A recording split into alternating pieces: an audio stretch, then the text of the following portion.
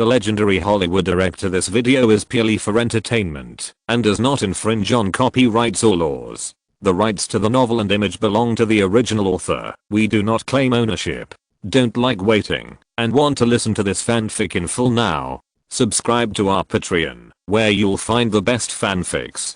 Chapter 51, Dialogue and Communication. Please recommend and collect. The Sundance Film Festival has always been considered a holy place for film lovers to communicate. The audiences here can be said to be the purest movie fans, movie enthusiasts, and the filmmakers who appear here also know what they will face. They open their hearts and communicate with the audience face to face, without courtesy, without taboos, let alone the so-called respect for guests. In short, no audience will be polite at Sundance. Like is like, hate is hate. Those who leave the seats halfway through the movie are still good-tempered, and some audiences even stand up and scold the director directly, not to mention those who leave directly after the movie ends and are too lazy to express their disgust. This category accounts for the majority. Many movies are difficult to get the audience's applause at Sundance. Those who can win the audience's applause mean that the movie is truly loved by these movie fans. Then they are never stingy in expressing their support for excellent works.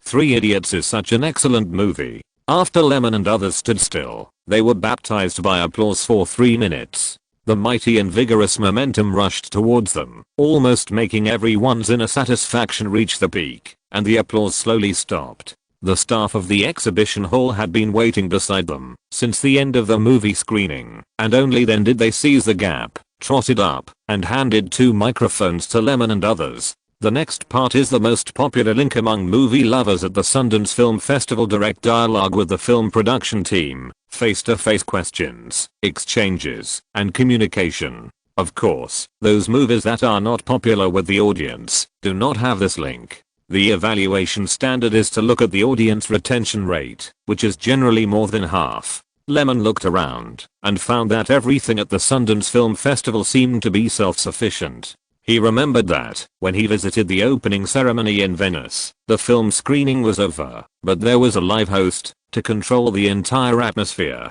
However, here, it seems that there is no such thing, and the film creation team needs to take action themselves. Ryan handed another microphone to George. Seeing that Lyman had never seen such a scene, and was still hesitating about how to start, George immediately picked up the microphone and said with a smile, "Thank you for your support. I believe that from everyone's actions just now, this exchange meeting can have a very good start. Moreover, I also think that the movie directed by our director is very good. No one should criticize and scold us next. I'm a little worried."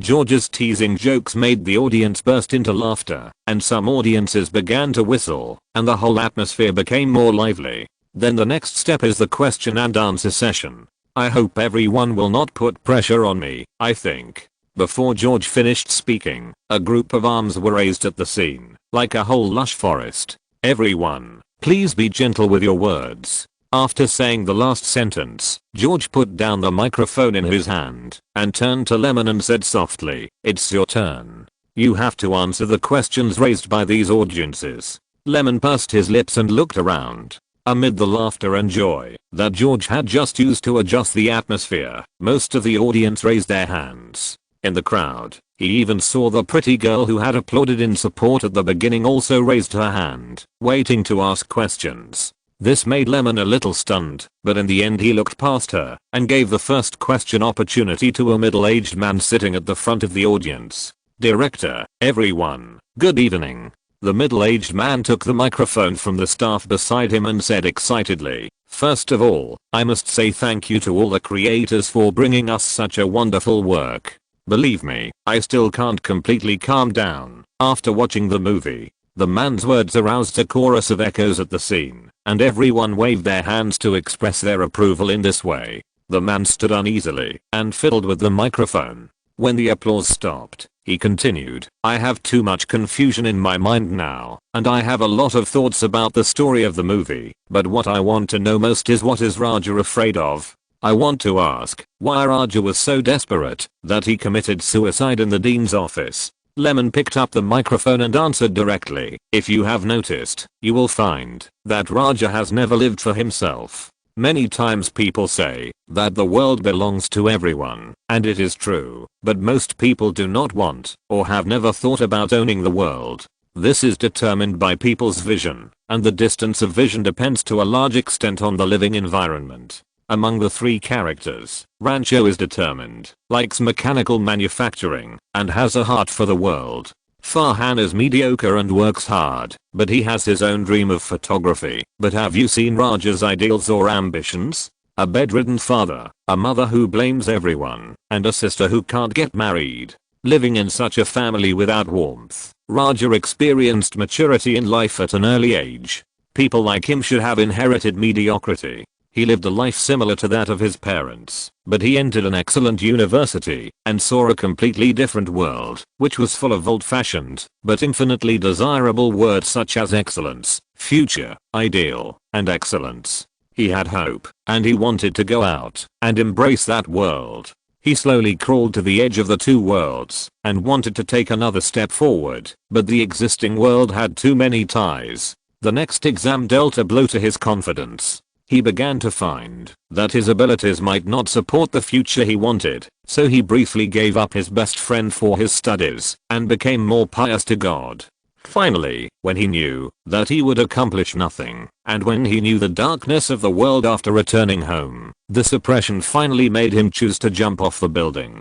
Raja was a poor man. He had seen the prosperity of another world, and he hated his previous life more and more. The change from hope to disappointment was the most critical factor in his suicide. If you never had it, how can you lose it? He just can't let it go. I think this is the answer given by this movie. Lemon's words made the audience at the scene fall into deep thought.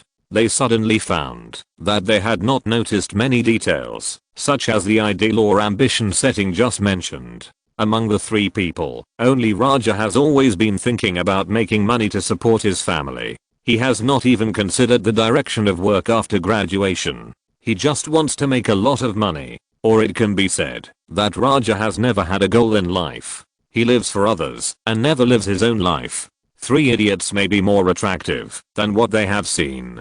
The audience thought and suddenly thought. After a short silence, some people began to raise their hands one after another. The beautiful girl was among them. This time, Lemon did not avoid it, and his eyes met her directly. Bella straightened her back and raised her right hand high. She looked like a straight little poplar. Lemon narrowed his eyes slightly and looked at the girl carefully. Her chestnut hair was neatly tied up, and her pretty face and pupils released a firm and expectant look, which made people feel that, even if the director did not call on her to ask questions, she would still insist on asking questions instead of giving up with regret. This is really interesting. Lemon raised his chin slightly, pointed his finger in the direction of the beautiful lady, and agreed to her request to ask questions. Then the beautiful lady slowly took the microphone handed over by the staff, and then looked at Lemon, the director, intently, as if a slight shift in focus would be disrespectful to others. The two just looked at each other, staring at each other from a distance. After a while, it seemed that the beautiful lady had sorted out her thoughts on the question, and then she said in a deep voice, "Excuse me, is there any deeper meaning in the portrayal of the education system in the movie? What does the dean's different attitudes towards Chatu and Rancho indicate?" After hearing the question, Lemon did not think too much. In fact, the idea of filming this work has always been in his mind. He picked up the microphone and explained incessantly, "If you want to know this question, you must first have some understanding of the current educational situation in India, or have a clear understanding of the country's social structure. You must know that India pursues elite education. Many low-caste people are not eligible to receive higher education. According to their official data last year, in 2000, the illiteracy rate of women was 43%, which is twice that of men. Moreover, their judgment of illiteracy is that they must be able to write their own names.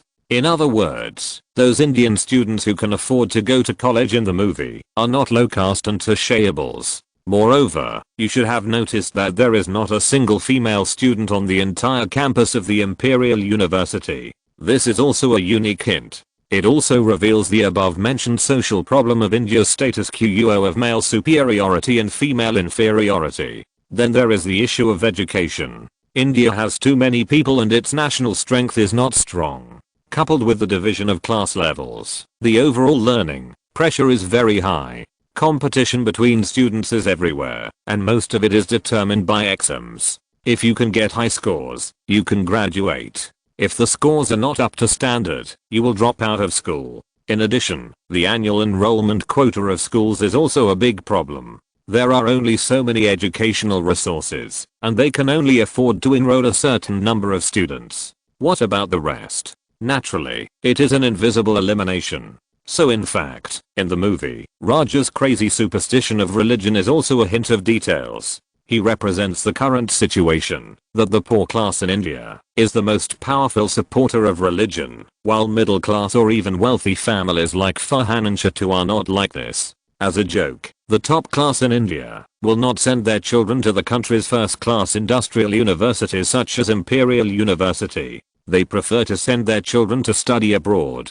For example, the Ivy League universities in the United States are full of students from India. Chapter 52, Movie Review. Please recommend and collect. This is my opinion. I hope it can satisfy the answer to the question you want to know. Thank you. Bella nodded and sat down politely. She had already got the answer she wanted. After Lemon answered a few more questions, the staff on the scene came over to remind him that they had to prepare for the screening of the next movie. All good things must come to an end. The question and answer session was also coming to an end. Lemon picked up the microphone again, looked at the audience in front of him, and said sincerely, "First of all, I'm very grateful to so many audiences for coming to the scene and patiently watching the movie. How should I say it? Thank you again for your support." The applause on the scene started again, and everyone responded politely. Secondly, I want to thank my crew members. It is because of our overall team and the concerted efforts that today's movie was born. After a speech, the screening ended. After watching the movie, the audience began to leave one after another. How is it? George looked at Lemon in front of him, and the smile on his face could hardly be concealed. It's a good start. I hope it can keep this effect going. Although at the beginning, it was Europa Films that asked Lemon to cooperate with the Sundance Film Festival to show the film and get publicity, which also allowed Three Idiots to win tickets to be screened in the official exhibition hall, but now it seems to have achieved a very good feeling after the release. The audience is very satisfied and enthusiastic about the film. This is a good thing for both Lemon and Europa Films. I think this time there is a lot of hope, George said, nodding slowly. Maybe we can strive for an award or something. Lemon shook his head and showed a humble smile. This is just the first screening. Everything is still too early, and I'm already worried about the film reviews in major newspapers tomorrow. In the final analysis, Lemon still has no idea, although the performance of the audience just now shows that the film has been loved and affirmed by everyone. This did not make Lemon overwhelmed with joy and feel that the result has been settled. George patted Lemon on the shoulder and said with a smile, I don't think you need to worry about this. We have arranged it at Europa Films. This means that the film critics have already said hello and will try their best to say something good about the film. After chatting with each other for a few words and saying hello to the staff who screened the film, the 5 people left the venue and returned to the hotel where they were staying. Lying on the bed, Lemon was still a little worried, because he knew that today's premiere was just a beginning. The comments of film critics were one aspect, and the situation after the work officially landed in theaters everywhere was the most important. To put it bluntly, there are not many films that have received rave reviews, but have poor market performance in this era. Even if you can win the grand prize at the Sundance Film Festival, it will only play a role in promoting the release of the film. The most important thing is to see how well the market accepts it. Therefore, even if there are reactions from the audience after watching it, the results are also very gratifying, and everyone seems to like it very much. Lemon still did not blindly become arrogant. Let's see how it will develop in the future. Lemon thought so, and soon closed his eyes and fell asleep. The audience question session before really exhausted him, and he was not in the mood after it ended. At the same time, after returning to the hotel, Bella picked up the manuscript paper and began to prepare to write a film review. This is her job, to provide articles for the media newspapers of the film festival. but she held the pen in her hand for a long time, but she didn't know where to start. There are too many things to write about this movie. On a superficial level, Three Idiots satirizes the Indian education system. Students only know how to learn, but don't know how to use it, and they can't get happiness from the knowledge they have learned. Isn't such a topic still meaningful? Seeing Raja and the senior being oppressed by heavy pressure and despair and committing suicide, doesn't it just meet the benefits of the United States promotion of career education and allowing students to freely choose the planning and application of life goals? In comparison, it also secretly praises the American education system so that everyone can get a sense of psychological satisfaction from watching this movie. Look, the garbage education in backward countries is really pitiful. It can also inspire the sympathy of the audience. How great. This is not a fantasy. The emergence of a topic is always accompanied by two voices. The current situation of Indian education, especially in the film, is so depressing. The tyrannical written examination system that determines whether a student can graduate is also shown, which can stimulate the audience's sense of satisfaction. Because people always have a comparative gloating. Haha, I'm miserable, but you are more miserable than me, and I suddenly feel much more balanced. Is this not enough? But Bella doesn't want to write these. As the director said when answering the question, the formation of an educational system in a region is greatly involved in social factors, cultural customs and other aspects. Is it really good to just criticize it simply? Maybe when the educational resources in the United States are as tight as those in India, and there are too many class contradictions, and the social economy is not good, it may not be better than India. This unfair comparison is quite meaningless. Rather than telling the story of the Imperial Industrial University, the movie is more like an objective narration of the architectural concept of Indian education and such a system from such a perspective. There will be such thinking all over the world, and the issue of education has always been a concern of all mankind. Bella repeatedly wanted to reveal something deeper. She carefully recalled the feeling when watching the movie, but she couldn't grasp that feeling. She suddenly thought of the funny jokes in the first half of the movie. At that time, she was very comfortable watching it. Thinking of this, she suddenly got inspiration. Bella picked up a pen and began to write. I watched Three Idiots today and got a lot. The movie talks about many problems. 1. Student suicide. 2. Class gap. 3. Materialism. 4. Cramming education. Of course, I may not understand it very thoroughly, but I know very clearly that these are some of my views after watching the movie. In India, a human life has been labeled since the day it is born. It will determine whether you are a human or a so-called untouchable. Their national conditions are like this, and the limited material foundation and educational resources facing the growing population are also prone to many problems.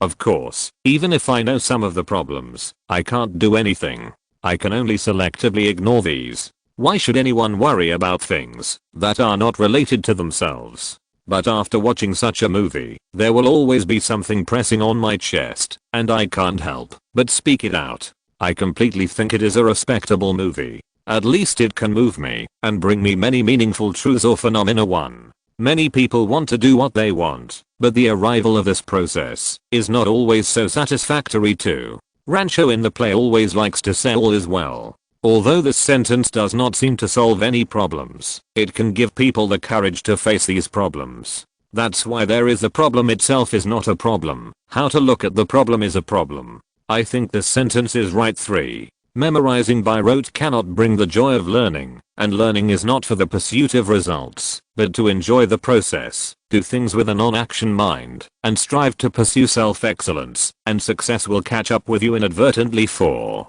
There is a kind of life that is to live according to the established requirements and criteria, and everyone thinks that your life is right, but you are not happy. There is also a kind of life that is the direction of your choice. Some people do not agree and even oppose it, but you will be very happy if you follow this in the process of planning. The movie tells us this choice question, and what kind of life do you want? Maybe the above is just some superficial truths I have obtained, and everyone does not agree, but what's the harm? The 2-hour viewing effect made me feel great. Some of the wonderful clips in it are still deeply imprinted in my mind. This may be the magic of this film, like a seed, rooted in our hearts, accumulating strength, waiting to break out of the ground one day. Bella paused here, nodded affirmatively, and continued to write. She had a lot to say. I have said so much and understood a lot, but I cannot change much. Will India, a country that I know a little bit, change because of what I said? This is impossible. This is a world that has produced many knowledgeable people, but we are still struggling to distribute wealth fairly. Why do class problems exist that benefit a few people at the expense of the majority? Why do some people still suffer from poverty in an era of increasing material abundance? People say that it is precisely because of poverty that more wealth needs to be created. But in fact, the problem is not that there are not enough resources in the world, and the things in the world are enough to meet the needs of the world. It's just that perhaps it is, just as the saying goes, no one can satisfy everyone's greed. The unfair distribution comes from this. So be it. My understanding of watching this movie is that I can get a line, a scene, or a shot that can make my heart tremble and arouse some thinking. Even if it is only 3 minutes of enthusiasm, it is enough. Because 3 minutes of enthusiasm, 3 minutes of thinking, and 3 minutes of contribution. If you can't change anything, just examine your own heart. Finally, she titled this film review, "We All Want to Pursue Excellence." Chapter 53. That's it. Please recommend and collect. What will happen? Will the film be well received? Will the critics like it as much as the audience? These thoughts are lingering in Lemon's mind. He has been thinking about these things since he woke up in the morning. The curtains next to the window are drawn, so the light from the outside can't get in. The lights in the room are also turned off, so the bedroom is dark. Lying on the soft hotel bed, Lemon stared at the ceiling with his eyes open, unable to see anything. But he didn't want to close his eyes and take another nap. He went to bed early last night and his body's energy has been fully restored. Thoughts are still running in his mind one after another. He thinks about the successful scene at the screening yesterday, and then he thinks about whether something will happen under this situation, and then he thinks about whether he should take a good rest after the film is over.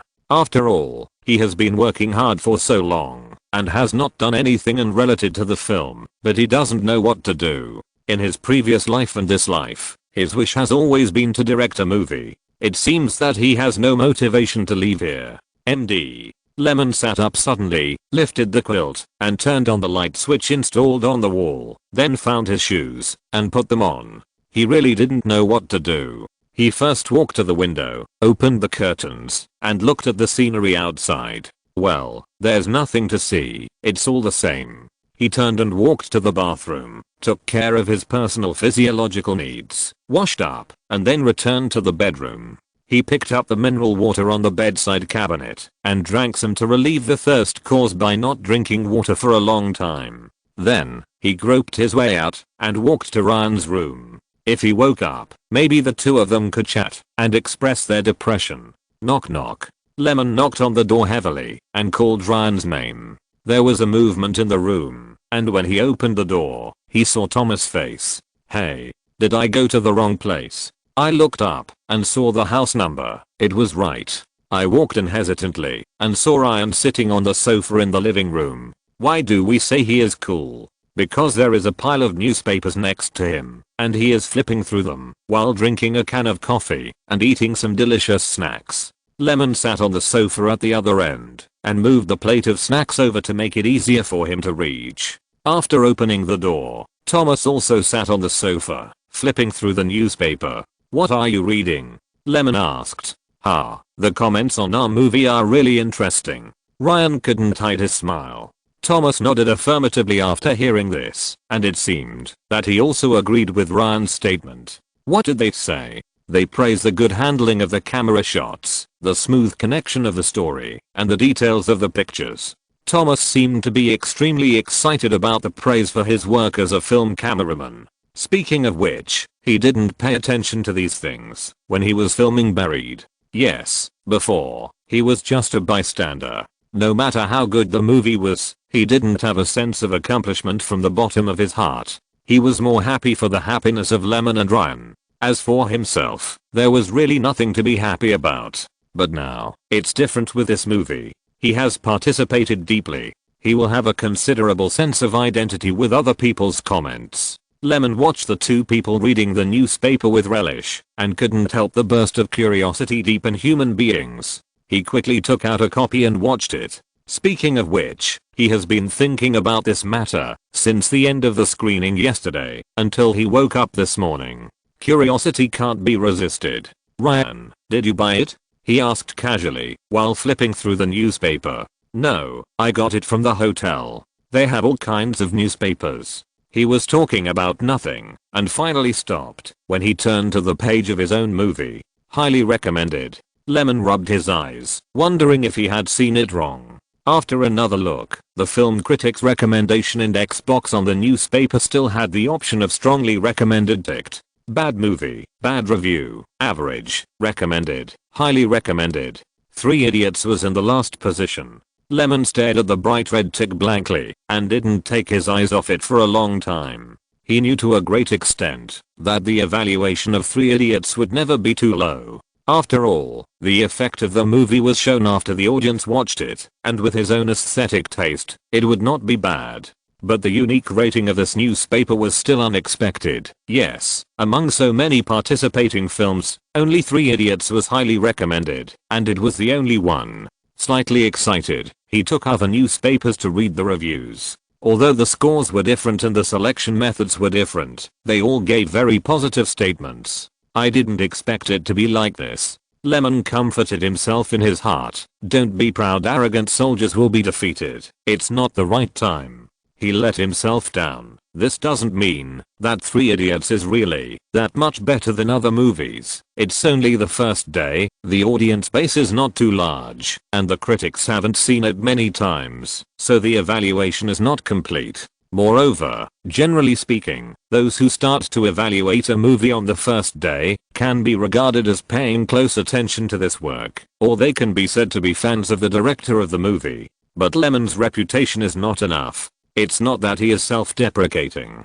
He is just a newcomer in this industry. How can he attract the attention of critics? So, he must have received money. No wonder he is so biased. Europa Films is still powerful and can control the direction of the entire film festival. Yes, it must be this reason. Lemon ate a piece of snack and forced himself to calm down. To be honest, how can so many people be so optimistic about it, so comfortable? It must be cheating. I can't be blindly arrogant. I have to stay calm and don't laugh. Lemon's mental activities are unusually rich. He ignored the reviews and started to look at the following film reviews. A brief discussion on Three Idiots. We are all pursuing excellence. The Dawn in the Dark. The failure of Indian education. Procedural learning and result learning. All is well. After reading one article after another, he found that these film critics were quite interesting. They were very personalized. They analyzed the film from all aspects and angles, and some even had different opinions. Some associated the film with the sadness of the entire Indian society. Some talked about the regret of the dean from Rancho's withdrawal from school. Some analyzed why Indian students were under too much pressure from 2 suicide incidents, and praised the American education system in turn.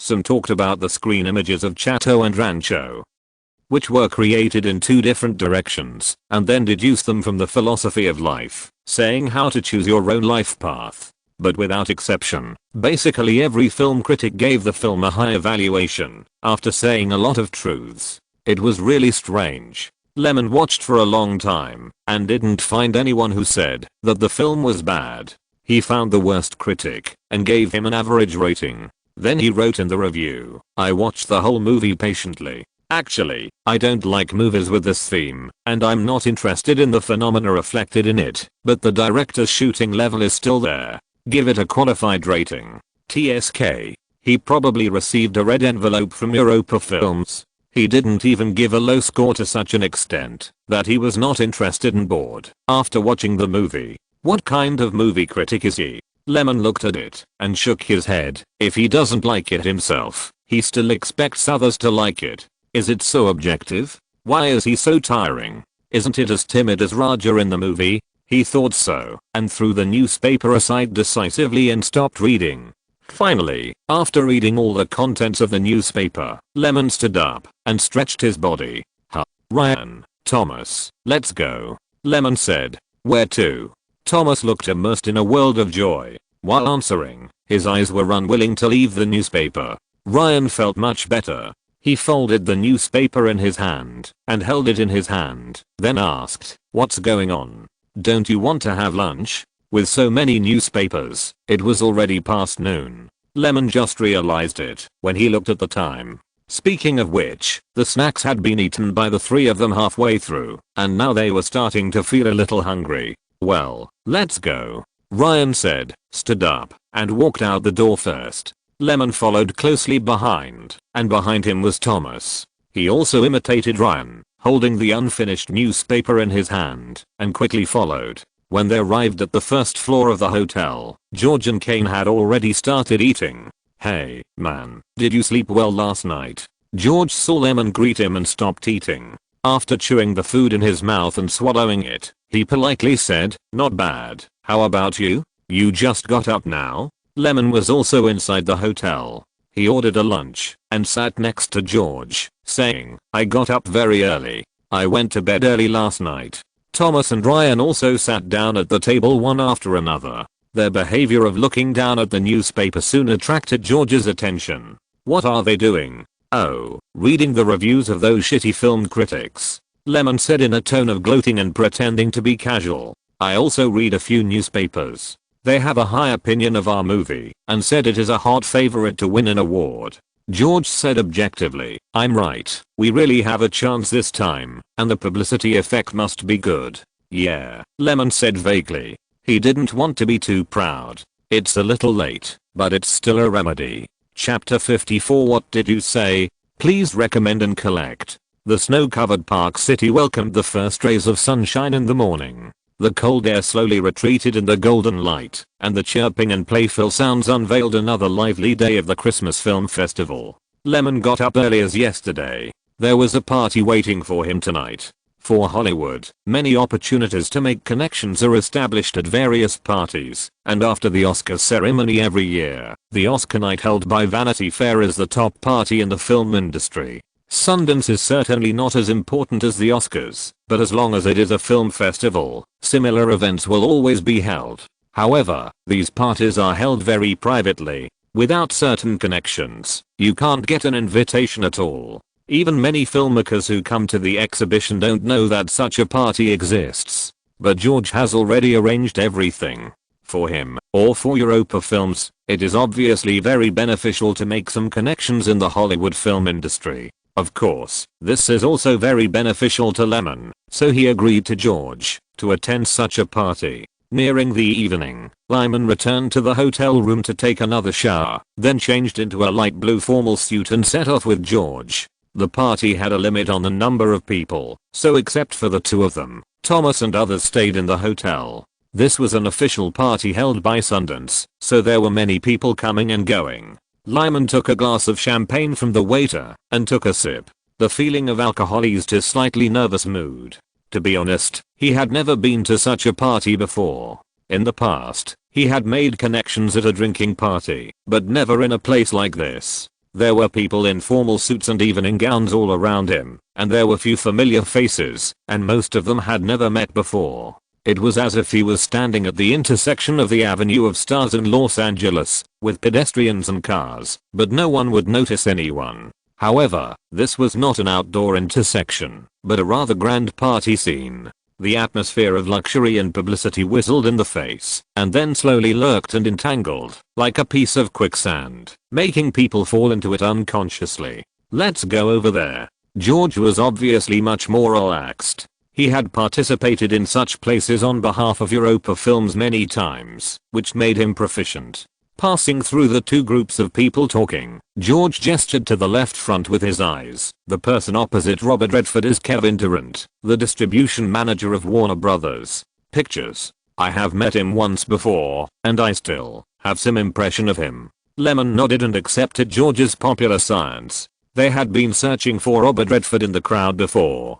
After all, he was the founder of the Sundance Film Festival and had communicated with Europa Films. It was obviously suitable for building a good relationship in such a scene. Of course, now that they knew the location, it was not the best choice to just go there directly. They needed a suitable time to get in. In addition to the 2 people in the center, there were 4 or 5 people in the outer circle of Robert Redford who were talking enthusiastically. But George did not reveal their identities, and it was estimated that they were not powerful figures or could help them. The center of the circle was undoubtedly Kevin Durant, the distribution manager of Warner, and the others seemed to be talking around him. Lemon carefully observed from the side and finally waited until the crowd showed signs of dispersing. Seeing this, George on the side began to walk forward quickly. He was also preparing to take the initiative, holding a champagne glass, and stepped forward, following George. However, he had only taken less than 2 steps when his way was blocked by a figure. A broad and slightly fat figure walked out directly from the side and blocked Lemon's way. I didn't expect that we would meet here. Standing in front of him was a face that Lemon hated very much, Harvey Weinstein. Although Lemon was a little surprised that this guy seemed to recognize him, he only showed a little surprise. He quickly controlled his emotions, regained his composure, and showed a polite smile. "Really? It's really an honor. It's nice to meet you, Mr. Harvey Weinstein." The irony in Lemon's simple greeting was obvious, because he didn't even extend his hand, obviously not wanting to get to know Harvey. Harvey didn't expect Lemon to stab him right away, but he was a man who could handle such a situation, so he smiled slowly. "I'm also happy to meet you, Mr. Lemon." Last. As he said that, he took the initiative to extend his right hand. Although Lemon was reluctant, he didn't want to lose the upper hand and lose his manners, so he also extended his hand and shook hands with him in a friendly manner. Harvey looked at the rather young face in front of him and sighed in his heart. He had never paid attention to such a newcomer in the director industry, but he still needed to make friends with him by accident. This is Sundance, the place where Miramax films rose to prominence. They would not miss the opening of the film festival every year. They also knew the list of participating films for this year's film festival early on. At first, they did not know that Lemon was also here, but Three Idiots has received countless praises since its premiere. When Harvey sent someone to investigate the identity of the director of this film, he found that he had a long history with Miramax. He even tricked his own company's men at the Venice Film Festival last year, not to mention that his first film debut was still distributed by Miramax in North America. Harvey suddenly had an impression of this person. People are always like this, and memories need to be activated to be clear. He still remembered that day when he came to his door and said that there was a problem with the content of the distribution terms, and he ruthlessly refused to negotiate. As for this talented director, the first film brought Miramax more than $3 million in profits. Although the second film did not win the distribution rights, it was also learned through various channels that, after deducting the production costs, Europa Films' revenue from this film would be more than $30 million. That's $30 million. Miramax worked hard for a year, and the profit was only half higher than that, and that was with all the means. So even though he knew that the relationship between the two parties was not good at all and was even bad, Harvey still took the initiative to find him. He needed to see if he could win over Lemon and make him the second Quentin Tarantino discovered by Miramax. "What's the matter, Mr. Harvey Weinstein? If it's not too important, I have to leave first. My companions need me." Lemon frowned slightly and said so deliberately. He really didn't want to have any contact with Miramax. This company made him sick. This was true, whether it was the way they acted or the reputation of the person in charge. Harvey burst out laughing. "Are young people always so anxious?" Lemon shrugged and said, "As a matter of course, time is a very precious thing. I don't want to waste it." Harvey heard Lemon's sarcasm again, and the smile on his face not only did not fade, but became even brighter. "Well, then let's talk about business, which is why I came to you."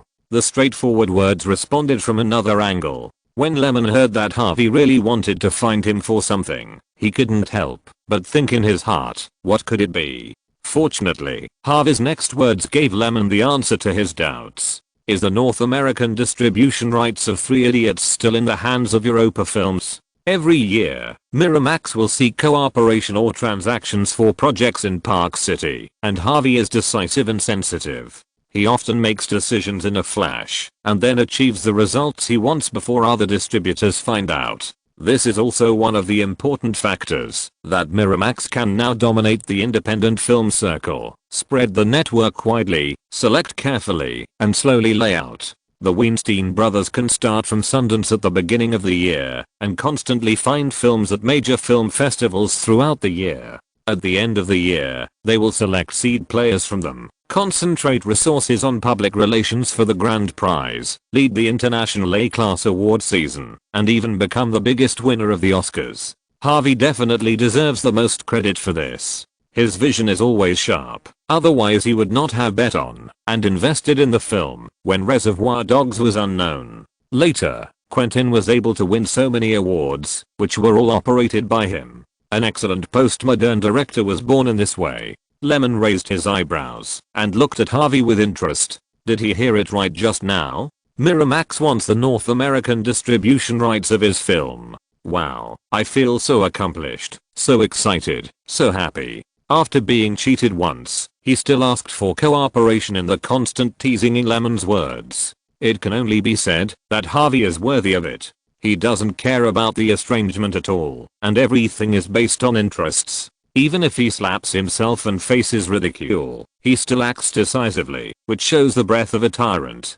Miramax has come this far, not just by luck and simple vision. But what can it do? Lemon is no longer the same person he was before. He has the final say now. I'm sorry, I don't have a say in Europa Films. I'm just a small director and can't worry about such a big thing. Is this a good reason for ejection? Mr. Harvey Weinstein. In fact, up to now, the North American distribution rights of Three Idiots have not been released. Europa Films is an outsider and can't really get involved in the market here. However, Paramount Pictures, which has always cooperated with it, has already expressed some intention. However, for future considerations, George came here to see if he could find more favorable distribution terms. Cooperation? How can it work without competitive pressure? This is what Europa Films thinks. If you're listening to this novel on a channel other than Fanfic World, it means they downloaded and uploaded it without effort. We cordially invite you to visit our channel, Mundo Fanfic Novelos. There you'll find the original version of this story and you can explore many other novels of various genres. We're waiting for you to immerse yourself in a world of incredible novels. Chapter 55, Catering to the Relationship. Please recommend collection. Lemon looked at Harvey Weinstein's face with a stiff smile, calm and unhurried, as if he had no idea how much damage his words had done to Harvey, just like the deep meaning of Harvey's words when he was unwilling to negotiate with Lemon. There is nothing to talk about. Harvey frowned slightly and looked at the young man in front of him carefully, as if he had truly seen Lemon's character at this moment. The anger in his heart suddenly set off a storm. According to his thoughts, when he came to talk before, Miramax was the first person to extend an olive branch, and even if they really wanted to cooperate, it would be worthwhile to suffer a little loss and give more profits to Europa Films. The most important thing was to establish a connection with director Lemon to facilitate future cooperation. But now facing such ruthlessness, there was no room for negotiation, which made Harvey's emotions a little out of control. For many years, since he led Miramax to become famous in the entire independent film circle, even top directors such as Steven Spielberg and George Lucas would give him face, but he didn't expect to be harassed by an unknown person here. But the depression in his chest was soon suppressed, all the anger was temporarily hidden, and his face was smiling as always. This is a party scene, and he has to give the host a little face. Admittedly, Harvey can now turn around and leave directly, and he can also vent his emotions in person, and even use the connections he has accumulated over the years to make Lemon suffer. However, this approach is really too short-sighted. Making enemies for no reason is not Harvey's style. Who can be bullied and who cannot be bullied, he has his own score in his heart. Lemon is no longer the little director who had no connections at the beginning. He relies on Europa Films and his base is still in France. In any case, it is out of reach, and Miramax can't reach that far. Okay, I got it. I will talk to the person in charge of Europa Films about Three Idiots. Although you can't help much, and can't say much, I still hope that we will have the opportunity to cooperate in the future. Lemon, you are an excellent director. I think only the Oscars are your final destination, Harvey said cryptically, and then turned and left. Lemon watched Harvey's back disappear in the crowd and continued to walk steadily towards George's direction. Harvey is worthy of being an old fox who has been in the Hollywood independent film circle for nearly 10 years. He has vision and consideration. In the face of the past grievances between the two sides, he can still maintain his demeanor. He can also deal with the irony and courtesy in his words. When he was assassinated later, his answer was straight to the point, and he left without any hesitation when he saw that there was no room for conversation. The whole conversation showed Harvey's heroic temperament and decisiveness. It was also because of this that Lemon had a higher opinion of Harvey. Unfortunately, there was no premise for cooperation between the two parties. 30 years in the East, 30 years in the West, he still remembered all the things that happened to his predecessor. Lemon himself could not do it, like Harvey did, and still talk about cooperation with a smile. Although the meaning revealed in Harvey's last words was very intriguing. After all, from the perspective of the competition and the award season, Miramax led by the Weinstein brothers is indeed unique and has a set of skills. If Lemon really wants Three Idiots to make a difference in the Oscars, choosing cooperation seems to be the wisest choice. But after all, it still can't get past Lemon's bottom line. So, facing his last words, Lemon ignored them. Sorry, both of you, let me introduce you. This is the director of Three Idiots, Lemon. George saw Lemon coming over and immediately stopped the topic and introduced him first. Oh, you are really young and promising. Unexpectedly, the first person to greet him was Kevin, the distribution manager of Warner Brothers. With a warm smile on his face, he took the initiative to extend his hand to Lemon. Excellent work, but seeing how young you are, I don't know how to praise you. Kevin's generous and humorous words made Lemon, George and Robert Rayford beside him all chuckle. Lemon shook hands politely. I think it is more satisfying to praise the work. Okay, let's get back to business. Seeing that the two still wanted to chat, Robert took the initiative to bring the topic back. Robert Rayford is a slightly fat old man. He is 65 years old this year. His grey hair makes him look old. His face is filled with a hearty smile, giving people a heavy sense of intimacy. At this time, he was talking, coupled with his lively expression, the atmosphere became lively. Oh, by the way, where were we just talking about? Kevin laughed. Let's talk about whether there is a possibility of cooperation. After Robert's suggestion, Kevin said directly, yes, that's right. I want to ask if Three Idiots has found a suitable distribution company. If not, we at Warner Brothers are very interested. After the politeness, he immediately got to the point. After all, this is the Sundance Film Festival, and there are more than just this one film participating in the exhibition or seeking distribution. Kevin also came with the idea of gaining something, and the topic of discussion was relatively pure, except for movies and movies. Lemon looked at George and motioned him to take over. After all, in terms of negotiations, professionals like George are more suitable. It is true that there is no clear cooperation with any distributor, George said very honestly. Sure enough, Kevin's eyes flashed with joy. He didn't think that the distribution rights of this movie were still in the hands of Europa Films. After all, as usual, they were all distributed in cooperation with Paramount Pictures. Unexpectedly, this time, they changed their minds. Kevin is not like Harvey and did not investigate too deeply. Because both parties have different considerations and different levels of attention, Warner Brothers has no shortage of good projects, nor does it pay much attention to the development of independent films. Compared to these, they prefer capital operations and large film projects, which can also make more money. Miramax's main business is to explore the main battlefield of independent production, so it also carefully investigates the information of all parties to make more accurate investments. Of course, when there is a real opportunity in front of him, Warner Brothers behind Kevin will not let it go. In my opinion, Three Idiots is a good work, but it is not easy to make a difference in the box office. What do you two or the producer Europa Films think, and what is the idea of cooperation? Unlike Harvey's strong position, Kevin's negotiation strategy is to give the initiative to you first. We already have a specific plan. Moreover, Compared to the vague and uncertain awards, we have higher expectations for the box office. George continued, compared to the awards, the profit figures will be more realistic. Kevin was quite surprised by these words. He chuckled and asked Lyman, as a director, do you think so too? Of course, I actually always think that I'm a businessman, and whether the film can make a profit is what I always pay attention to. Lyman's frankness made Kevin more interested. He had never seen such a strange director.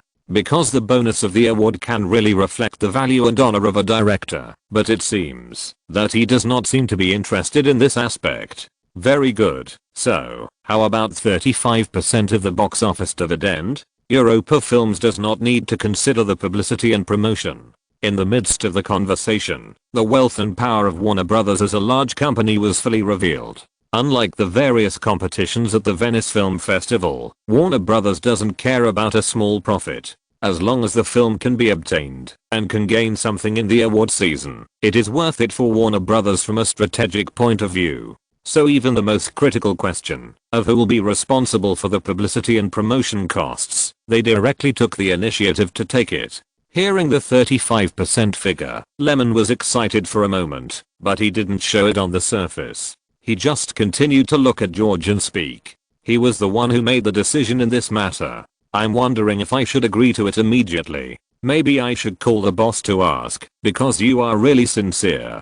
Kevin was amused. Then call and ask. The smile on his face seemed very relaxed, and then he said again, I think we can sit down and have a good talk tomorrow or the day after tomorrow. Kevin could understand George's evasion in his words. He just wanted to find a few more distributors to compare the conditions first and didn't want to bite the bullet so quickly. So they directly made an appointment for the next meeting. George neither nodded nor shook his head, obviously acquiescing to the matter. Because even if he has great autonomy in this matter, he must look at the overall situation before making a decision. After all, you have to shop around.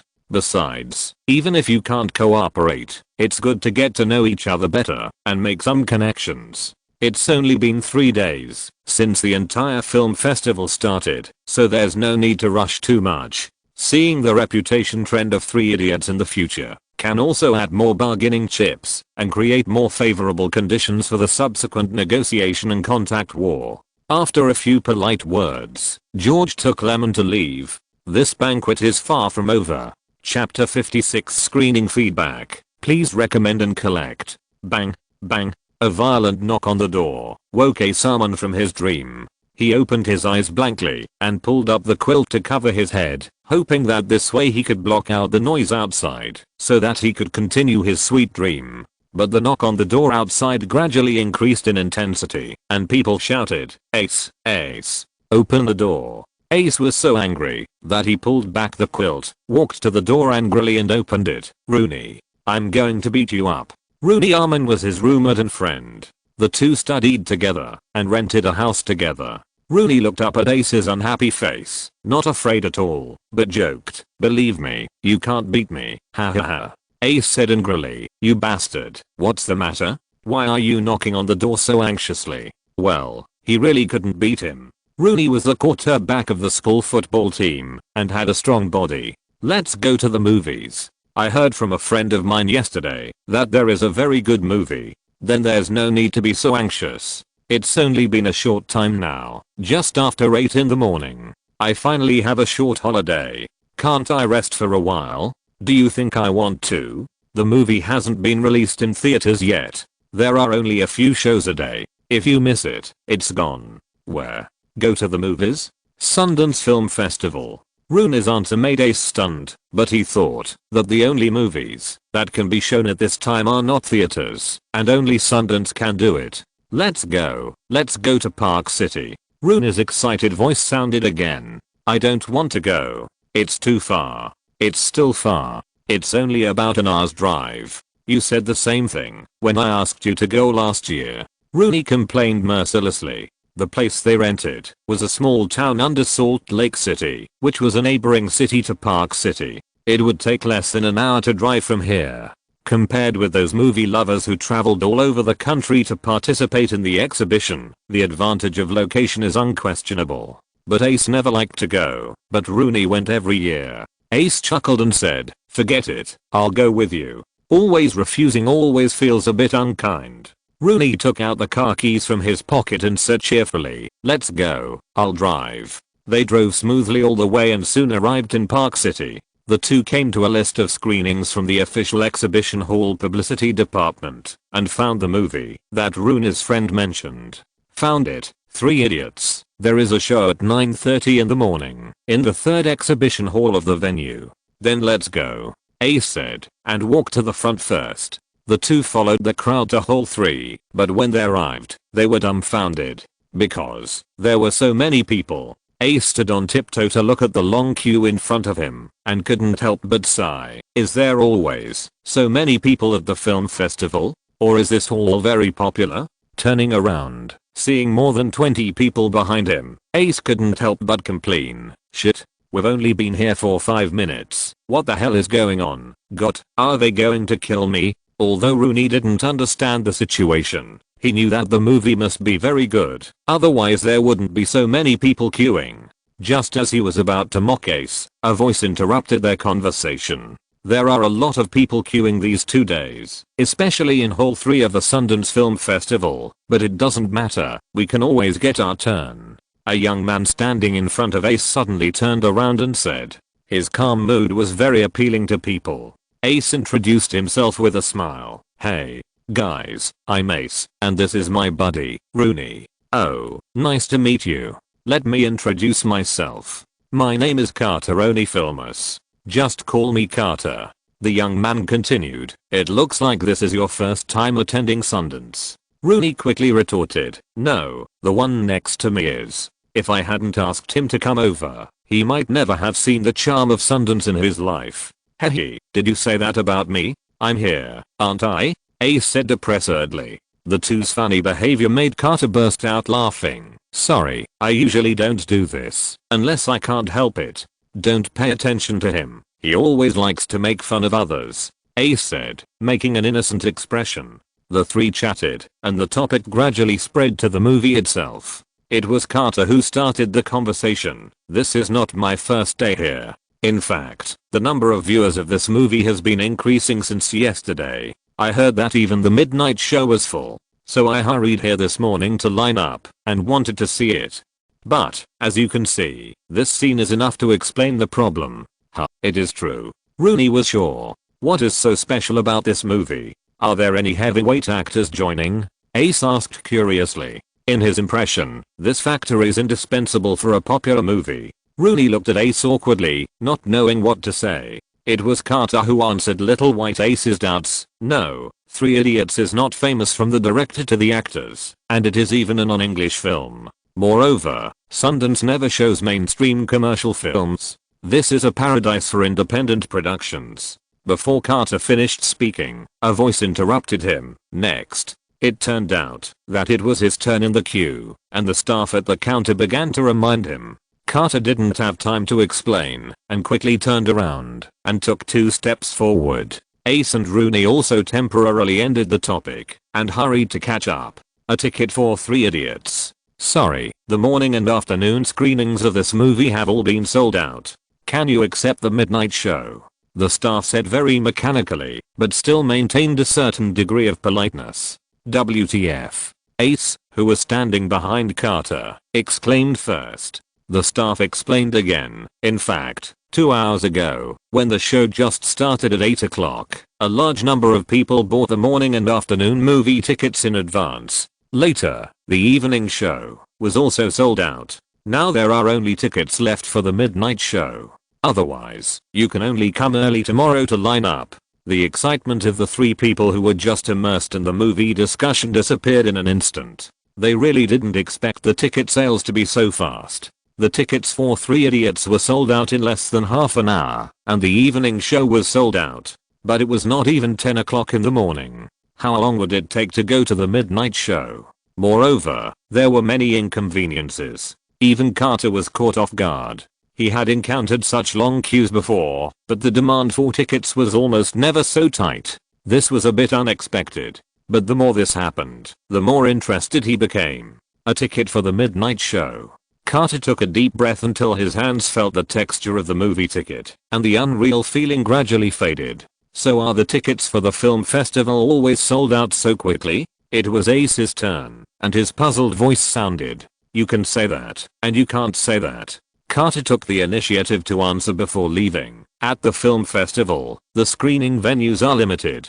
So many participating films need to be rotated, so each allocation will not have many screenings. In this way, if the audience is particularly interested in a certain movie, this problem often occurs. At this point, Carter paused for a moment, waiting for the two to digest the information, and then continued, and situations like this are actually rare, because the venue is very large. After 3 or 4 screenings a day, it is not a problem to accommodate 2 or 3,000 audiences, and it can generally meet the demand. But it is still rare to sell out the tickets in the morning. Carter's words are self-evident. The audiences in Park City flocked to Hall 343 Idiots. At least from the situation on the scene, it can be seen that after the premiere, the word of mouth of the movie has completely exploded, igniting the enthusiasm of today's Sundance Film Festival. Also, I read the official program and several mainstream media newspapers. Many film critics have praised this movie and highly praised it. Obviously, there are publicity factors involved. Look, it's here. The official score is now 3.6, and it is considered to be the best work of this year's Sundance Film Festival so far. The official rating system of the Sundance Film Festival is a 4-point system. Generally, if it can reach 3 points, it can be said to be unique, and can be liked by most judges. Ace and Rooney looked at the official program that Carter took out, and saw the information of 3 Idiots without spending any effort. This is obviously the main recommendation of the program. Next to the big black title, the bright red handwriting 3.6/4 easily attracted attention. On the right is the official statement of the Sundance Film Festival. Thank you to director Lyman last for bringing us a beautiful rhapsody. This is a very special movie. The seamless switching of the plot makes the comedy in the first half set off the tragedy in the end. The realistic scene portrayal makes people feel as if they are there, and faithfully brings this sad, lamentable, ridiculous, and terrible Indian education problem to our attention. It is not preaching, nor is it simply criticism. The deep meaning in it needs to be understood by the audience. This is what director Lyman left for everyone to think about. Chapter 57 must be sharp. Recommended collection.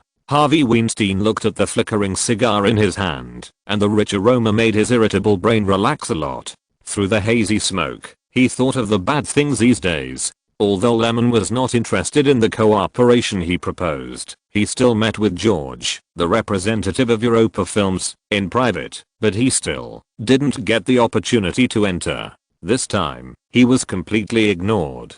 Since the premiere of 3 Idiots on January 21st, the number of moviegoers has not decreased in the past week. At the same time, Sundance officials are also very optimistic about this movie. They conducted a survey. During this year's screening, the top 3 works that impressed the audience the most were 3 Idiots, Personal Speed, and The Last Kiss. As for film critics, 3 Idiots has overwhelmed the other 2 works with an absolutely overwhelming momentum of praise. It can be seen that the more heated the discussion and the more people watch the movie, the higher the reputation of the movie. In other words, if Sundance is the Toronto Film Festival, then it is almost certain that the audience will choose this award for 3 Idiots. Moreover, during this period, George met with the negotiation teams of Universal Pictures and Warner Brothers, and then, under the introduction of the host Robert Redford, he talked with the distribution departments of Columbia, MGM, and Fox Searchlight. Except for Disney, which is not good at operating live-action movies, and has no intention of doing business in this area, the top Hollywood distribution companies have joined the game. But only the Europa Films team still does not intend to contact Miramax. Yes, contact, not even a chance, to listen to the conditions of both parties. This is a reason why he is in such a bad mood. He took a deep puff of the cigar, and the mellow taste began to spread in his body and mind. He turned around and shouted, "Chris, come in." The middle-aged man named Chris, who had been waiting outside the door for orders, walked in respectfully. "Mr. Harvey Weinstein." He lowered his head slightly and said in a deep voice, "Well, Chris was the film buyer who was tricked by Lyman at the Venice Film Festival, and he was also a middle-level manager with a good position in Miramax. There was a rare hint of nervousness in his words. Chris knew that his boss's temper was not good, not to mention that he was in a very bad mood now. He needed to be more careful, and even dared not raise his head after he finished speaking. "What do you think of Lyman? He is just a lucky young man who doesn't know his place." Chris tried to follow the situation. In fact, he still thought that he was a very good director, but this sentence was obviously not something that could be said in this occasion. How is the current situation of the film? Harvey leaned back on the sofa and asked his men. Paramount Pictures still took over the distribution rights of Three Idiots. Although we have no way of knowing the specific negotiations, the news from Europa Films is that the transaction price between the two parties is $8 million plus 40% of the box office dividends. Harvey took a deep puff of the cigar in his hand. He had expected this situation. George was looking for cooperation everywhere, and the one who put the most pressure on him was not his old partner Paramount Pictures. As for Paramount Pictures, it was obviously not something they were willing to do to easily give up this ally in France. Even if they knew it was a pit, they had to jump in willingly. Of course, the premise is that the pit cannot be too big, otherwise, it is normal to give up cooperation in a minute. How to make choices in business dealings depends entirely on the judgment of interests and prospects. Chris, do you know why Miramax Films always leads the awards season? It's because you are shameless, Chris thought silently, but it turned into a flattering tone when he spoke. It's because you have a good eye, sir. You can always choose those movies that the judges like very much. Creating rumors, discrediting opponents, elevating oneself, and getting closer to each other is one of the combination punches that Comrade Harvey Weinstein often uses when he impacts the Oscars. At the beginning, Miramax used this method to defeat its opponent, Saving Private Ryan let Shakespeare in Love successfully take the top spot, and at one stroke, it lifted the most water Oscar actress in the 20th century, Gwyneth Paltrow. Sure enough, the benefits of having subordinates are reflected, and they are also very talkative subordinates. Harvey Weinstein smiled and chuckled and said, "How is our action going? Director Rebecca Miller has agreed to our conditions. Personal speed will be distributed by our company." "That's good, Chris. You did a good job." Chris smiled and said nothing. Not everyone is a freak like Lyman, who disdains Miramax, which is the best at operating awards, and repeatedly provokes them. When Rebecca Miller heard that Miramax, represented by Chris, was willing to help her movie impact the Oscars, they even made special concessions in the division of the film's revenue. Not only did they only symbolically charge $800,000 as a buyout fee for the distribution rights, they also agreed to give up a flying channel interests and only wanted 30% of the box office revenue. Are we really operating this movie as a candidate for this year's Oscars? Chris asked curiously, because he felt that Harvey Weinstein was not someone who would make a decision so easily. In the past, they always selected a few seed players from dozens of movies to operate, and they never confirmed them at the beginning of the year without comparison. Chris guessed correctly. Harvey Weinstein pursed his lips and said shamelessly as always, "Of course not. That film has no operational value. Give it up." Miramax never abides by verbal agreements, not to mention that the film really has no operational value.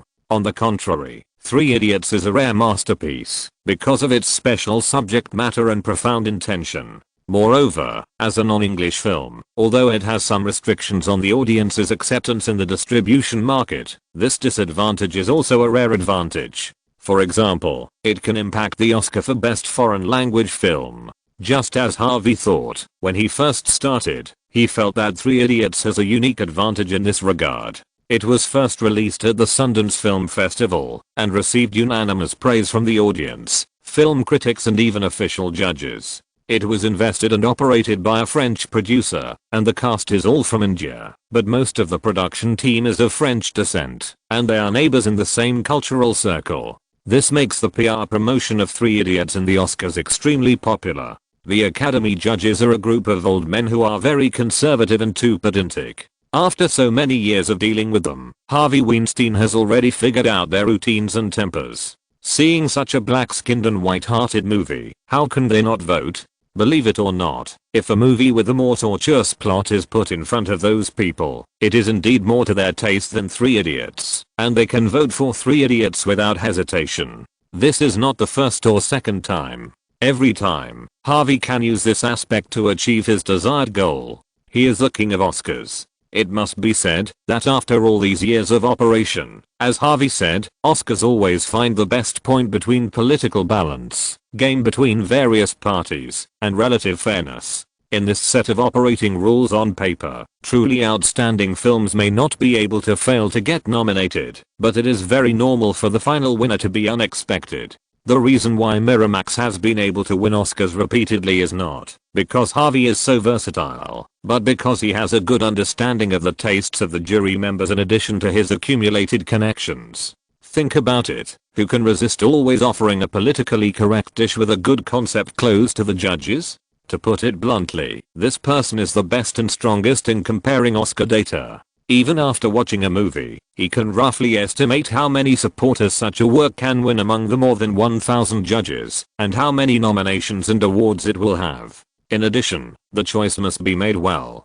Don't be greedy, don't dream of completely controlling the Oscars. This is also the best thing Harvey Weinstein did. He never overstepped. Even if he knew that he had a great influence on the Oscars, he never really made choices for the judges. Sometimes, there are always people who can't control the two, whether it is making a choice yourself or someone else making a choice for you. But this does not exist in Harvey. He is always sensible, able to serve those masters well, and please everyone without being willful. Help me make an appointment with Robert Redford tonight. Okay, sir. Corliss knew that his boss was going to take action again. Otherwise, he would not have taken the initiative to make an appointment with the person in charge of the Sundance Film Festival at this time.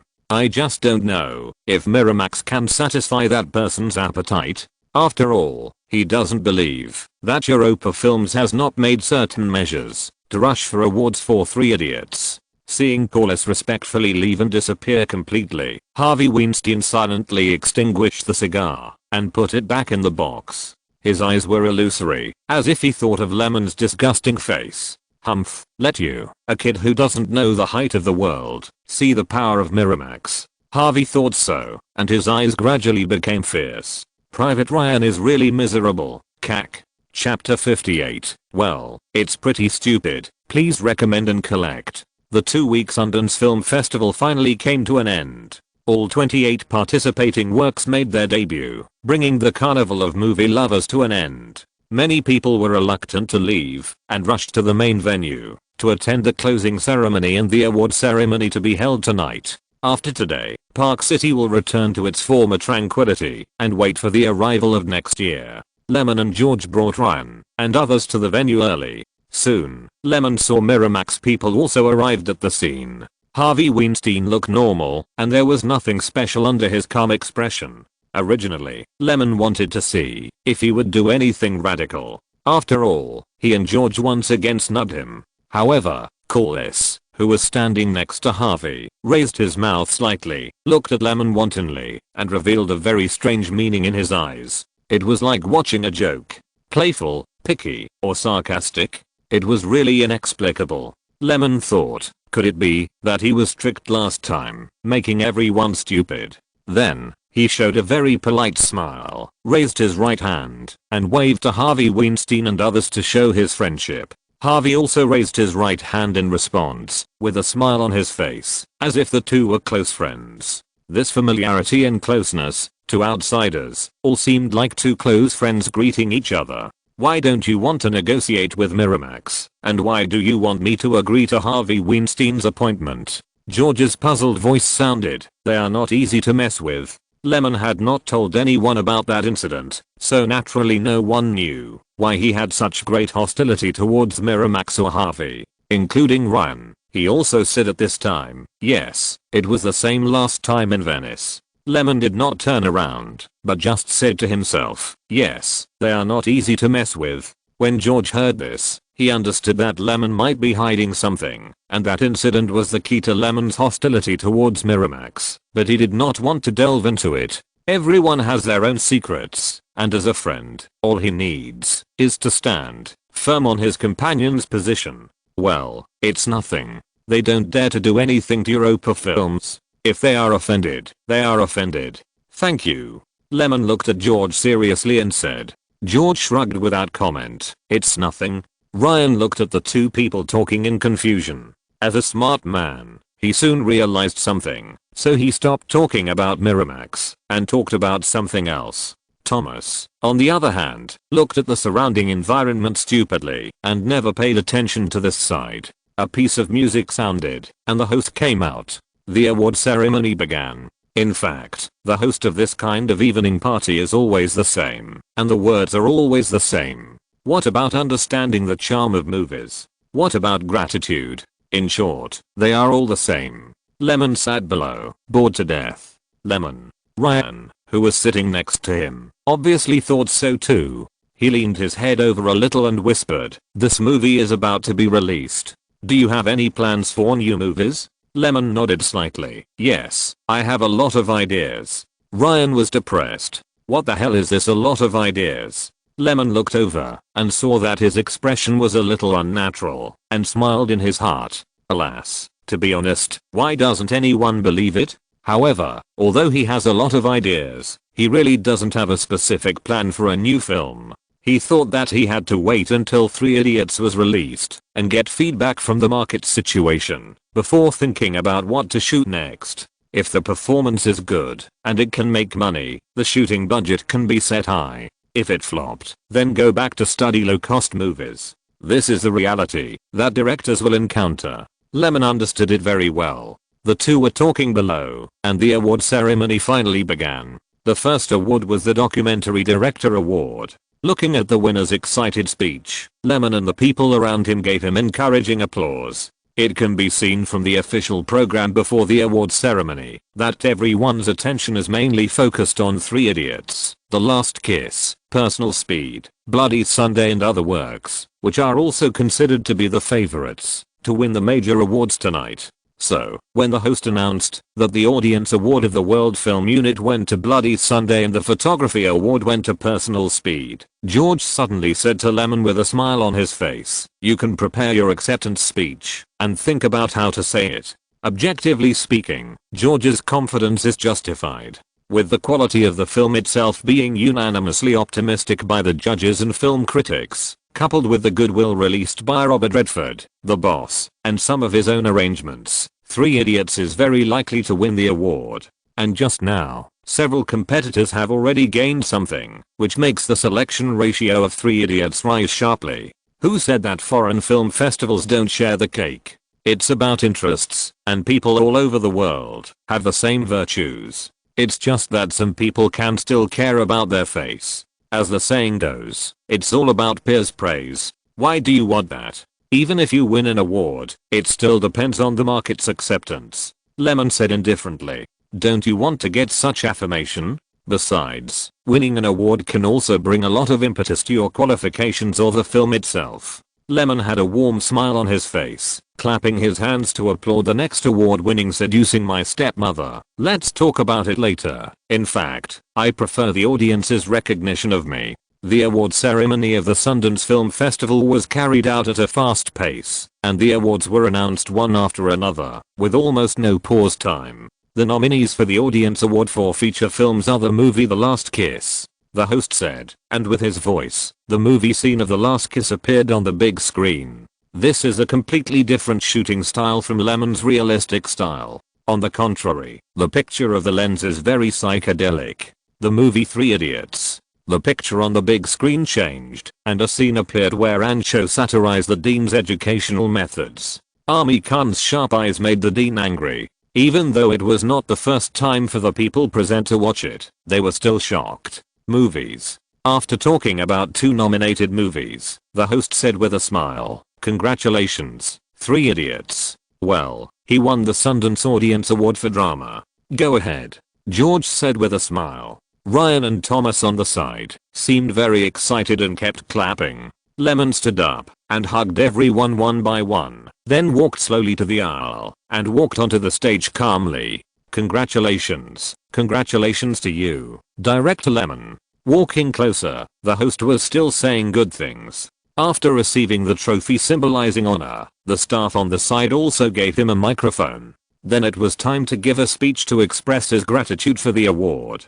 In fact, Lemon had not rehearsed this thing in advance, so he was not prepared. At this moment, standing on the stage, his eyes swept over the various people below. Some people are happy, some are disappointed, some sneer, some are hypocritical. Thank you to the Sundance judges for their recognition, and thank you for your love of Three Idiots. After the usual polite opening, Lemon tried to sort out his thoughts and continue, but it was obviously not an easy task. It is still a bit challenging to improvise. Well, my original intention of shooting this movie was to tell such a story objectively. Fortunately, I did a good job. Finally, thank my crew members, they are great. Thank you everyone. Lemon raised the trophy in his hand and returned the microphone to the staff. After finishing the acceptance speech, the venue burst into applause as usual. After coming down from the stage and returning to his seat, Lemon's inattention had not yet dissipated. Being watched by so many people, it was embarrassing. Let me see the trophy, Ryan said eagerly. You take it. Lemon gave the trophy directly to Ryan. Thomas on the side also came over and indulged in the excitement of winning the award with Ryan. They stroked the trophy as if they were stroking a supreme treasure. But George's expression was a little wrong. Sure enough, when the final grand prize was unveiled tonight, he burst out with a swear word, shit. In Sundance, there are many awards every year, including 2 major subunits for documentaries and feature films. However, there is only one award that can truly represent the biggest winner and honor, and that is the jury prize. Its importance is equivalent to the Golden Palm in Cannes, the Golden Bear in Berlin, the Golden Lion in Venice, and the Best Picture at the Oscars. There has always been only one grand prize. So when Robert Redford personally came on stage to present the award, the atmosphere on the scene was mobilized. Amid the warm applause, Robert raised the envelope in his hand. The answer is in my hand now, and I'm honored. I will be the first to see what this touching choice is. As he said, he lowered his head and opened the envelope. Oh, it turned out to be this. Robert raised his head and smiled. First of all, I must declare that this award-winning work is my personal favorite. It is my honor to have it at this year's Sundance. Robert's brief but sincere words made everyone at the scene hold their breath involuntarily. Even if there was no deliberate suspense, the suspense still rose uncontrollably. The winner of the 18th Sundance Film Festival's jury Grand Prix is Personal Speed. Let us congratulate this excellent work. The answer was revealed, and George's face was full of dissatisfaction. He had doubts when Three Idiots won the audience award just now, but when the result came out, his anger could not be stopped. Looking at Robert on the stage with a hypocritical smile, he knew he was fooled. What's wrong? Lemon saw that George was in a bad mood and asked with concern.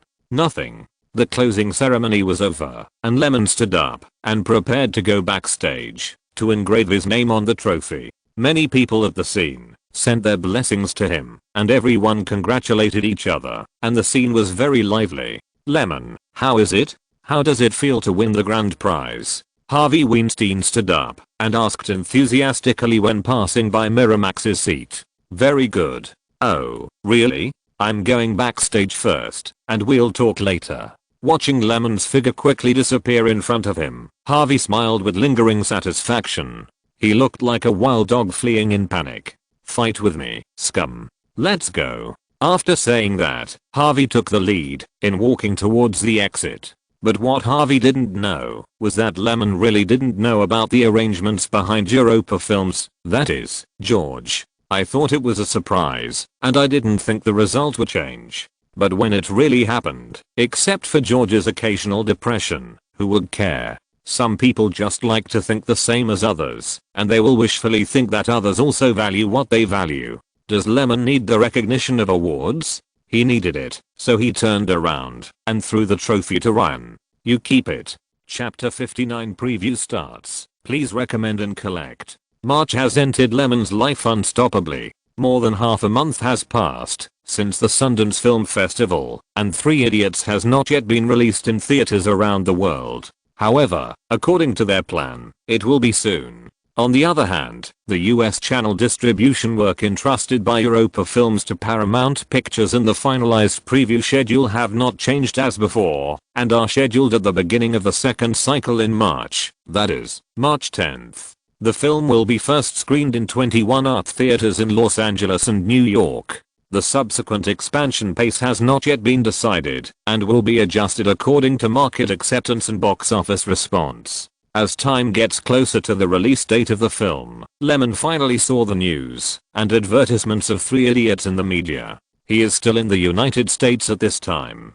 Although he went back to Cannes, France, he quickly rushed back. The members of the team remain unchanged. Next, they need to cooperate with Paramount Pictures work and deal with related matters. The publicity work is in full swing. The entertainment pages of second and third-rate newspapers in Los Angeles reported that the film had won the Sundance Audience Award and would be released soon. Some critics' columns also tried their best to attract people's attention by praising, flattering, or questioning. The big screens of some theaters played the trailer of the film from time to time. On Monday, March 3rd, Three Idiots released the first promotional poster of the film in North America in a low-key manner. On the poster, the three main characters lined up and smiled and looked forward. The background picture was a beautiful campus. Although they were smiling, their eyes were lonely, and their eyes showed helplessness and hesitation. It was just a poster, but it seemed to tell the story of the movie. On March 10th, Three Idiots officially landed in North American theaters. At the same time, France, Britain, Germany and other places also began to release the film. Just like Lyman's idea was faithfully implemented by Europa Films, this will be a global simultaneous screening. In the United States, this preview unexpectedly attracted a lot of attention. Firstly because of the influence of Sundance, secondly, because of the spontaneous voices of many audiences who attended the film festival on the internet. They said that only after watching the film did they feel the shock, as if they had walked into the Imperial Industrial University in person and truly felt the depression, anxiety, sadness, and despair brought by that environment. Everyone expressed their views and opinions after watching the film, combined with Paramount Pictures' recent publicity work, quietly aroused more and more curiosity and expectations. There are two films that were screened in theaters on a large scale in the second week of March. We Were Soldiers and The End.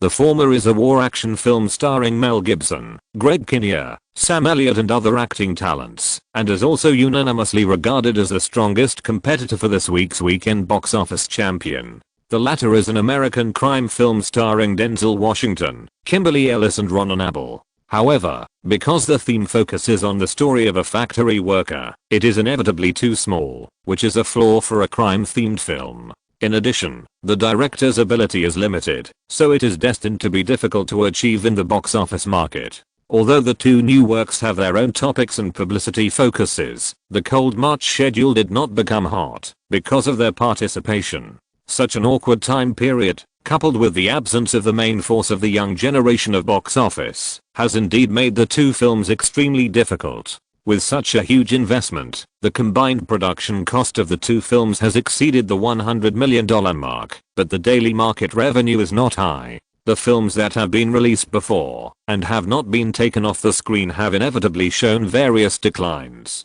It can be said that none of the films that were released on a large scale during the entire March schedule are dominant, and they are all just competing for the worst. After missing the grand screening of the year-end award season, most of the works that choose to be released in this period are truly independent works released by independent film companies, such as Personal Speed, which was released by Miramax during this period. Compared with Harvey's lack of attention to this work that won the Sundance Award, Three Idiots seems to be much more planned. The publicity of the two is not at the same level. In this comparison, many topics about Three Idiots easily occupied the topic of conversation among movie lovers in art theaters. After the two regions, a total of 21 theaters released the movie. Paramount Pictures once again made efforts, and for a while, many media outlets expressed their support. As a film that won the grand prize at Sundance in the past month, film critics who have always claimed to be the embodiment of artistic ideas are unwilling to miss this film feast with excellent reputation. Therefore, on the second day after the release, a total of more than 20 media outlets commented on Three Idiots, which is a standout among the works that were screened in art theaters. The New York Times, Film Review, Wall Street Journal, Los Angeles Times and other media all gave consistent affirmation and praise. Most of the reviews they published were focused on recommendations. The rest, without exception, chose relatively positive reviews. This overwhelming public opinion advantage kicked off a preview frenzy for the film and pushed the media frenzy at the Sundance Film Festival to a new peak. It seems that everyone is amazed at the sudden emergence of Three Idiots. Variety, one of the two major professional magazines in Hollywood, also said in the latest issue, "Where did this director come from?" Unlike other media that focus on the work itself, Variety focuses on introducing the director of the work and attributes all the praise to him. Sharp, and agile. In the second work he directed in his life, Lyman last gave full play to his talent. In this bold work with an Indian university campus as the perspective, he showed us unparalleled control. The vivid and bright image colors combined with the freely convertible performance techniques make the whole story flow smoothly, and the joy in the first half turns into sadness in the second half. Such huge emotional fluctuations seem extremely natural. I have to admire his sophisticated directing techniques. He doesn't look like a newcomer who just debuted. He gives me the feeling of a veteran. But in fact, this is indeed his second work. I don't know how many people have seen his debut work, which is called Buried Alive. It is also very bold. I recommend you to watch it. Of course, you can't see it in theaters, but the videotape of the movie is still available for sale. I'm looking forward to such a young man to bring us more and better works in the future. As the evaluation in Variety said, the whole Hollywood is wondering, this director with extremely sophisticated directing skills, who is only 27 years old, has only one movie released before, but he looks like he has a lot of experience in filming works. Although people always admire geniuses who become famous at a young age, in Hollywood, or more precisely in the film industry around the world, in addition to innate talent, the position of director also requires the ability to control the overall situation, and more importantly, some experience and social experience. Therefore, it is not surprising why most directors reach the peak of their creative and directing careers between the ages of 40 and 60. For directors under the age of 30, they are really just children who are just starting out. It is such a child who took over a period drama and shot it very well. As we all know, dramas depicting the background of the times always increase the difficulty of shooting, not to mention that it is a film focusing on the educational perspective of the Indian region. This makes people wonder how he can achieve the smoothness of the story and the conflict of the drama itself, and the reason for such a harmonious integration. Even the change of the entire film atmosphere is so untraceable, but it seems reasonable, just like this story itself has existed, and it should be carried out in this way. Reality is the unanimous evaluation. However, people often have ways to explain this kind of doubt. Entertainment Weekly once again praised the director of the film, Lyman, with the title Sundance witnesses the rise of genius again. They also compared the two with Quentin Tarantino, who is also known as a genius. Quentin became famous at Sundance when he filmed Reservoir Dogs at the age of only 31. Lyman also became famous here when he filmed Three Idiots at the age of only 27. At the end of the article, in addition to giving a unanimous favorable recommendation, they also said in the comments, both of them have extremely bright and amazing directing talents, and both have wild inspirations. They have become famous in the same place, which makes it easy to compare the two of them. I wonder what kind of sparks the two will collide with in the future.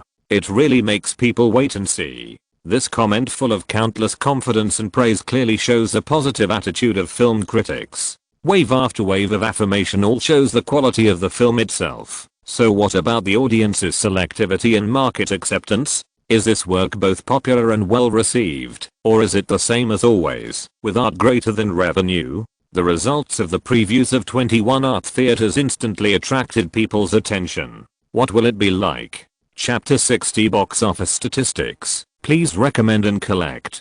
After entering the new millennium, the film industry has been developing at a rapid pace. Even the sale of movie tickets has a special channel for collection. So generally speaking, the box office statistics for the first day of release can be released in the afternoon of the next day, or even earlier. After all, the current theater data calculations are all based on an online system. When a ticket is sold, it is recorded, which is extremely convenient and fast. In the living room of a hotel, Lyman hung up the phone and walked around the living room twice. Only then did he suppress his chaotic mood, and the joy on his face was gradually replaced by calmness. Because the first day preview results of 21 theaters have come out, George personally went to the headquarters of Paramount Pictures to inquire in the morning, and just now he called back to inform him. The data obtained by Paramount Pictures is that more than 25,000 box office tickets were received on the first day. All 21 theaters were open all night. Three Idiots was shown in only one theater, with an average of 500 seats.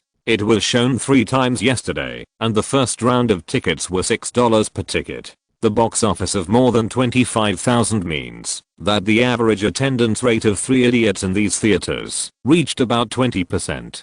This result is not bad. No wonder George congratulated him on the phone. Lyman quickly told Ryan and Thomas the results of the box office statistics. Ryan smiled and said, "I think we will definitely make money this time when the expansion starts." That's for sure. Thomas also smiled. Just when Paramount Pictures was considering whether to start expanding the pace of the expansion next week, the box office results of 3 Idiots on the second day surprised everyone again. The average attendance rate of the 21 theaters was still rising, reaching 32%. The box office on the second day also received more than $76,000. The cumulative box office in the past 2 days has exceeded $100,000. According to this trend, Paramount Pictures' expansion plan will be implemented without exception. This is also an inevitable law of the market. No one wants to go against the easy profits. As long as the reputation of the film is guaranteed, the box office is likely to continue to increase during the weekend screening period. In this way, the single theater box office in the first week will never be less than $10,000. Then, it is time for 3 Idiots to significantly increase the scale of screening. However, it still depends on the reputation of the film. For projects like this with limited investment in publicity and promotion and more artistic types, word of mouth reputation is very important. Since there are only 21 theaters for screening, Paramount Pictures also found a survey consulting company to be responsible for data statistics at the theater. The audience's reputation cannot be truly reflected in the media and newspapers, and it is sometimes separated from the evaluation of film critics by a huge gap of 100,000 miles. In fact, there are companies like in North America that specialize in market scoring and predicting box office trends, but Paramount Pictures can't expect such a large company to pay attention to small-scale preview projects. There are many similar movies released in North America every week, and most of them are 3-day tours in theaters. Who will pay attention to them? Moreover, it doesn't cost much to ask a survey consulting company to do field research. Paramount Pictures is willing to do so, and can provide the most effective data analysis for the screening plan.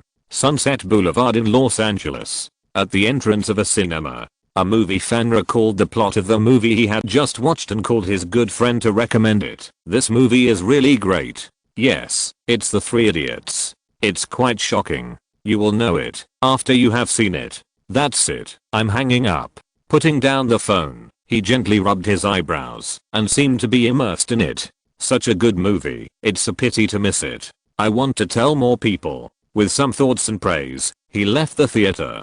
In an independent cinema in Venice, Los Angeles, a white girl was stopped by someone as she walked out of the cinema. When she heard the person asking her about 3 Idiots, she said angrily, "I think the director is too bad. Rancho is such a good person, but he didn't have a good ending.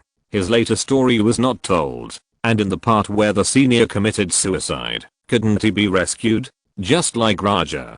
People passed by one after another, and they were also talking about this movie. "What are the names of the director and screenwriter?" Lyman Last and Ryan Garsha. Someone next to him reminded. "Yes, those 2 guys. The movie is really well made." Someone agreed. "I seem to remember the name of that director. Was the previous Barry directed by him?" I'll go back and look through the list of the creative team on the back of the videotape and I'll know. Another person replied, it's him. I saw it in the newspaper yesterday. Wow, he's pretty good. I like both of his movies. I don't like Buried, but I think this one is pretty good. Really talented. A noisy voice faded away with the footsteps and then disappeared. After watching the movie and having dinner outside, Bella returned home, poured a glass of water, sat down and rested for a while, and came to the computer. Since the Sundance Film Festival, she has been paying attention to this director named Lyman last. So when the movie was shown in theaters, she ran to the theater to contribute a movie ticket, which can be regarded as her own meager support. The scene of everyone standing up and applauding in the exhibition hall in the past is still fresh in my memory. It's easy to get applause, but how many directors can really satisfy the audience? After turning on the computer and connecting to the internet, Bella skillfully opened IMDb and found the section for director Lyman after a simple search. As early as after the release of Buried, the director had his own IMDb number, but at that time, his exclusive section was deserted. There was nothing else, except a few words introducing the director's personal information and the name of the movie Buried, and the IMDb link. However, this time Bella found something different. Not only did he have 3 idiots in his list of works, but there were also several people who left messages in the discussion group. Is anyone there? Wow, it's so deserted. I didn't expect that I was the first to leave message. Who is this director Lyman last? Why is there not even a personal picture on IMDb? Is it so perfunctory? But I like this director's works very much. After watching the movie this morning, I still have an inexplicable emotion in my heart that I want to vent. Well, and, is there any kind-hearted person from IMDb willing to add a photo of him? This was a message left around 1 PM yesterday. At 15:20, someone left another footprint. Fuck, xxxxxx, a series of curse words gushed out, and many words were blocked by the website, but I think they were not good words. This person seemed very angry and kept complaining. Where is that rubbish director named Lyman last now? Why did he make a movie like this? Do you know that my girlfriend cried for a long time after watching it, and she is still in a bad mood? I'm really mad at him. He messed up the date I carefully planned. Many people left comments after him, as if they had offended the public. If not today, then tomorrow? Do you only have one fucking day to live? Huh. You're such a foul-mouthed person. We'll have to break up sooner or later. The man replied, you son of a bitch, how can you talk like that? What's my business? Another person left a message. From what you said, it seems that you didn't see the movie, only your girlfriend saw it. The man responded, what's wrong? I had something to deal with this morning, so she went to the theater alone. We had agreed to go out together in the afternoon, and we finally waited for a holiday, but it was delayed like this. It's all because of this director named Lyman last. My girlfriend refuses to go out no matter what, saying that she's not in the mood. Oh my god, she was so happy when she talked to me on the phone this morning, and she even agreed to my request. The person who left the message earlier was speechless.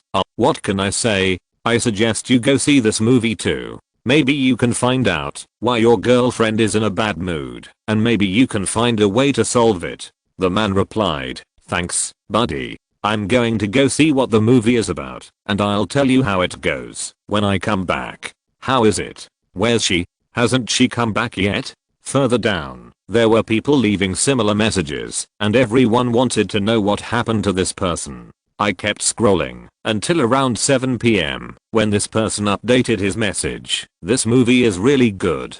I have never seen this type of movie before. It was my first time watching it, and I was touched. I now understand my girlfriend's feelings a little bit. She is sensitive, and I think she can understand this story better than me. After watching it, I was also wondering why there are always so many constraints in this world. Even an excellent person like Rancho can't break free.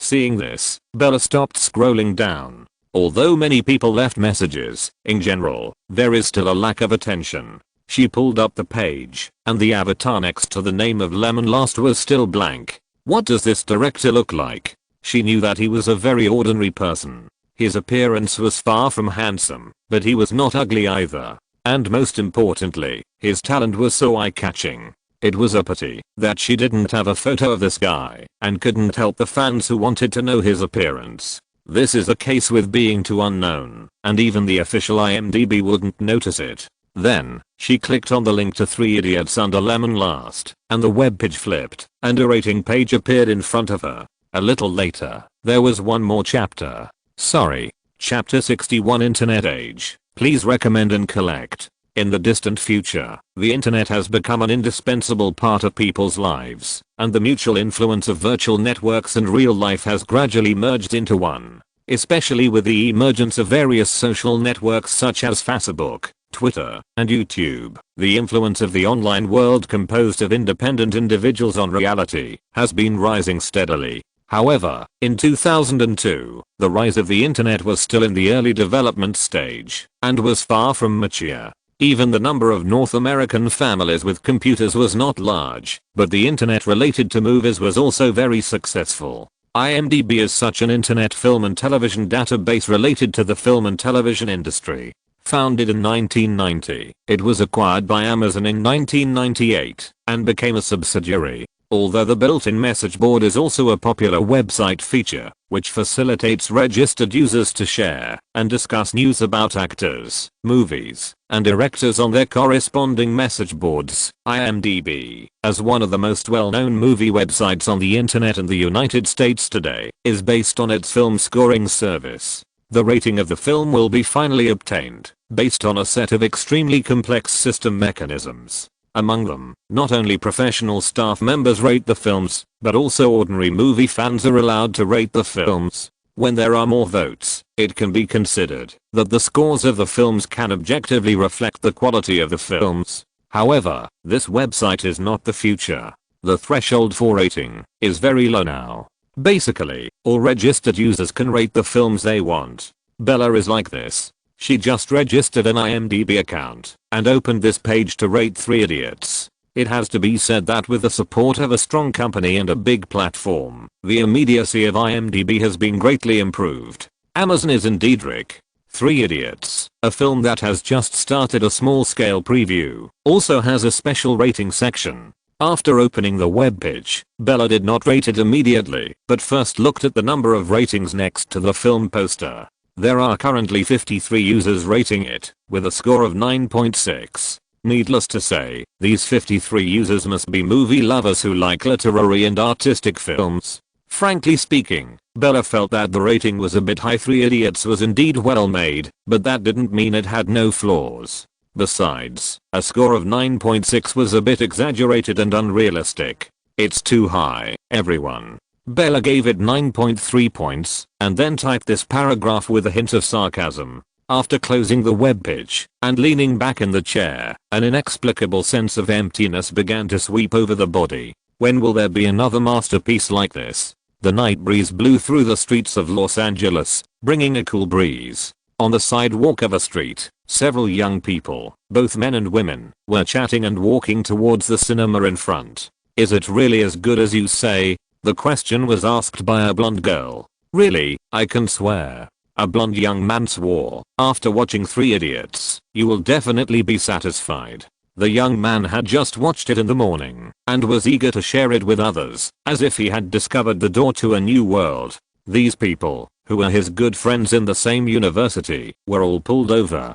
If it's not good, he said, if you find it very boring, I will twist my head off and put it in the toilet. The other people laughed. Ha, you are talking so much. Are you really willing to put your head in the toilet? Finally, they walked to the front of the theater. It was probably the end of the show, and many people were walking out. These people were just like most of the audience who had finished watching the movie, discussing the plot as they walked. It's really good.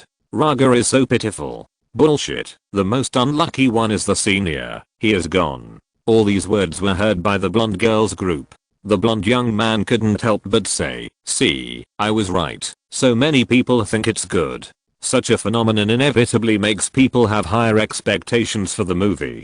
In the absence of sufficient publicity and marketing, a small-scale preview of 3 Idiots relies on word of mouth. Although it is not as well known as mainstream commercial blockbusters, it can also achieve the effect of large-scale publicity for a specific audience group, that is, movie lovers who tend to be artistic. Many people learned about the film from friends, colleagues, or relatives, and then went to the theater.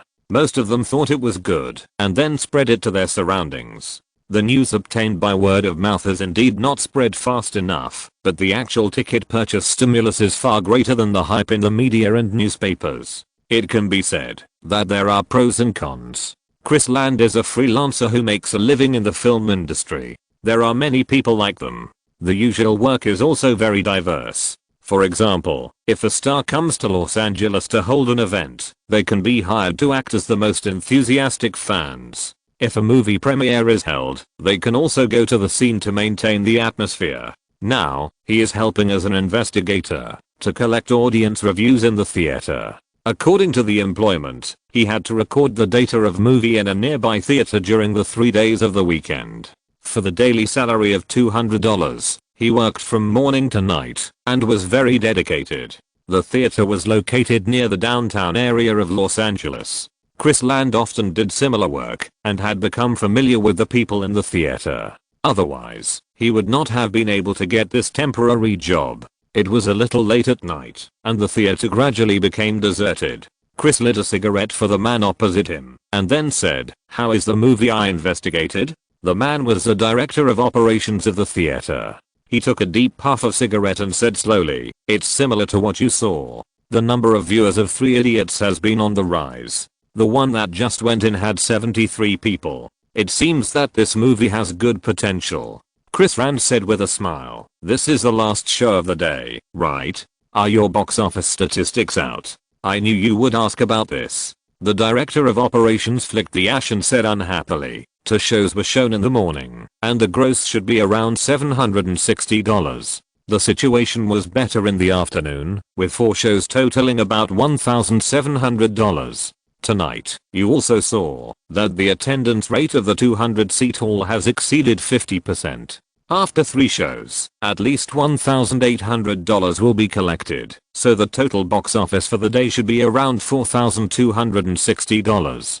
Chris Rand struck while the iron was hot and asked, "So how is the result? What do you think?" The director of operations shrugged. "The market potential of 3 Idiots has definitely not been released yet. There's no need to think too much about it. Our cinema only has 1 hall showing it. In terms of the performance of a single hall, it is higher than New Line's The Last Stand, and second only to We Were Soldiers, which is also released by Paramount." Yes, that's right. Paramount Pictures' promotional focus in March has always been on their big production We Were Soldiers. As for 3 Idiots, their requirements are very simple. It can make a profit, recover the cost, and see if it can gain more awards to make Paramount Pictures famous. That's enough. Don't be too disadvantaged when comparing the box office performance of art films with commercial films. It's normal to be ranked behind. Chris Lander thought so, and ended the conversation with the director of cinema operations. Back in the lobby, he found a lounge chair to sit down and sort out the first-hand film information he got today. In this day, he consulted a total of 123 moviegoers about their opinions and comments. Perhaps it was because those who could watch this kind of film were often fans of the same type of film. These people gave positive reviews to the film, with a praise rate of 95%, especially for the plot structured by the director. The name of Lyman last had been heard by many viewers.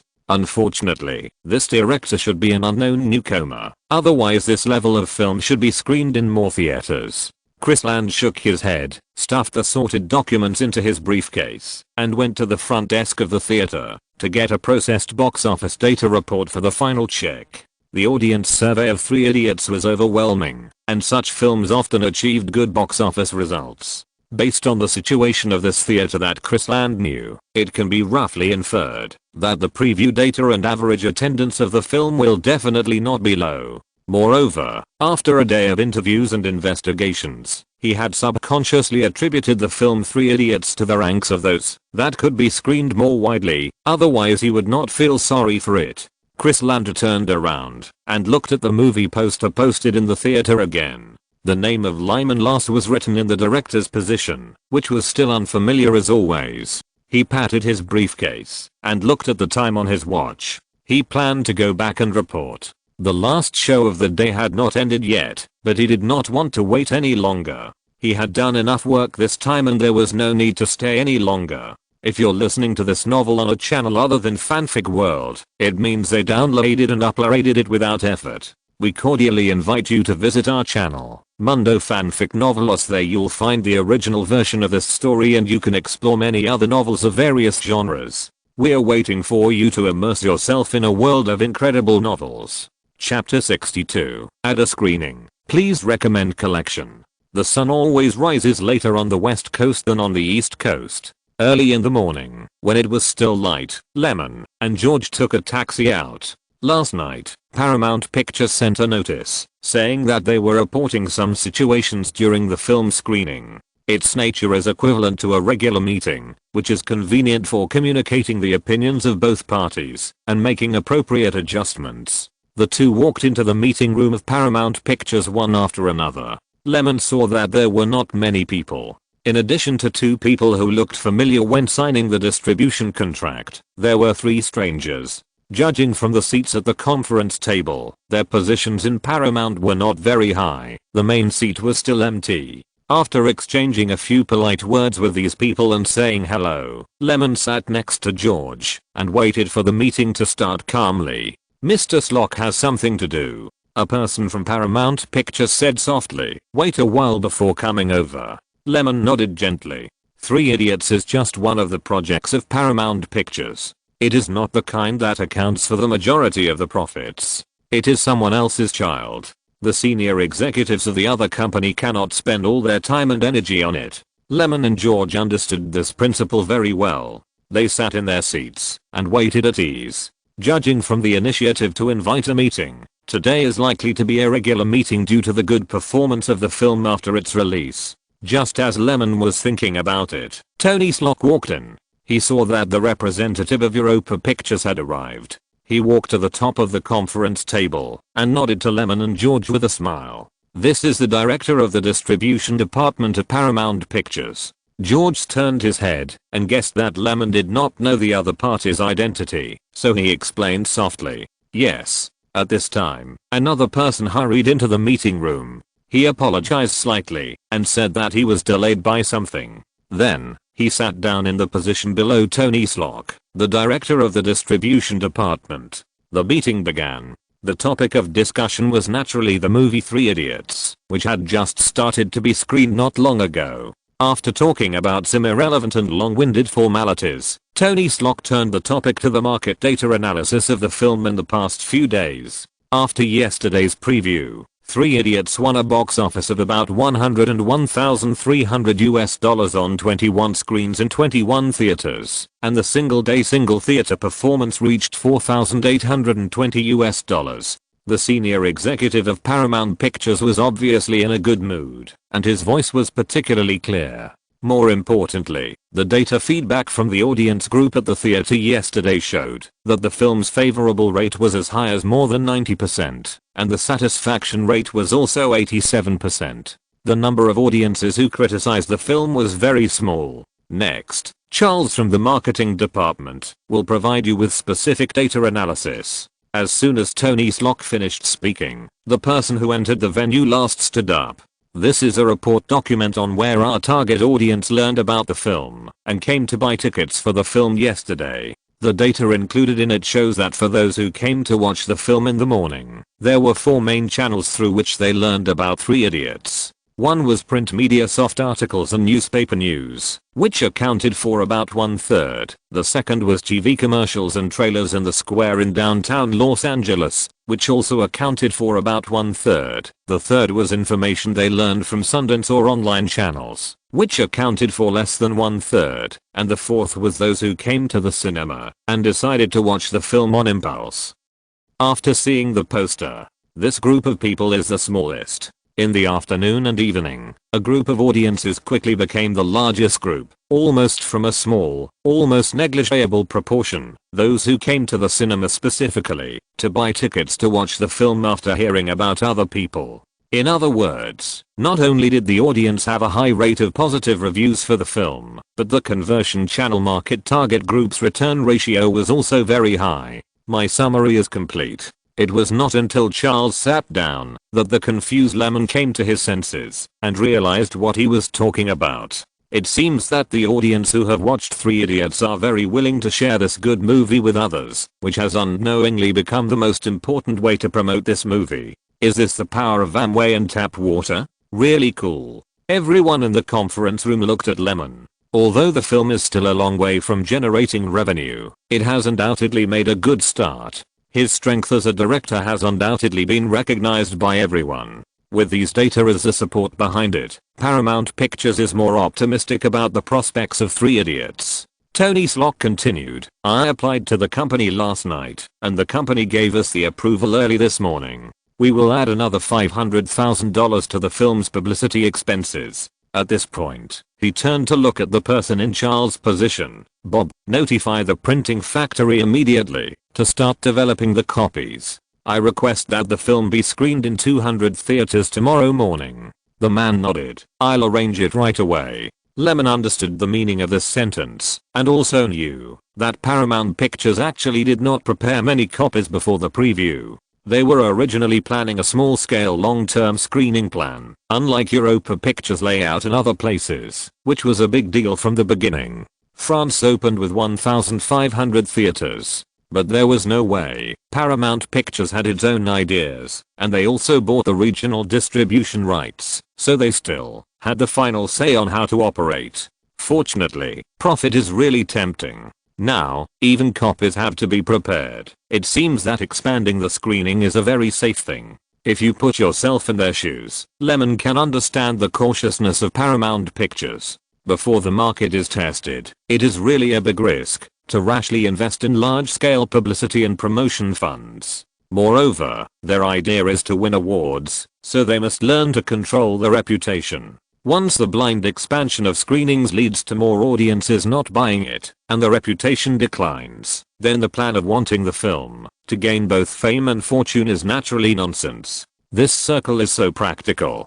Before seeing real-time market feedback, no matter how famous you are, or how good your work is, you can't let go and invest huge resources in operation. Is it possible to expect this group of profit-seeking businessmen to have a change of heart? In a company meeting like this, Lemon, a non-Paramount Pictures member, has no right to speak at all. Even George basically listens and rarely speaks. Tony Slock seems to have a gentle working style, polite and courteous, but in fact he has a great desire for power and a strong desire for control. He completely dominates the topic of this meeting. Most of the time, he is the one who gives orders and others listen. Charles, Tony Slock looked over. Contact the local media in Boston. We are going to expand the screening there. Communicate and promote the film in advance. Don't forget. I know. Charles said as briefly as possible. I'll contact them later. Adams, keep in touch with the theater chain at any time. The location of the theater in Boston should be arranged in an area with a large flow of people. I'll try my best. Not try my best, but must do it.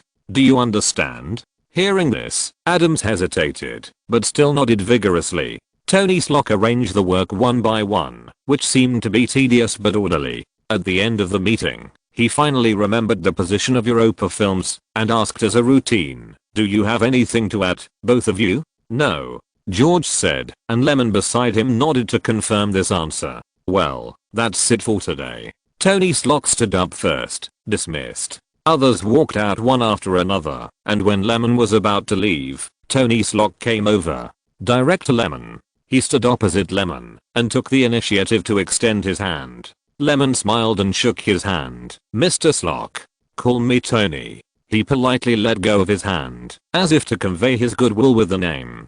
Tony. The two looked at each other and laughed at the same time, but their thoughts were different. Tony Slock valued him, no doubt because Three Idiots showed enough market potential, and his previous Buried also made a lot of profits for Paramount Pictures, of course, not as much as Europa Pictures. Lemon knew this, and estimated that the other party had the idea of winning him over. But even so, he would not be overwhelmed by the other party's sudden good attitude.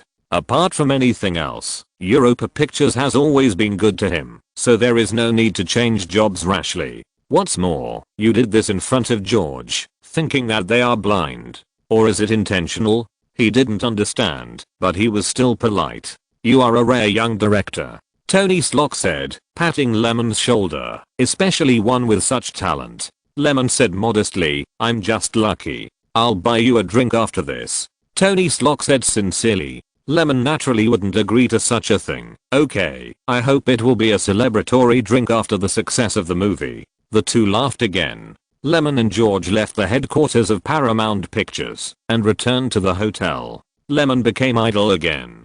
In addition to conceiving the plot design of the next new movie, most of the time, he closely followed the latest market trends of Three Idiots through George's news channels. Soon, a week passed. Chapter 63. The effect is amazing. Please recommend and collect. The first week box office performance of Three Idiots finally settled at $1.7652 million. In the last 3 days of the additional screening, the average attendance rate of participating theaters did not drop and was still maintained at about 40%. The weekly box office performance of $1.7652 million also made Three Idiots naturally ranked 13th on the US weekly box office chart between March 10th and March 17th. The first place was the war masterpiece We Were Soldiers, released by Paramount Pictures, which was also its first week of release, with a weekly box office of $46.536 million. And the 12th place was a comedy movie, Gold Rush, that was released for more than a month, with a weekly box office of $2.3264 million. At first glance, this result is not eye-catching. It is not even in the top 10 of the rankings. The single theater box office of 35,000 can only rank 56th on the current film history list. It is still a long way from causing a sensation or setting a record. It seems not worth mentioning at all, but this needs to be compared. Without comparison, where is the harm? The 13th place is indeed not impressive, but the 21 theaters were increased to 200 theaters a few days later, and the result of $1.7652 million really made people in the industry exclaim. The entire Paramount Pictures distribution department couldn't help laughing. This is only the first week of the box office. The publicity and promotion costs have been wiped out. Can you still worry about not being able to recover the cost of buying out the copyright? The most important thing is that, even if Three Idiots still maintains its market potential after the expansion, the audience's praise and support rate reveal the prospect that this is definitely a masterpiece with a superb reputation. Let's put it this way. Miramax's Personal Speed, which beat Three Idiots at the Sundance Film Festival and won the Grand Jury Prize, has only earned $340,000 at the box office so far. Moreover, Three Idiots is a non-English film, which is why Paramount Pictures was concerned at the beginning. Why did Europa Films put pressure on Paramount when co-distributing it? Wasn't it because Paramount didn't give a fair price for distribution fees? In the end, under the situation of multiple competition, they barely won it with a little reluctance in order to seize this French ally. Let's do some calculations. As of 2002, the top 3 non-English works in the North American film market were Crouching Tiger, Hidden Dragon with 128 million, Life is Beautiful with 57 million, and Amélie with 33 million. Look, this set of data doesn't explain the problem. A random Paramount blockbuster can have a box office of more than 40 million in the first week, easily killing all these foreign movies. It can also be seen from this that non-English works have encountered obstacles and neglect in the North American market. Everyone says that the RB market is weird. Comic adapted movies easily kill real life movies, and they are xenophobic and not easy to be taken seriously. To Lemon, Hollywood is the most exclusive and closed film market in the world. The American people have an unfounded pride and look down on the culture of other regions, not to mention that movies themselves have the ability to convey regional culture. As an Indian film, Three Idiots cannot compete with the box office record of English works. Isn't it normal? Under the premise that the decision and plan did not dive and were successful one after another, Paramount Pictures no longer shied away in the second week of the film's release and directly increased the number of theaters from 200 to 800. This number is really not small for a film that tends to be literary. although everyone's impression of Three Idiots is that it is a masterpiece, and they all label it as a dark horse in their minds. However, the market performance of the film in the second week, between March 18th and March 25th, still stunned everyone. This dark horse is a bit too dark.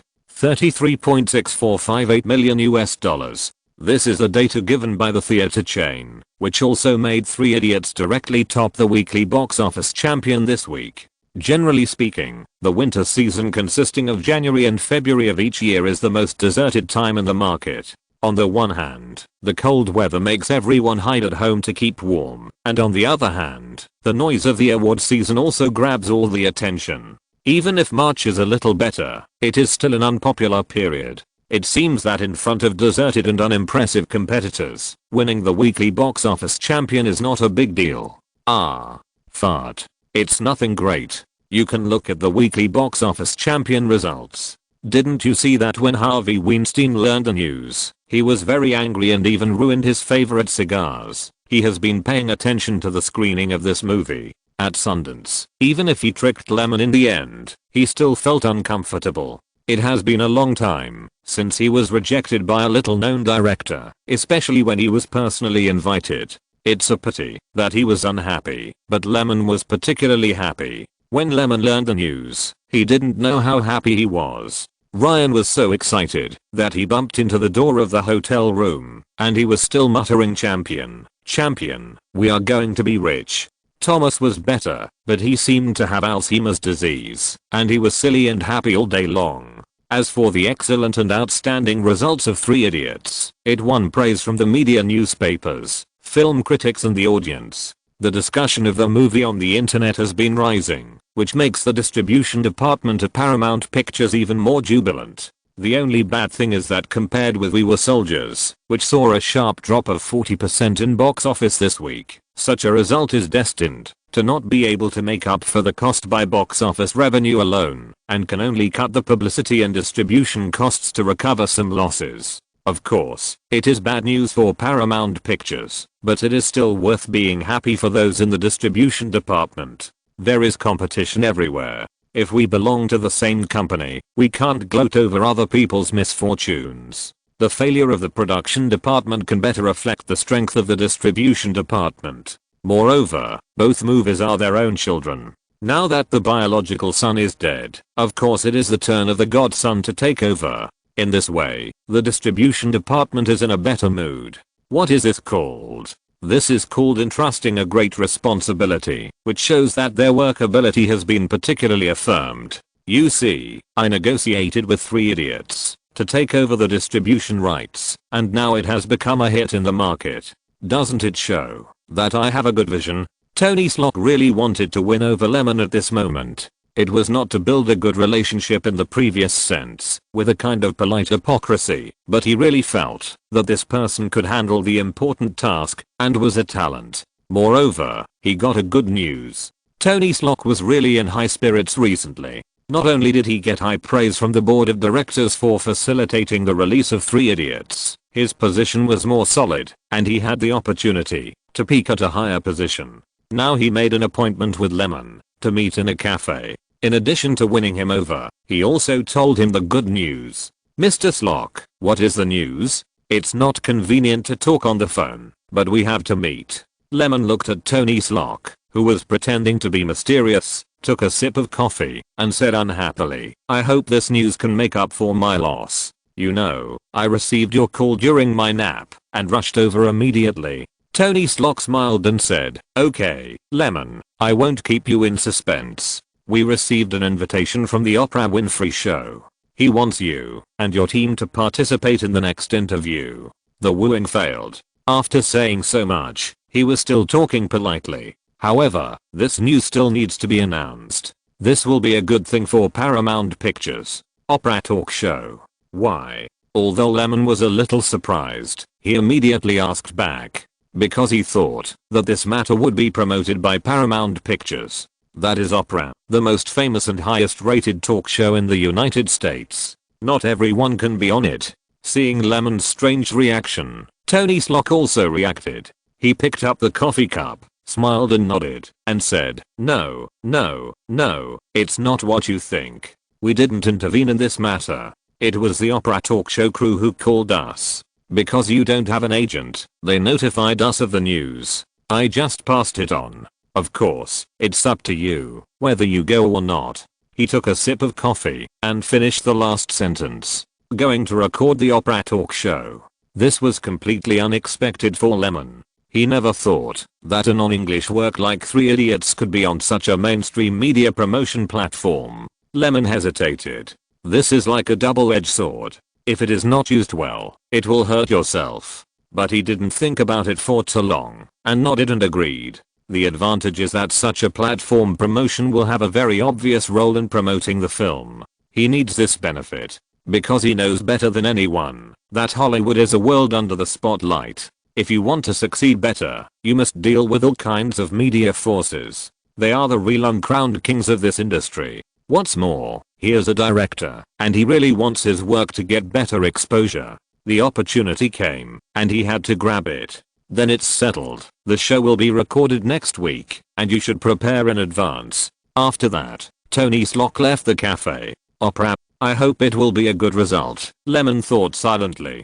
Chapter 64. Don't take it too seriously. Please recommend and collect. Chicago, a city under the state of Illinois, is one of the world's most prestigious international financial centers and the third largest city in the United States after New York and Los Angeles. This city is the home of the Chicago Bulls and is also the headquarters of Harp, the company that produces the Oprah Winfrey Show.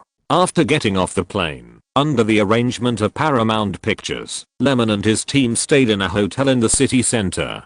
After putting down their luggage and finding the door, the team was disbanded. Now, go wherever you want to play, because the Oprah Winfrey Show will not be recorded until Wednesday afternoon, and it is only Tuesday now, and there is still a lot of time for everyone to visit the city. It's a pity that everyone present is unfamiliar with the place, and even if they want to go out to play, they don't know where to play. In the end, George stepped forward. He had been to Chicago before, and he knew which attractions were good. So, the group followed George to the Navy Pier. Although the name of the Navy Pier sounds a bit inferior, don't be fooled by appearances. This is not just a pier. There are parks, shops, bars, museums and other facilities for sightseeing. After walking for most of the day, Lyman was a little tired and leaned on the railing on the shore of the Navy Pier, feeling the breeze from Lake Michigan and looking up at the blue sky and the clear lake in the distance. Everything was so beautiful that it made people feel relaxed. The scenery is so charming. A few months ago, I couldn't have imagined that I would be here now. Ryan also came over and said with emotion, "Well, I haven't thought about it either." Ryan suddenly glanced at Lemon and asked in surprise, "We succeeded just like that. Are we considered successful?" "That depends on your definition of success. Didn't George say yesterday that the French box office has exceeded 30 million? Adding the box office results in the United States, the United Kingdom, Germany and other places, it should be easy to break 100 million. Ryan looked at the blue sky with white clouds floating, shook his head in disbelief, and said, "Even Oprah invited us to participate in the talk show. Isn't this proof that we are successful? The movie broke 100 million. To be honest, it's a bit crazy. What are you worried about? This state is not like Ryan in his usual state. It's just a bit unreal and unreal." Ryan tried to say, "I can't even sleep well these days. I always feel like I'm floating high in the air and I don't feel at ease." Lemon turned his head and looked at Ryan, smiling and teasing. "Could it be that this sudden wealth has dazzled your eyes? To me, Ryan, this is not like you. It's not like I haven't seen money before. How could it be possible?" Ryan blushed and quickly retorted. He was a little embarrassed when his inner thoughts were touched. Every midnight, when he thought about their movie that had made over 100 million yuan, he felt very dreamy. Have you ever seen people spending a lot of money on gambling? In one moment, it's heaven. In the next moment, it's hell. I think making a movie is a lot like gambling.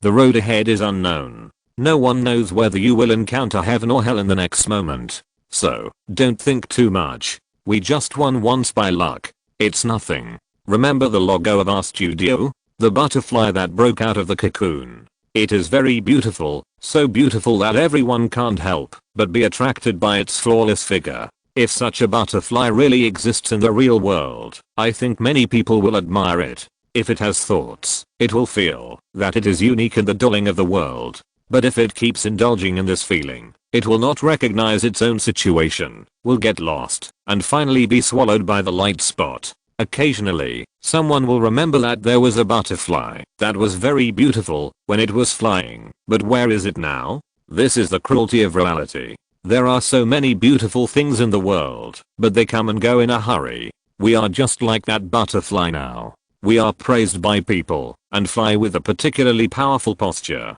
But if we don't know ourselves, we will not be any better than that butterfly. Ryan, don't dwell on the past. The past is the past. Looking at Ryan, who was lost in thought, Lemon sighed silently in his heart. He didn't expect that he would have to enlighten others. Thinking back to when he was an assistant on the set, the TV series he shot was broadcast on TV. The ratings were very good, ranking third in the same period. He was very excited and felt that he could make a name for himself with this qualification. But the result was that he still spent 3 years on the set before he got the opportunity to be an assistant director and had the right to direct the camera crew.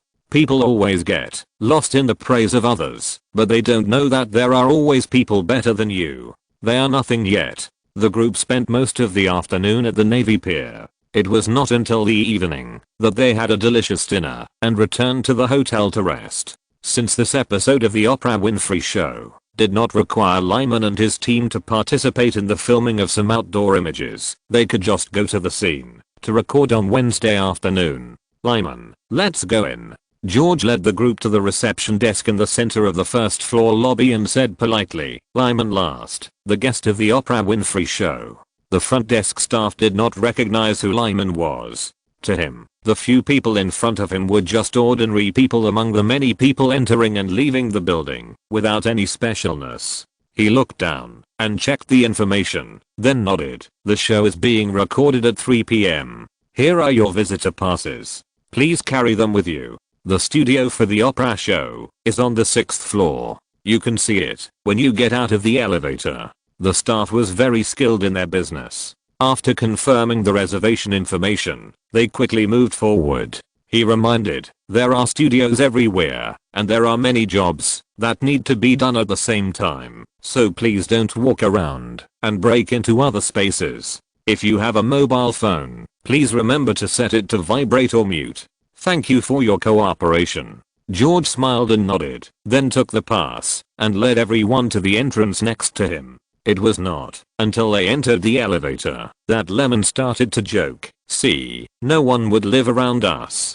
If not, our movies did have some success, and those media news wouldn't even look at us. Isn't Buried the best example? Objectively speaking, Lemon is still a person of little fame, so it is normal for others not to be interested in him. He is neither a world-renowned commercial director like James Cameron, nor a veteran film director like Steven Spielberg. It is impossible for him to expect many people to care about him. He is confident that he can make good movies, but he is not an egomaniac who thinks the earth revolves around him. Ryan opened his mouth and wanted to refute that he had already realized these things, but in the end he did not speak. 3 Idiots has attracted a lot of attention and created quite a lot of topics in the past period of time, and film critics are vying to praise it, but all this is just like that. In real life, especially in the United States where Hollywood culture is prevalent, you can easily find too many actors, stars, singers, directors and other people whose fame crushes them. They are really nothing special. Even a rare opportunity like recording the Oprah talk show is more like a reward. Maybe it is precisely because they are unknown people and have a certain topicality that they attract the attention of the program team. This is reality. The elevator stopped on the 6th floor and a group of people walked out of the elevator. Lemon looked at the setup studio scene in front of him and couldn't help but become curious. To be honest, I have only heard of this program, but I have never seen the recording site. What is now presented in front of Lemon is an open space similar to an office cubicle. In the center are more than a dozen wooden cubicles. Various materials, cameras, props, etc. are placed in a disorderly manner on the desks. The dazzling visual experience will give people the illusion that this is a large warehouse. Behind the open space is a huge wooden wall, which blocks the view and extends further inside. There is a deep corridor going out along the right side of the wooden wall. Under the bright light, you can see that there are multiple room doors on both sides of the corridor. It looks like an independent office. At the end of the corridor, there are 2 forks, and 2 corridors extend down. On the left hand side is an open space, and you can vaguely see the stepped audience seats, as well as a large area of camera stands and props behind the audience seats. This is the recording site of the opera talk show. If you really see it, it is nothing special. At this time, many staff members were busy. The photographer and lighting technician were working intensively. The on-site executive director was telling a group of viewers who came to watch the recording process and the program reactions that they needed to cooperate with. Although it was impossible to see all the overall scenes of the studio, just by looking at each other, you can feel the compact taste of the television industry. This is a completely different situation from shooting a movie, and it looks quite interesting. Are you the recording guests? A man with a folder in his hand found this site and hurried over. After looking up and down and confirming that it was correct, he continued, "Oh, you are Lyman last. Please follow me." Without a polite greeting or introducing himself first, he just took a group of people and walked towards the corridor on the right. Chapter 65 I'm the director. Please recommend and collect. Led by the man, the group entered a room. The huge mirror, the dazzling array of bottles and jars, and the slightly messy other auxiliary tools all indicated that this was a public dressing room. At this time, the man shouted loudly, "Carlet! Carlet!" Then, a thin and tall woman came out of a compartment next to her and said hurriedly, "What's the matter?" "Carlet, this is the guest who will be recording the show later. I'll leave the makeup to you." The man quickly explained and turned back to Lyman and his group and said, "The recording of the show will start in 40 minutes. Remember to appear on stage according to the prompts and be ready." After that, the man disappeared in the corridor like a gust of wind, leaving no room for people to react. The woman named Carlet patted a chair in front of the mirror and said directly, "Who will go first?" "Makeup is not troublesome, just a little effort." Sure enough, as the woman said, makeup is not complicated. Lyman only felt that something was applied on his face and his skin looked a little brighter, and then there was no more. At this time, in the backstage of the recording program, Ryan, Thomas, and George sat on the rest chairs one by one, waiting for dispatch. The process later is that Lyman will be the first to go on stage, and when it comes to making movies, Ryan and Thomas will go on stage, and George will be the last to go on stage when it comes to the Sundance Film Festival.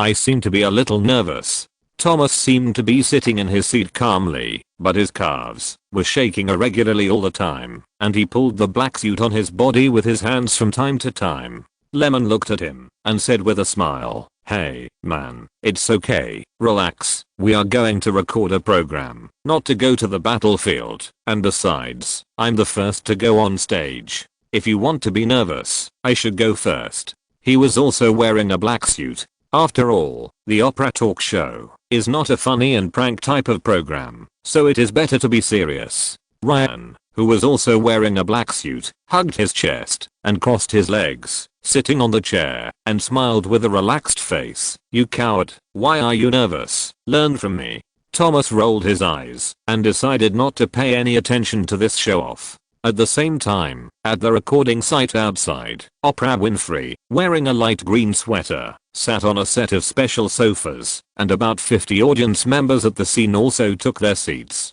At the signal of the photographer, the program began recording. Oprah Winfrey looked in the direction of the camera and said with a smile, "This is the opera talk show. Today I want to talk to you about what a young person thinks and how he faces it when he achieves great success. How much impact will this have on his future life? How can young people achieve success?" After she finished talking about today's topic, she waved her hand and said, "Let's take a look at the guest invited today, Lyman last." There was a regular applause at the scene, which fully demonstrated the hospitality of the old show. At the main door on the left side of the studio, Lyman, who was notified, took a calm step and began to prepare to enter.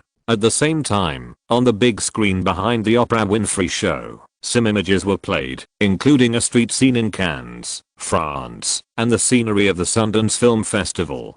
The voiceover sounded, a 27-year-old French emerging director whose second feature film has grossed over 100 million yuan. Oprah Winfrey stood up, gently shook Lemon's right hand, and said with a smile, "Welcome. It's Milner." After saying that, Lemon walked to a sofa next to him and sat down. Then Oprah Winfrey raised her hand, signaling the audience to be quiet. "Well, say hello to everyone first." "Hello, everyone. My name is Lemon Last, and I'm a director," Oprah Winfrey said. "Don't think his introduction is so simple. In fact, we all know that you just used 6 million euros to make a movie with a box office of over 100 million, and the box office is still increasing until now. In this case, tell us, who are you?" This is a question in a very Oprah style, and also a challenge. Obviously, Lemon's self-introduction just now did not make Oprah Winfrey intend to let it go. For a talk show, it would be a great failure if there is no fun or topic.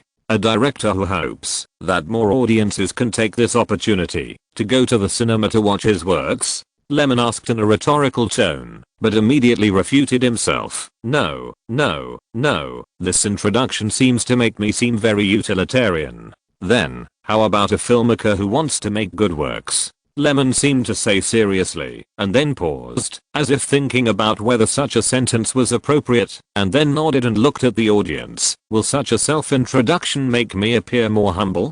Applause. The applause and whistles of the scene rang out directly. Oprah Winfrey's mouth corners raised, and she seemed to be very satisfied with this answer. "So, your success experience is so smooth. I mean, it seems that you have achieved success without any accidents." She asked this question, meaning that she wanted Lemon to talk about his directorial career and growth history. In fact, at the beginning, when I gritted my teeth and finished filming my first work, I needed to seek distribution for the film. During that time, I hit countless walls. Many people were not optimistic that my film could achieve market success. Faced with continuous rejections, I was discouraged and frustrated, and even thought about giving up. Just like those people said, I should just release the videotape directly. Then, what made you persist? Don't be afraid of you laughing at me. At that time, I didn't really want to persist, because I felt that all attempts were like a waste of time. If I sold the copyright and released the videotape, I could also make some money. Then, when I expressed this idea, my good friend Ryan, who had been with me all the time, woke me up. He said a lot, and his meaning was roughly, "What are you thinking? We have worked hard for so long. How can we give up so easily? There are still many methods we haven't tried yet. This is not a desperate situation. We still have choices, don't we?" Lemon recalled that dull afternoon with a natural tone. Then, I felt a little excited. Really, with the idea of giving it one last try and letting everyone give up, I agreed to let Ryan take the work to the Venice Film Festival. At that time, we missed the registration time and there was no exhibition hall to show our film. So, we rented a simple projection equipment like everyone else, and set it up on an open space to show it. You know, it was an open air movie, very similar to the free movie watching activities that used to be held on the open space in the square. And then, to be honest, the picture quality was not very good, and the sound effects of the movie were not good either. There was noise. After all, the equipment was very simple and there was no way to improve the quality. Point even now, every time I think about it, I feel like it was a dream. Then what do you think your first success was? Luck? No, I don't deny that I was lucky to succeed, but if we had given up and persisted at that time, this so-called good luck would not have come to us. This requires persistence and hard work. Another thing is that I don't think my movie is bad. The audience laughed. Oprah Winfrey looked at Lemon, who was showing confidence, and asked again, "So what do you think you will be like in the future?" Although I don't know much about the film industry, I also know that you will soon get a huge share of the box office and you will become very rich. There are many temptations in this world, especially for rich people. Can you still maintain your professional attitude, as you joked at the beginning, and be a director who shoots movies with heart? This question was something she thought of on the spur of the moment. Oprah really wanted to know what the young man sitting in front of her would say. Lemon nodded and answered quite sincerely, "I have always felt that movies are everything to me. I will continue to move forward on this path, treat it with my heart and with a good attitude. It is my pursuit and something I have determined in my life. I will not give up it." This is true for both lives. The audience applauded, like an inexplicable encouragement. The executive director on the side began to remind Ms. Oprah Winfrey in the field that the scheduled 15-minute interview time was about to end, and it was time to move on to the next topic and invite new guests to appear. Oprah Winfrey was instructed to change the topic. She actually wanted to continue the conversation because she felt that there was still a lot to talk about, but her long-established professional habits made her restrain this impulse. Then, Ryan, Thomas, and George entered one by one. They talked about some interesting things that happened at the Sundance Film Festival, the content of the filming of the movie, and the support of film critics for Three Idiots. They talked a lot. In the end, the recording was about to end. Oprah Winfrey summarized it in a few words, then stood up again, gave the invited guests a big hug, and said, "I look forward to you coming to my show again." Lemon smiled at Ms. Oprah Winfrey. "I hope so too." Chapter 66 by Lesson. Please recommend collection. It was late at night, and Lemon sat down at the table, opened the book, and continued to conceive a new movie setting. This time, he planned to shoot a war movie. Well, the reason was that he had nothing to do last week, so he went to the cinema to watch We Were Soldiers. After returning to the hotel, he had always wanted to do something deep in his heart. In fact, war movies will always be the kind of romance that belongs to men's hearts, and there will be no lack of market and audience. It can be regarded as a relatively good type of movie theme. However, he just sat at the table, frowning and thinking at the blank manuscript, without catching any inspiration in his mind. War movies will never be out of date in the history of movies, and there are many options and events that can be filmed, like Hacksaw Ridge that is both popular and well received, and American Sniper that has a high return on investment. But Lemon is very self-aware and knows that this kind of macro control of large scenes is not his best lens processing. In other words, he lacks such experience. If he forces it to be filmed, it is very likely that he will not achieve such an effect, so he decisively excludes it. What else is there? Fury? Lemon murmured softly. This movie is undoubtedly a good movie. It depicts the small-scale conflict battles between the Allied forces deep into the hinterland of Germany and the tanks of the German army at the end of World War II. There is also an extremely realistic battlefield atmosphere. It tells the human thoughts of soldiers facing war. If these aspects are done well, it is not surprising that they can impress the audience and bring additional market response. Lemon carefully analyzed the difficulty of filming Fury, and then compared his ability with filming experience, and found that it was really feasible. The portrayal of scenes and characters is much less than that of other war dramas, which is a rhythm he is familiar with. No complex CG technology will be used in the filming process. There are no special effects, and it can be completed entirely by setting up scenes on the spot. In terms of financial budget, it will not be too expensive, increasing the risk of investment. The only problem is that he has not learned any tactics and does not know how to control infantry and tanks to cooperate in combat and complete the task formulation. However, he can find real tank officers or professors who have studied World War II tank troops to help arrange specific action instructions and on-site dispatch for these tasks. After all these have specific solutions, the remaining is the character setting. Characters are the key to depicting war scenes. Well, it is still the combination of veterans and new recruits. This is the safest way, and it is also easy to portray the theme and ensure drama. Thinking this way, Lemon began to write an outline introduction of the characters. Sergeant, serious, pragmatic, stick to orders, and have a certain moral bottom line, a common image of an officer. Bible, Christian, deputy commander of the tank, also responsible for operating the main gun system. In a long war career, only the Bible can soothe his heart. Machine, a new recruit, originally trained to become an intelligence system staff in the rear, and later went to the front line, educated, but now he has to learn how to survive on the battlefield. Goddard, responsible for driving the combat tank, addicted to alcohol. loader, bold, indifferent to life. Chris stood in front of a desk, his head slightly lowered, his expression tense, and he didn't say a word. Since the success of Three Idiots, he has been having a hard time. Now he is standing in an office of Miramax. Opposite him, Harvey Weinstein sat back in the big boss chair. His slightly fat face showed no joy, and his expression was serious. "Sorry, boss." Corliss finally couldn't stand such a gaze, and took the initiative to say, "It's all my fault for misjudging the prospects of Lemon's project, which led to the company losing 2 films with high market value in succession." He was obviously just a marginal figure in this incident, but he had to take all the blame. If we talk about the enmity with director Lyman, it should be the company employee who first cheated him.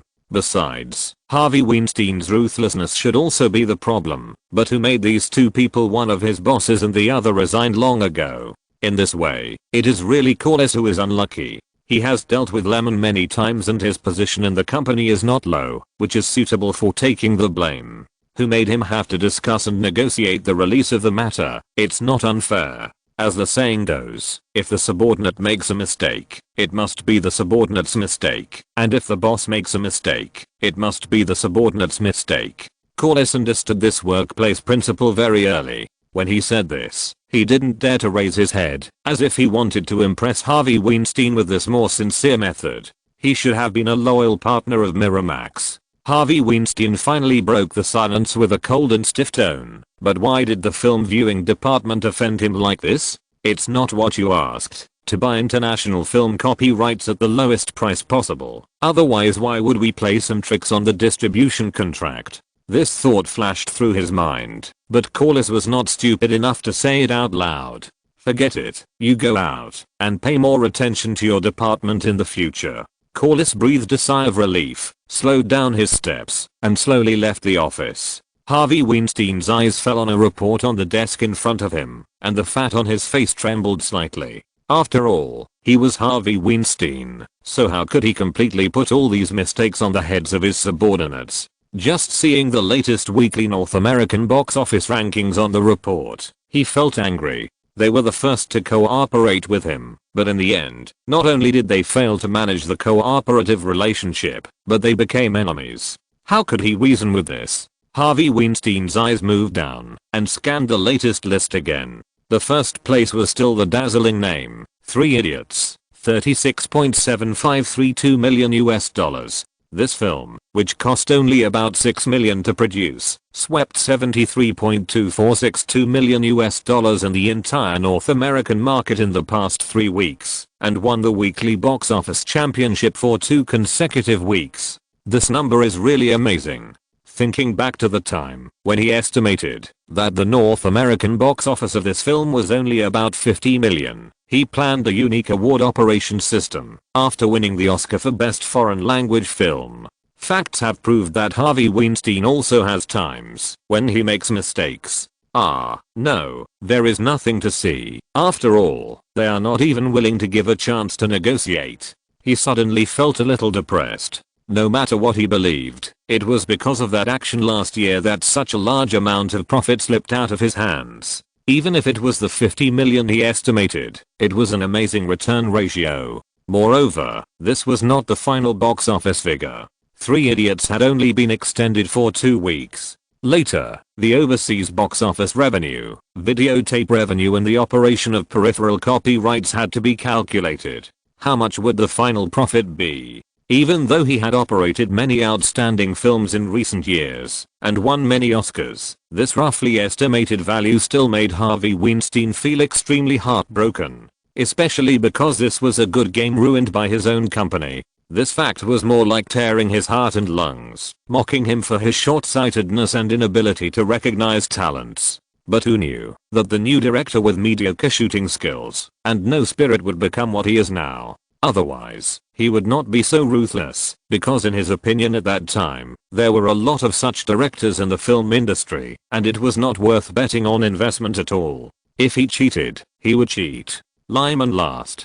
Harvey Weinstein felt uncomfortable when he thought of this name. This little director made him and Corliss play around. On the surface, he seemed to have let go of the past and was willing to cooperate, but in fact, he was tough inside and didn't want to give them any chance. What else did they say? He was a fool. The suffocation in his chest made Harvey Weinstein very uncomfortable. He stood up and walked around twice. Then he came to the French window in the office, let out a long breath, and finally felt better. Will he be the next Quentin Tarantino? Harvey Weinstein crossed his arms and looked into the distance. This thought still emerged in his mind unconsciously. Discovering Quentin, a director genius, has brought Miramax to rapid development, which is his most proud thing. But there is one thing he cannot deny, that is, although Quentin's movies are a feast for film critics and a small number of fans, they are not the delicacies of more general fans.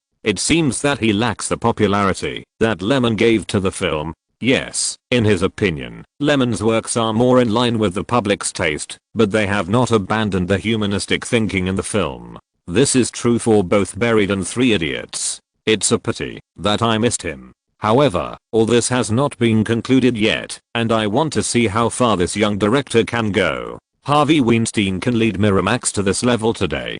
Perhaps the company still has many problems, but he will never give up easily, otherwise he would not let Quentin serve honestly for so long. His temper is even more weird.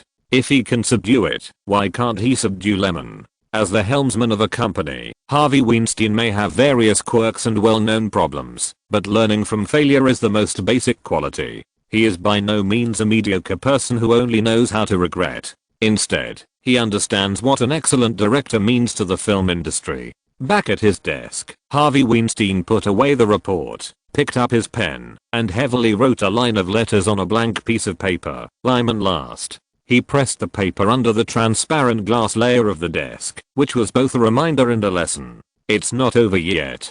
Chapter 67 Specific Benefits. Please recommend and collect. In the second week of April, after the recording and broadcast of the Oprah Winfrey Show, Paramount Pictures and Harp TV both released relevant news pushes. Under the baptism of this popularity, Three Idiots, which had originally seen a slight decline in box office growth, made a midterm effort and won $8.8456 million in 3 days over the weekend. In the end, it once again defended the weekly box office rankings with a score of $12.2342 million. At this time, the film had been screened in 1,320 theaters in North America, and the market performance of Three Idiots after nearly a month was so amazing that Heart War, which premiered this week, was ashamed. In the third week, as other new works entered the theaters one after another, Three Idiots only received $5.3212 million in a single week, and the weekly box office champion ended in 3 weeks, ranking 9th. According to the trend of the box office percentage decline, the potential of Three Idiots in North America is almost exhausted, and Paramount Pictures has gradually begun to reduce the number of theaters where it is shown. The media's attention to Lyman has also begun to cool down, and his reluctance to cooperate is one of the important reasons. For example, Vanity Fair magazine wanted to invite him to shoot a set of photos for the cover and a small interview, but Lyman refused. He would rather stay in the hotel to watch old movies, copy shooting techniques, or think about new movie ideas, rather than shoot photos.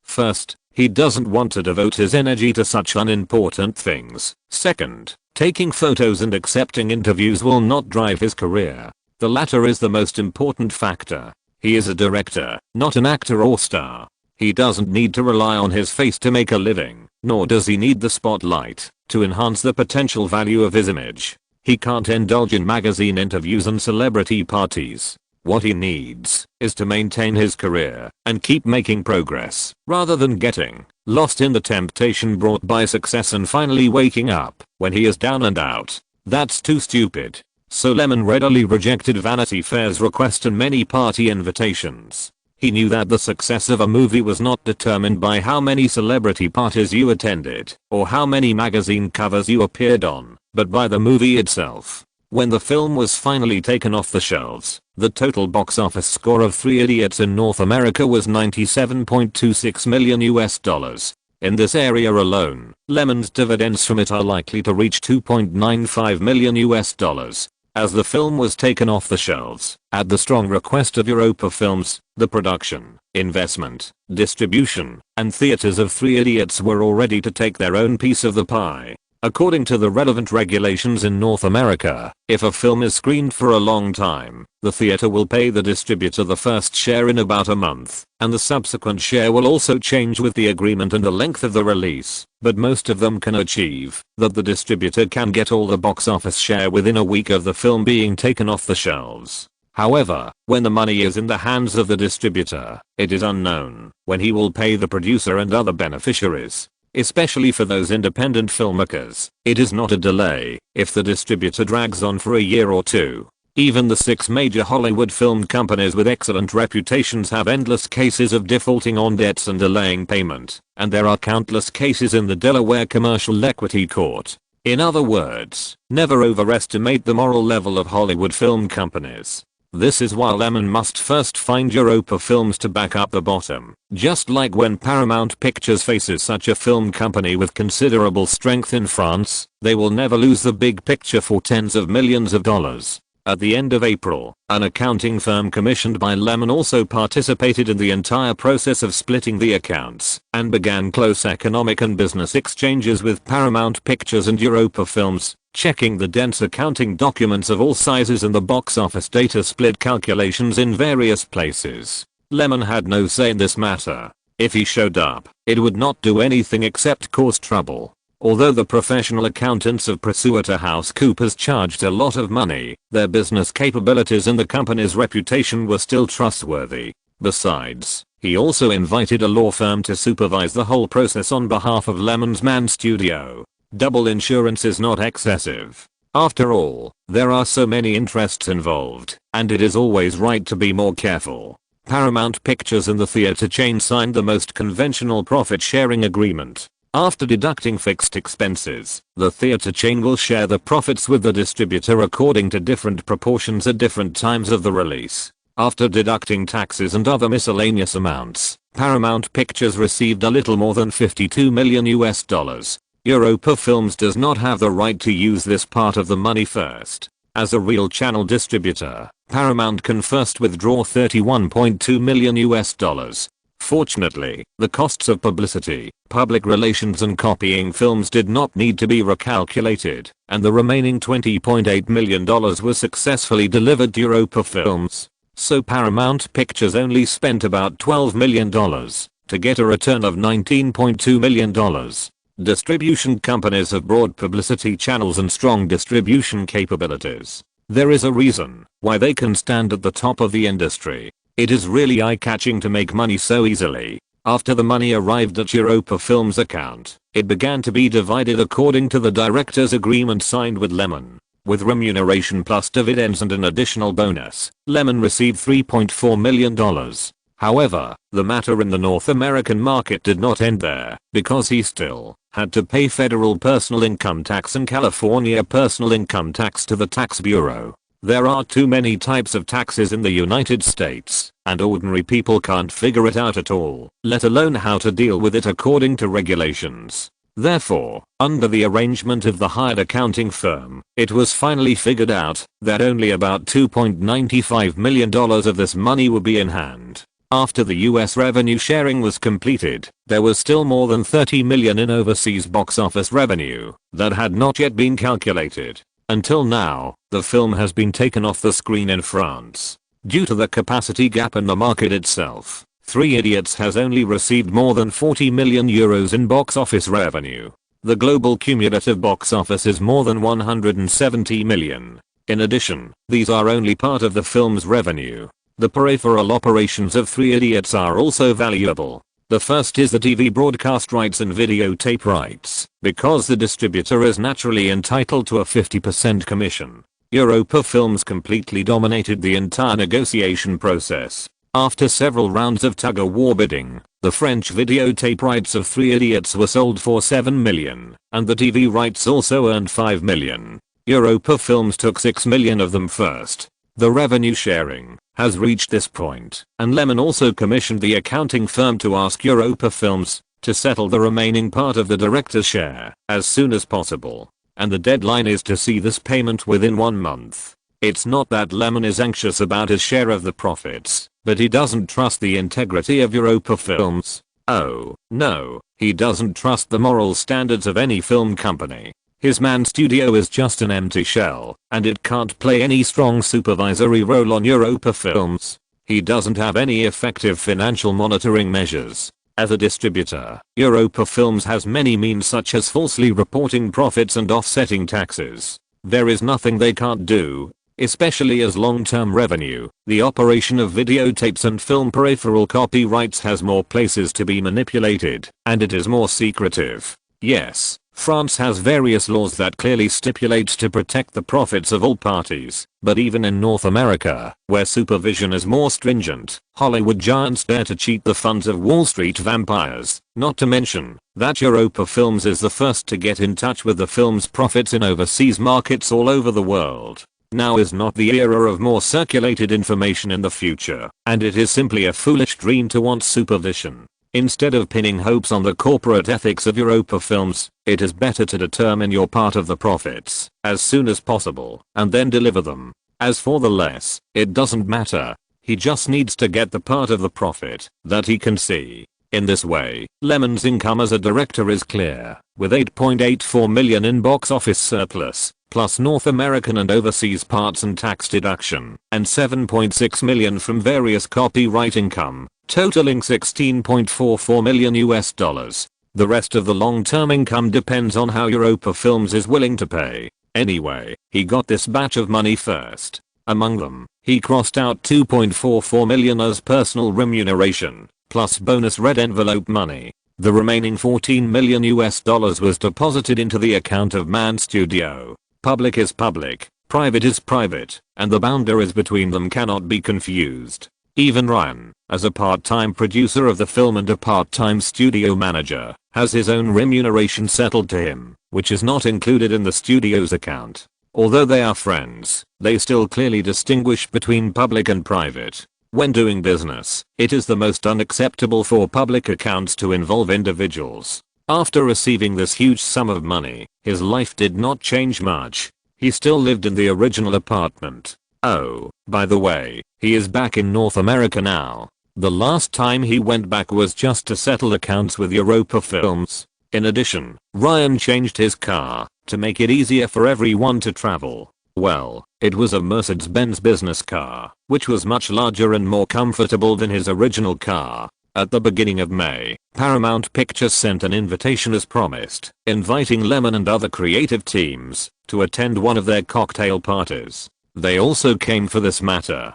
Chapter 68 looks like a cocktail party. Please recommend and collect. In May, the temperature in Los Angeles has started to rise. An extended Lincoln business car was driving on the road, and soon, it stopped in the parking lot next to a hotel. We are finally here. Ryan adjusted his tie and opened the back door. Lemon, Thomas, and George got out of the car one after another, and the next step was to attend the Paramount Pictures celebration reception. Although the lights were already on and the night was shrouded, it was already after 7 o'clock in the evening. But the interior of the hotel was still decorated in gold and jade. Now was the beginning of the nightlife. After showing the invitation, the group, led by the waiter, stepped into the main hall of the reception. As soon as they entered the door, someone came up to greet them. "Hi, everyone." A middle-aged man who looked to be in his 30s shook hands with them and greeted them warmly. Lemon still had some impression of this person, who was an assistant to Tony Slock, the head of the distribution department at Paramount Pictures. After a few polite words, the other party led the way and led Lemon and his party to the second floor. It seemed that he was waiting for them there. Mr. Lemon last. Mr. George. Ryan. Along the way, they were all greeting them, but in Lemon's opinion, except for a few who looked familiar and seemed to be employees of Paramount Pictures, most of them were strangers, and he didn't know why they were so friendly. However, Lemon also knew how to be polite. Although he thought so in his heart, he still smiled and nodded. "Congratulations, Director Lemon." When they arrived at the cocktail party on the second floor, it seemed that the people there were of higher status. In addition to Tony Slock, who Lemon was a little familiar with, there were also a large number of guys who seemed to be very powerful. After all, birds of a feather flock together. Being able to stand with a powerful executive of a top distribution company and talk and laugh, his status must not be too bad. As soon as they met, Tony Slock was the first to greet them with great enthusiasm. Lemon shook his outstretched hand and said politely, "Thank you, just call me Lemon." Although he knew that the other party's attitude was so good and friendly because three idiots brought good value to Paramount Pictures, Lemon still maintained a very polite etiquette. "Thank you very much for the support of Paramount Pictures. Come, let's have a drink first, to fulfill what I said to you that day." Tony Slock took 2 glasses of champagne from the waiter next to him and handed one of them to Lemon. Bang! With the crisp clinking of glasses, the two drank them one by one. Then, under the introduction of Tony Slock, Lemon shook hands with several other senior executives of Paramount who were present. All of these people were smiling, and of course, Lemon was the same. There were waves of social events, and waiters in black kept shuttling through the crowd, constantly delivering champagne to guests in need. After completely dealing with the people from Paramount Pictures, Lemon quickly found an opportunity to slip away. He walked to the balcony on the outside of the reception hall, took advantage of this place to avoid and secretly take a breath. This was actually a very formal reception to win over relationships. Lemon knew that perhaps his successive successes had made Paramount Pictures a little bit thoughtful, and the frequent and very superficial conversations just now could also prove this point. Paramount Pictures wanted Lemon to join their camp. No one would let go of a very valuable director, and it was even more common in Hollywood. It was a pity that Lemon had no intention of doing so. He admitted that Paramount Pictures was stronger than Europa Pictures, and because of this, if he took Paramount's olive branch and joined its ranks, it would not necessarily be better than Europa Pictures. Strength and channels are strong, but the degree of attention may not match. From this point of view, Europa Films has a very obvious benefit. That is, they will pay more attention to Lemon's directing ability than Paramount Pictures, and will even pay more for Lemon's directing conditions. Of course, this may also be his fantasy. Europa Films has no such plan at all. After all this is the result of Lemon's guess, based on his own cognition. Then why not give it a try? If Europa Films does not value him, and is unwilling to pay more, it is not too late for him to change jobs. To be honest, Lemon is still willing to cooperate with Europa Films. After all, the great French director Luc Besson, perhaps based on a director's own cognition, is willing to give creators a lot of freedom on the set. Like George, who was originally a supervisor sent here, he is very easy to talk to, and has always been very helpful to Lemon. This is also a point that Lemon has carefully considered. Otherwise he would not have hesitated to refuse when Tony Slock first tried to win him over. Compared with the strength of his partners, he cares more about his right to speak on the filming of the film. Congratulations, Director Lemon. Before the break was long, another person came over. Lemon forced a smile and said politely, "Thank you." The person opposite him introduced himself. "Please allow me to formally introduce myself. My name is Kevin Hine, an agent." As he said this, he took out a business card from the inner pocket of his suit and handed it to Lemon. Lemon took it and looked down at the business card in his hand. It was a card with a little light blue all over. His fingertips could touch the dark pattern on it, which was quite delicately designed. The chic dark black font revealed a sense of charm. Lemon raised his head and looked at the other person meaningfully.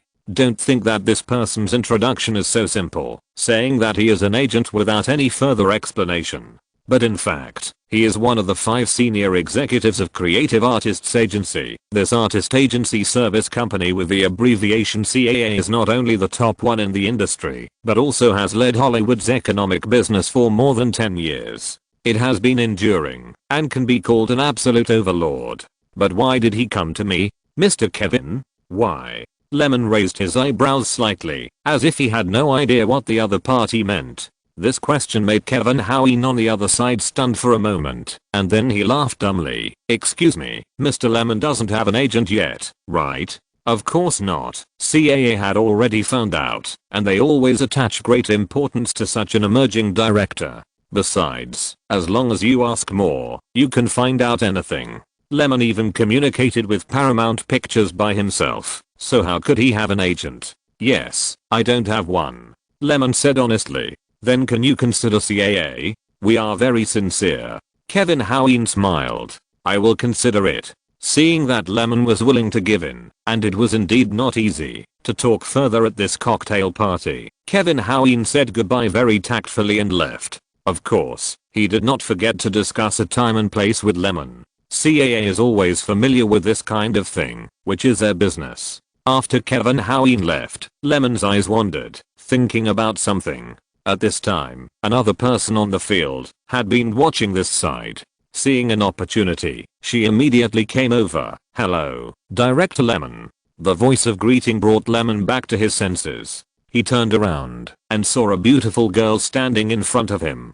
Lemon had seen her familiar face many times in the Dreamers. Sure enough, she spoke again and said a very familiar name. My name is Eva Green. It's an honor to meet you. Eva Green looked at the other party, feeling a little uneasy. She was able to enter this cocktail party because of the help of her mentor at the New York University School of the Arts. She had been thinking about how to enter the entertainment industry. Although she was born in an acting family, she had never gotten any opportunities. Now she is about to graduate, but she still has no qualifications to show off. All she got were either extras or small roles with few lines. By chance, she knew Lemon and knew that he was also French, and he was also a director, the kind with achievements. This gave her a glimmer of opportunity, so she came. Are you French? Lemon pretended to be surprised and pretended not to know him. Well, Eva Green greeted him in French just now. Yes, I was born in Paris, France, and I'm currently studying at an art school in New York.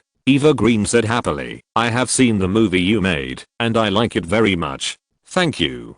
The two chatted about everything under the sun. Most of the time, Eva Green was chatting about family matters, talking about interesting stories about France, and Lemon catered to her and matched the content of the topic. He didn't know why the other party came to get close to her like this, but it didn't prevent Lemon from pretending to be from the same country as her and being particularly friendly to her. The cocktail party was gradually coming to an end. Ryan looked at Lemon, who was chatting happily in the distance, and said, okay, let's go first. Don't worry about that guy. George nodded and pulled Thomas to follow him. This idiot just wanted to go over to inform Lemon that they were leaving. Wouldn't this ruin the atmosphere? So George decisively stopped Thomas from being stupid. Lemon was very cooperative with Eva Green and even accompanied her to the hotel parking lot after the hotel was closed. The girl called a taxi and said to the driver, West Hollywood, Fairmont Community. Come to my house for a cup of coffee. This is what she said, and Lemon agreed.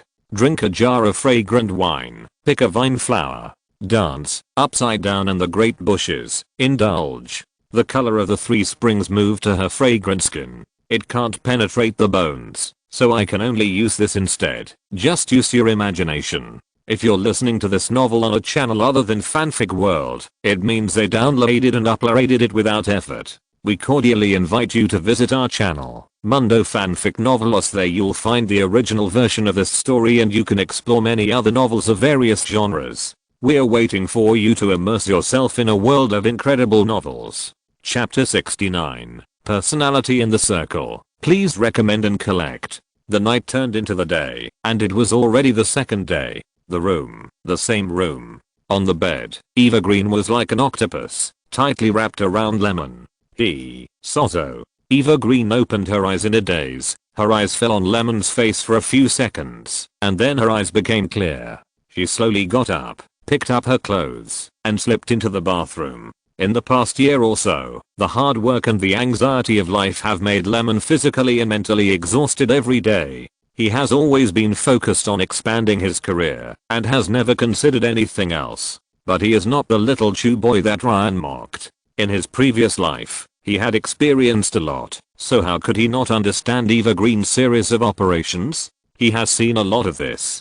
Perhaps the society as a whole in many regions tends to be conservative, but this does not include the entertainment industry. This industry is different from many circles, and there is no way to use normal social standards to require and regulate people and behaviors in this circle. Lemon also woke up, thinking that there was no touch and oppressive texture beside his body. He first looked around, but couldn't see Eva Green, but he didn't think much about it. He stretched comfortably and prepared to get up. It has been a long time since I slept so comfortably, and my mental and physical condition seemed very good. He took the clothes thrown at the end of the bed, picked up his pants from the ground, and put them on neatly. He walked out of the bedroom and followed the sound coming from the right direction to the door of a kitchen.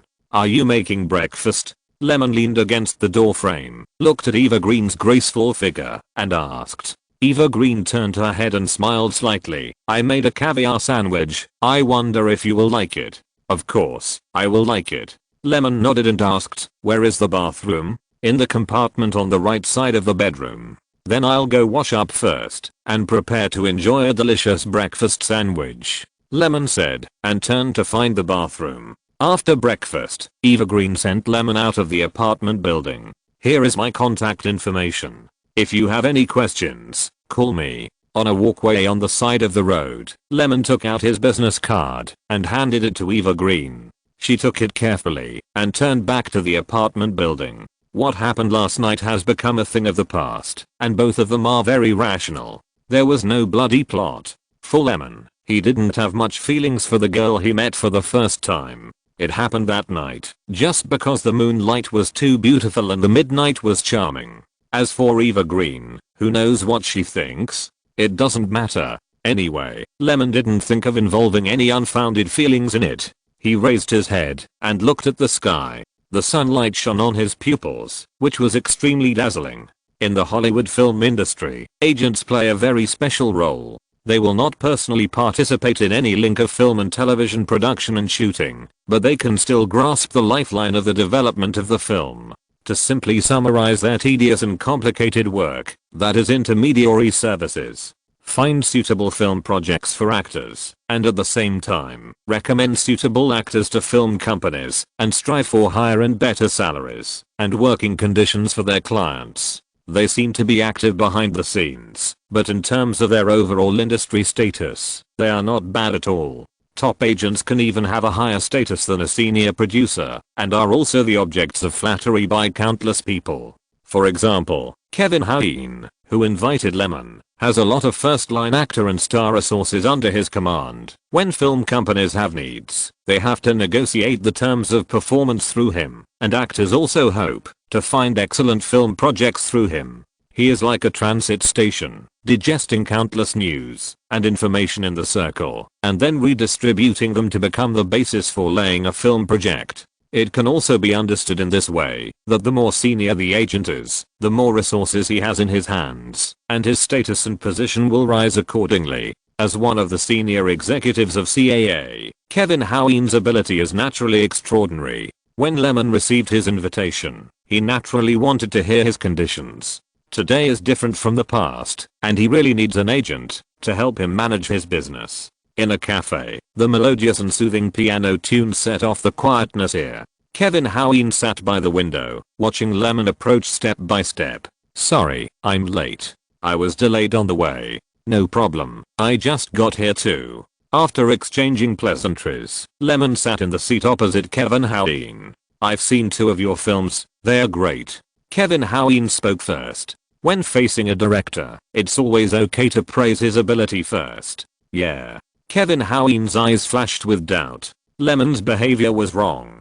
"Are you not happy at all with the compliment just now?" His expression was so calm, as if I was talking nonsense. "As I said yesterday, we at CAA are very sincere in inviting you to join." "Haha, really?" Lemon's answer was still calm. At this time, he thought in his heart, what's the use of just saying sincerity verbally? Come up with something practical. We CAA is the largest agency in Hollywood, occupying most of the high-end actor market. As long as you join us, our resources will definitely give priority to you. Kevin Hoween said his conditions, but his eyes were still on Lemon. He still smiled with the corners of his mouth raised, and did not make a comment during the period. He was so indifferent. Was it because he did not have a clear understanding of his identity, or did he have a plan in advance? Has another agency met with him privately? Or did he not have an accurate understanding of the importance of an agent, and thought that he could handle his directorial affairs without an agent? However, this did not seem to be important. The choice between an agent and a client is a two-way process. Both parties hope to find a better partner and seek greater benefits together. So no matter what, just give the conditions first. As for how to choose, that is their business. CAA does not have to have him. Without him, CAA will still be CAA. This is the confidence of a top agency. How is it? Are you satisfied with our terms? Lyman did not answer the question immediately, but paused for a moment and said seriously, "Can I tell you what I think? Please. I'm not very satisfied with your package service." Lyman said calmly, "You just said so much, many of which are in line with my wishes, and I really don't want those tedious negotiations to delay my time. But the most favorable one you said is exactly what I dislike the most." "Oh, why?" "The service we provide can allow you to concentrate more on your directing career. Isn't that what you need? But I like to form a filming team myself, which completely conflicts with this one." Indeed, any director with a strong desire for control will not be satisfied with this. According to CAA's package service, it is still unknown whether the crew belongs to the director or CAA. No one wants to be just a shooting puppet, and Lyman is even more unwilling. Not to mention that he has achieved some results now. Even if he doesn't, he will not agree to such a request. Can you imagine that more than half of the entire crew is from CAA? We can discuss it, and you can also talk about your conditions. With Lyman's ability and status, it is enough for CAA to pay more. Kevin Howe had considered it before coming. Such a director joining CAA can bring more than just a little commission on revenue, but also a lot of opportunities to appear in movies. There are so many roles, CAA can quickly get it done, and the asking price is fair, so it won't be unhappy. This will never be a bad thing for the actor clients under CAA. And this is something that any director can consider clearly. Between the pros and cons, it depends on each person's choice. First, I don't want the agency behind me to interfere too much with my crew. Second, the agency can't interfere with my private life. Kevin Howe smiled. "You are a director. We will not interfere in your private life at all, nor will we make any requirements on your partner and other personal aspects." In addition to the first point, there are still some doubts. The second point, I can completely agree on behalf of CAA. Lyman is not a star, and there is no need for CAA to carefully maintain his image. Also, what do you think interfering with the crew means? You can provide the actors information, but whether to use it or not is entirely up to me. You can't force people into the crew. How about that? Can you agree? Kevin Howe hesitated and didn't answer. According to this statement, the agency can only be in a very basic service position. I need to think about it. Well, let's stop here today. The two shook hands in a friendly manner, and then parted ways. For Lyman or Kevin Howe, this kind of thing is not urgent, and no one will rashly agree to it just by listening to a series of initial checks issued by the other party. Just like a film company will strictly review the films to be approved, this also requires a process of mutual inspection for both parties. Whether it is CAA or other agencies, Lyman will not make a decision easily. He needs service, but he cannot give up his own conditions, otherwise he would rather not have an agent to help him manage his business. Chapter 70 Script Finalization. Please recommend and collect. After leaving the cafe, Lyman returned to the hotel he rented. As if he heard some noise, not long after Lyman entered the room, there was a knock on the door. He opened the door, and it was Ryan standing outside. Where did you go last night? That girl. He smiled lewdly. It has nothing to do with you. Lyman's very tough answer also made Ryan further confirm his guess. Okay, when did you learn to do this? It never happened before. Ryan seemed very curious. For his good friend, he had never found any girls in 4 years of college, let alone staying out all night. Do you like to pry into my privacy so much? Lyman sat on the sofa and said with a playful look on his face. I'm just curious, you know. I want to know why you suddenly got the hang of it and understand the feeling. Then do you understand? I understand. Ryan then said, okay, no more jokes. I've almost finished the outline of the script you mentioned, except for a few scenes depicting the war, which I can't write. I consulted my mentor, but he didn't have any good ideas, so you have to figure it out yourself. As he said that, he took out a manuscript and handed it to Lyman. This was the script he commissioned Ryan to complete the day before yesterday. Lemon opened it and read it carefully. To be honest, the story structure of Fury is relatively simple. It is still a group play, which can be roughly regarded as the 5 main roles, that is, the 5 soldiers driving the same tank. In May 1945, World War II was coming to an end, and there was only 1 month left before Hitler committed suicide. But the Allies did not know that the German *** troops would surrender like that. In their eyes, the devil who clamored to throw children and women into the battlefield even at the last moment. Everyone is a soldier. The word surrender seemed to never appear. The Allied forces crossed the Rhine and began to penetrate deep into the heart of Germany. The German army had a strong sense of resistance and fought more frantically. The tank unit where the sergeant was located had just experienced a head-on encounter, and the lookout and his squad died unfortunately.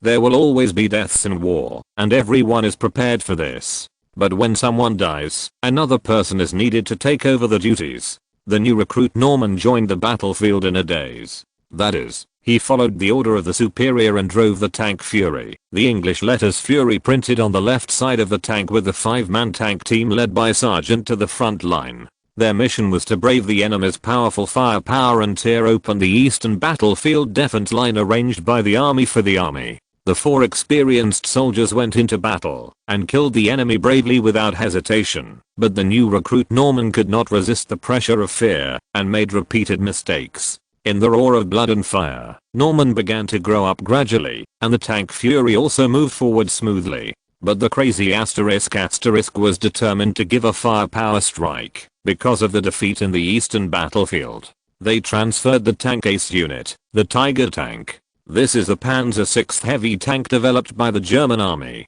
The long barrel is 88mm, and the wide track plate can support the huge body with a total weight of 57 tons. And unlike the early German tanks that emphasize the balanced development of the 3 indicators of mobility, protection, and firepower, the Tiger tank was born for the sense of attack. Since the day it was developed, the armor thickness was fully improved, and the front vertical reached 102mm. The firepower was outstanding. Although the mobility was not strong, the idea of becoming an extremely powerful fortress was successful. Moreover, the Tiger equipped with an 88mm KWK-36L56 gun, the powerful firepower range and armor penetration can be shot at 1,000 meters away. It is also the land warfare ace in the hands of the German army. It often takes dozens of light tanks to destroy a Tiger tank, and it is also synonymous with fear in the eyes of the Allies. In the end, well, the Allies won. This is the content of the script that has been written. As for the battles in the middle, because Ryan has not been exposed to relevant materials, they are all blank. But it's okay. At least the literary drama is well written, which is also what Ryan is best at. The lines and language expressions of the characters always appear vivid.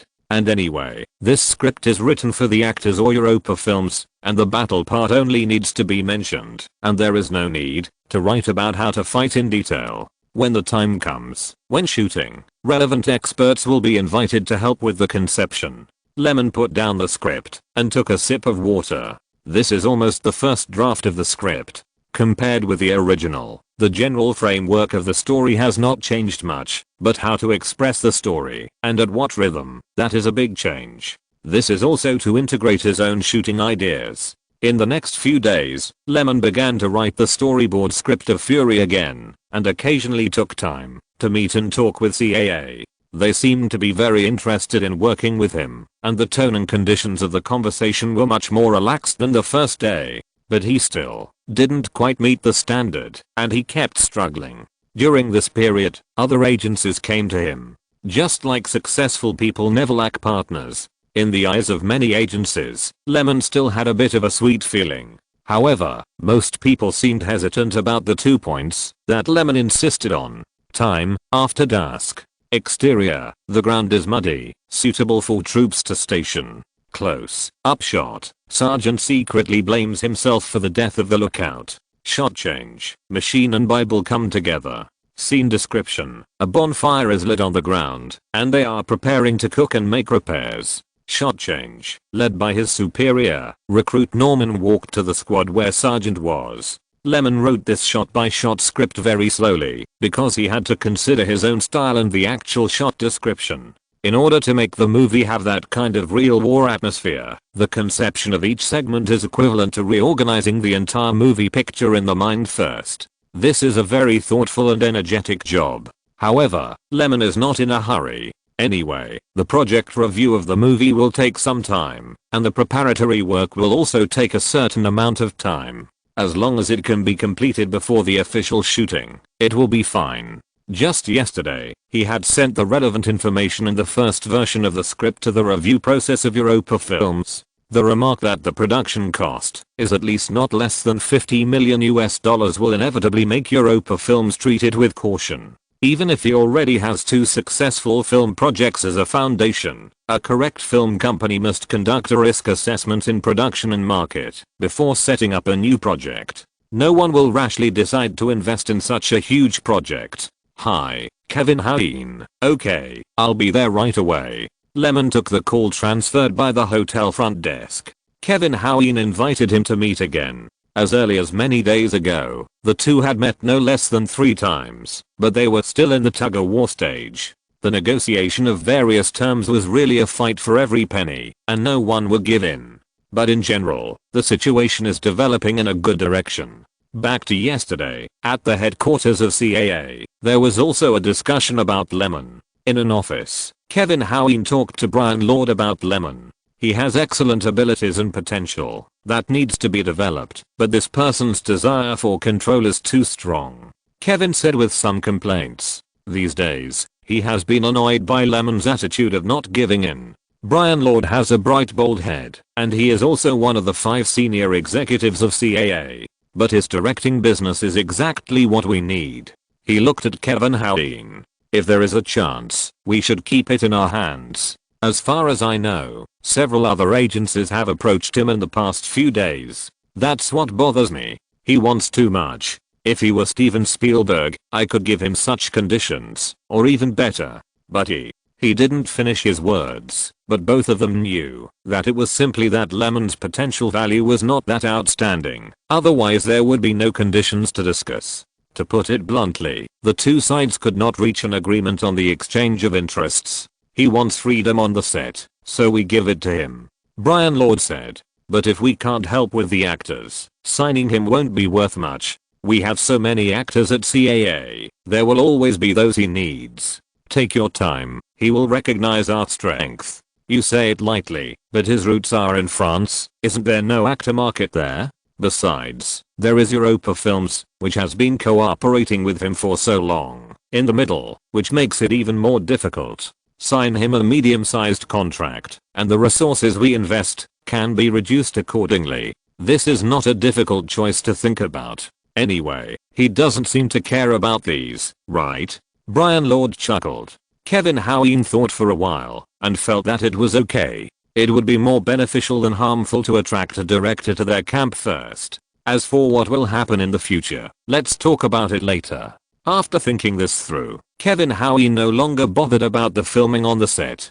As he said, Lyman was a French director and didn't seem to need CAA very much. The industry resources that made them famous in the eyes of others have replacements, and the Europa Films is more trustworthy than them. When they met again, Lyman found that Kevin Hoween was much easier to talk to. He also promised not to interfere too much with Lyman's rights as a director on the set. With this point agreed, the rest will be easy to handle. The main point of disagreement was the freedom of filming. Happy cooperation. The two shook hands in a friendly manner and agreed to go to CAA's headquarters next time to sign a formal agent contract. Chapter 71 officially achieved. Please recommend and collect. Unlike producers, who can take care of their own work, directors, screenwriters, actors, etc. all need to deal with film companies, so they need the help of agents to negotiate contracts, box office dividends, interests, power on the set, and a series of other matters, including work contacts, chores, media public relations, etc. This may not be a necessary choice, but it is the most correct choice. After all, a person's energy is always limited, and a person's ability is also limited. Some things cannot be easily solved by one person. The emergence of agents or brokerage companies is very necessary. They are very professional in these things and know how to deal with the departments of major film companies. The rich resources in their hands can also provide customers with better needs. Of course, Lemon doesn't need those. He just wants an expert who can help him deal with trivial matters at work or communicate and negotiate problems. So, yesterday, after reaching a verbal agreement with Kevin Howe, Lemon commissioned a lawyer and the two came to CAA's headquarters, a business building in Century City. Enter the elevator and go up to the 8th floor. After getting out of the elevator and explaining the purpose of the visit to the front desk staff, the two followed into a large and luxuriously decorated reception room.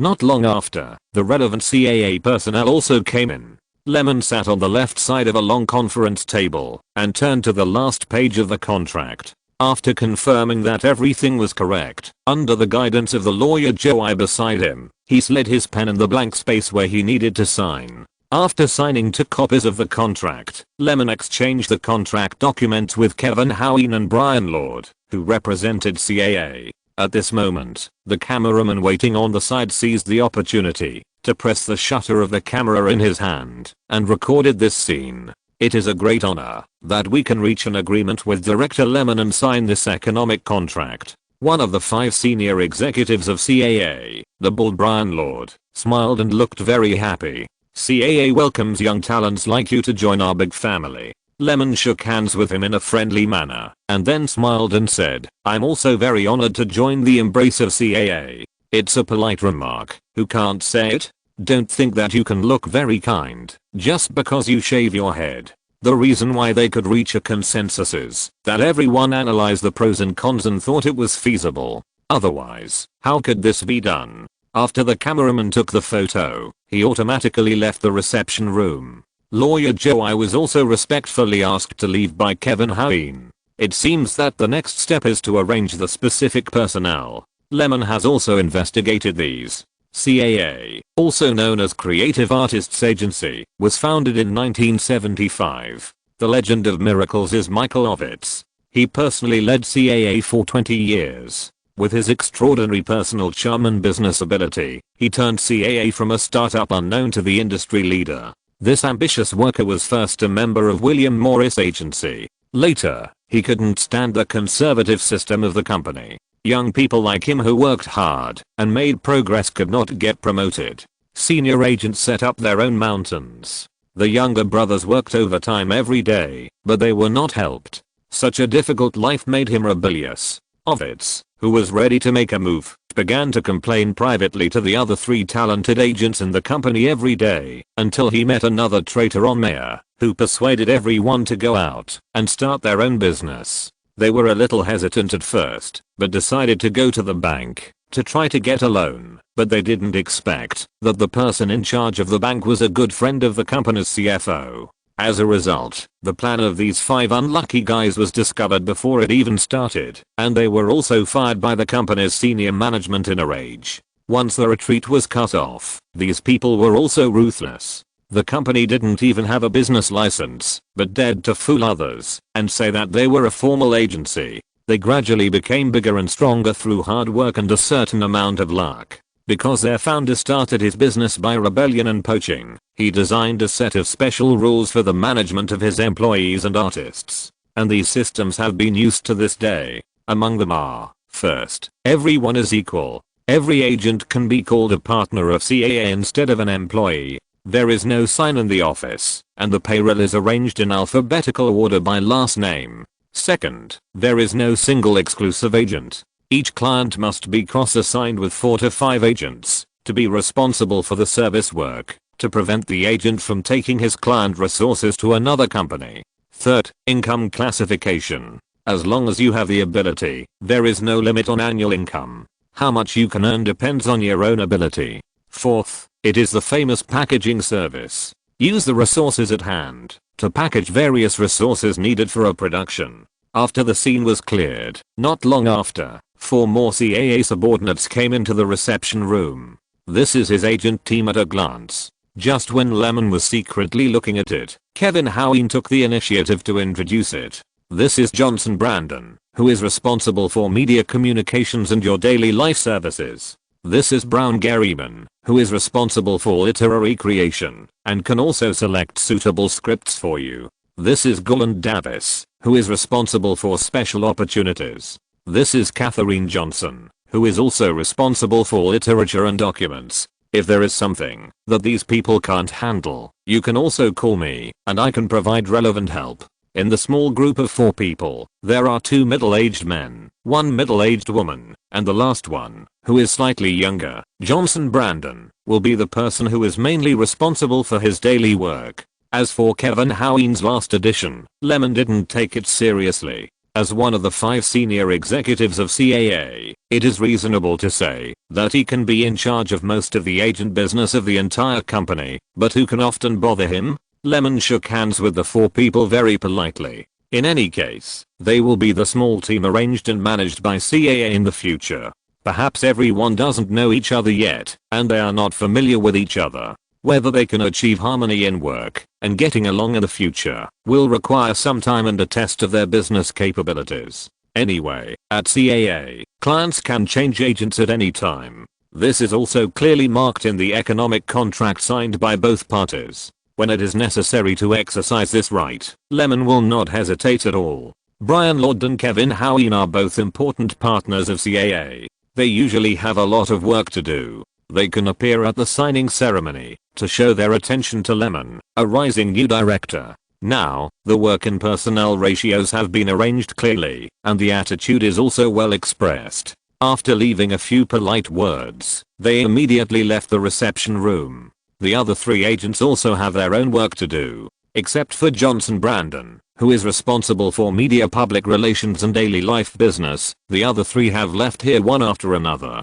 Mr. Lyman, although Johnson Brandon is the youngest among these people, his work attitude is impeccable. In a short while, he entered a state of considering the client. Is there anything you need me to do recently? Of course. Since the contract has been signed, and he is willing to pay the 10% commission, deducted from Lyman's personal film remuneration or work remuneration, Lyman will definitely not be polite. I have a new project recently, and I need you to help me negotiate. Johnson Brandon immediately took out a pen and notebook. Any specific needs? Lyman thought for a while. Try to help me increase my salary. Oh, one more thing. I want to inject capital into the new project in the name of the studio and collect a proportional return on the box office. Yes, there is no one who is not tempted by the profits generated by 3 idiots. CAA is willing to win him over because of this. As for Lyman himself, he can only get a few $1,000,000 from that huge profit.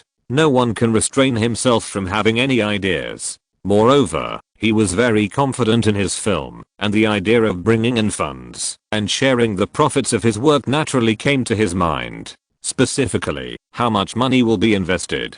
Well, the specific amount. Lyman thought about it carefully again. There are about $20 million in the studio's account now, all of which were accumulated from Buried and 3 Idiots. Money, of course, can't be spent all of it. Even if he is very confident, it's better to be safe than sorry. If he really loses money, it will probably be a failure again. Therefore, he has to leave a startup capital, tentatively set at $8 million, so there will be $12 million left. However, it is estimated that Europa Films will not agree with such a large amount. After all, the total investment budget of the new project is only $50 million, and he has secured nearly a quarter of it by himself. How can others play with this estimate? Lyman said, let's talk as much as possible. The bottom line is $5 million. I have to bring at least $5 million into the group, and I have to share the relevant profit ratio. Well, I will follow up on this matter. Johnson Brandon put away his notebook. If there is any news, I will inform you as soon as possible and discuss it with you. He took 2 steps closer. If there is nothing else, then I will take my leave first. I still have some business handover work to deal with. Goodbye. Lyman shook hands with him and watched him leave politely. When time passed to the next day, Lyman took Ryan and his group and boarded a plane with CAA's agent Johnson to Paris, France. Europa Films passed the project review and started preliminary negotiations with Lyman on the movie Fury. Chapter 72 different from the past. Please recommend and collect. Johnson Brandon, carrying a briefcase, calmly followed the front desk manager of Europa Pictures towards the conference room. He restrained his steady rhythmic exhalation and inhalation to calm himself. The next battle was a tough one. Whether he could pass the test and successfully take over Lyman's personal agent business depended on the results of this negotiation. Johnson knew very well that he had no friendship with the client. If he did not have the corresponding ability, it would only be a matter of time before he was replaced and eliminated. Therefore, this time he had to go all out, not only for his commission, but also for his future.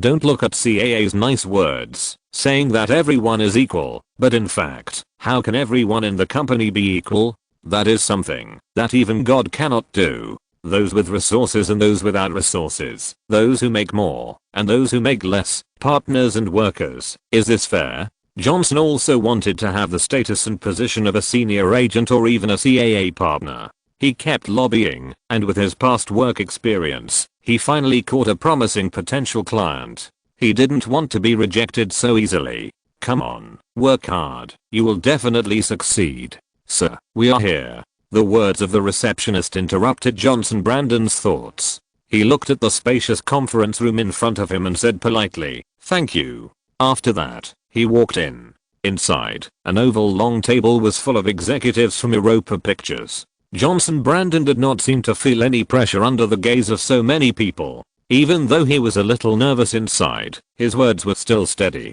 "Please allow me to introduce myself. My name is Johnson Brandon. I'm from CAA, and I'm currently the agent for Director Lyman. Where is Mr. Lyman? Isn't he coming?" An executive spoke. "My client has some trivial matters to deal with and cannot spare the time. Today, I will be responsible for the filming of the corresponding cooperation project." Johnson Brandon chuckled and skipped this question. That was not related to the negotiation conditions. Of course, Lyman would not show up here. Negotiating terms would be a war without gunpowder. Negotiating the distribution of benefits cannot be a king versus king from the beginning. Wouldn't it be better to leave a buffer? In order to avoid hurting the relationship between the two parties, who had worked together before, right? Unless the deal was really done, Lyman would not show up at all. This is also where he felt that having an agent was useful. Otherwise, he would not have waited until he had reached a formal agreement with CAA before returning to France to deal with this side of the matter. It was quite good to have a shield. "What are your terms?" another executive asked. Since Lyman was unwilling to show up, the corresponding cooperation issues still had to be discussed. Their company had reviewed the project prospects of the movie Fury and felt that the possibility of profit was very high. "Our terms are not complicated."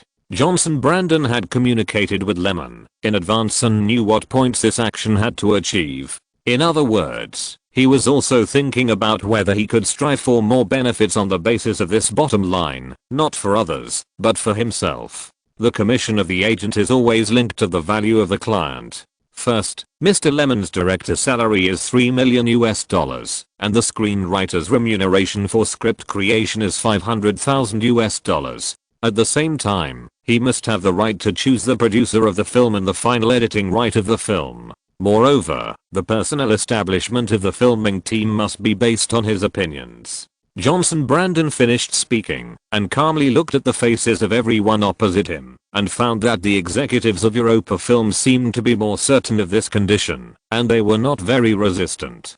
Come to think of it, in the filming of the last movie, the above-mentioned studio power was also delegated to director Lyman by Europa Films, which is why Lyman has a good impression of Europa Films. Now, except that the director's salary has increased from $200,000 to $3 million at the beginning, there is not much change. Moreover, after all, he has achievements, so it is really understandable to increase his salary. Europa Films has also taken this into consideration. They sat quietly, without any fluctuations in their hearts, and even wanted to laugh a little, because when the director's salary was announced, they felt that it was not high, and did not touch the bottom line of Europa Films at all.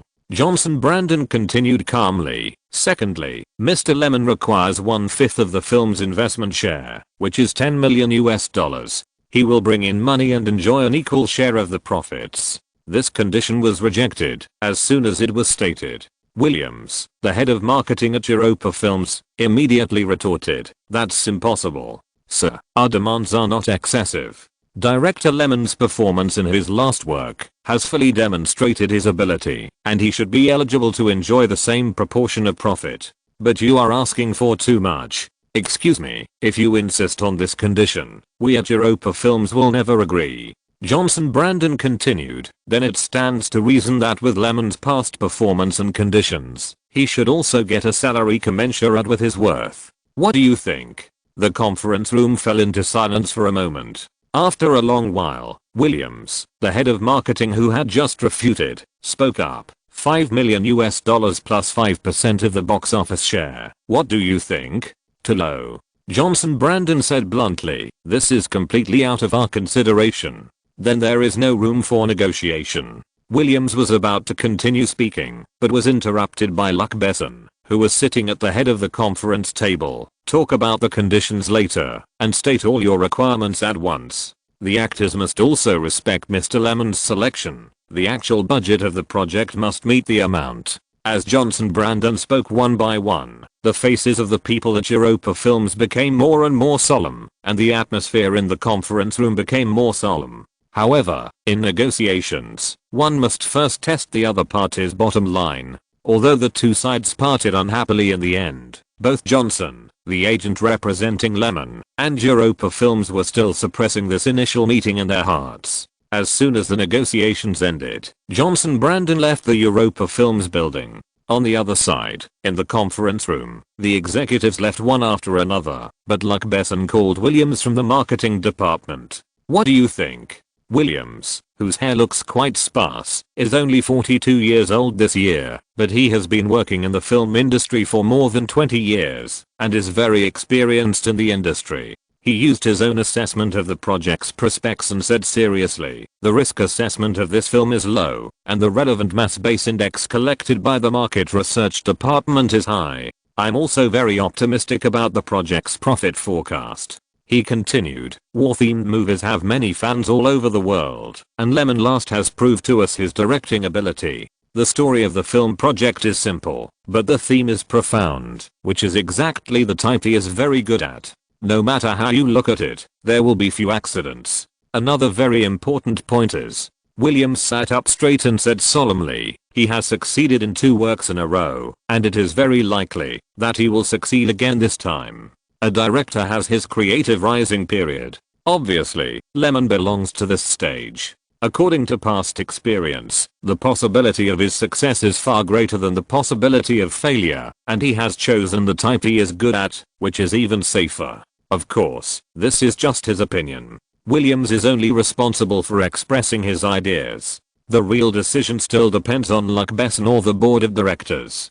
So, you are very optimistic about the profit prospects of this movie?" Hearing Luc Besson's words, Williams nodded. "Yes, I can't think of a well-made war-themed movie that would be neglected by the market." Luc Besson nodded slowly in agreement. "What do you think of the conditions he wants?" "The production cost is $50 million, and the investment amount is indeed not small, but for us, it is not something we can talk about openly." "But," Williams' tone became heavier, "they actually want to get a piece of the pie, and they are asking for a huge amount, and they directly want to take 1/5 of the profits. This is something I will never agree with. I don't think Europa Films needs to share the profits with them. What's the solution to the negotiation? If $5 million plus 5% of the box office revenue still can't satisfy his appetite, we can appropriately increase his director's salary, but there must be no room for negotiation in other aspects." Williams thought very simply.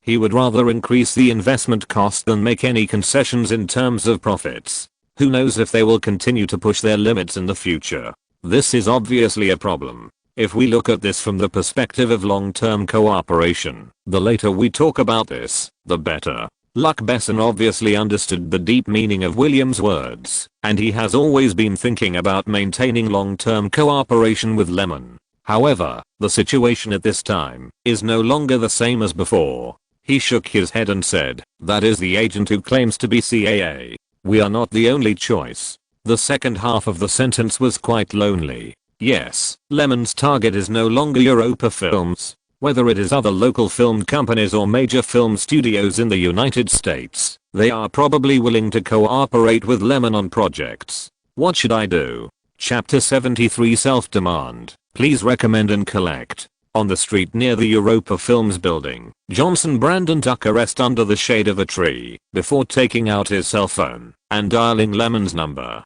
Beep. Not long after the prompt sounded, a voice came from the other end of the line. How are the negotiations going? Lyman, who was still in his apartment in Cannes, put down the pen he was using to draw the storyboards for the film and continued. Did Europa Films agree to our conditions? Not yet. They seem quite dissatisfied with the investment in the group, and they even want to increase your director's salary in exchange for us giving up this part of the negotiation. How much increase? $5 million plus a 5% share of the box office, and if we give up the investment-based cooperation plan, I'm confident that I can get a better deal on this part. Oh, impossible. I won't give up on this either. Hearing the resolute answer from the other side, Johnson Brandon stroked his forehead, his tone suddenly serious. Then we have to be prepared to carry out the difficult work during the negotiation process. Don't worry, I'm mentally prepared for this. Then I can spread the word. Now that the new project has reached a deadlock with Europa Films, and use external pressure to further force them to make concessions. Okay.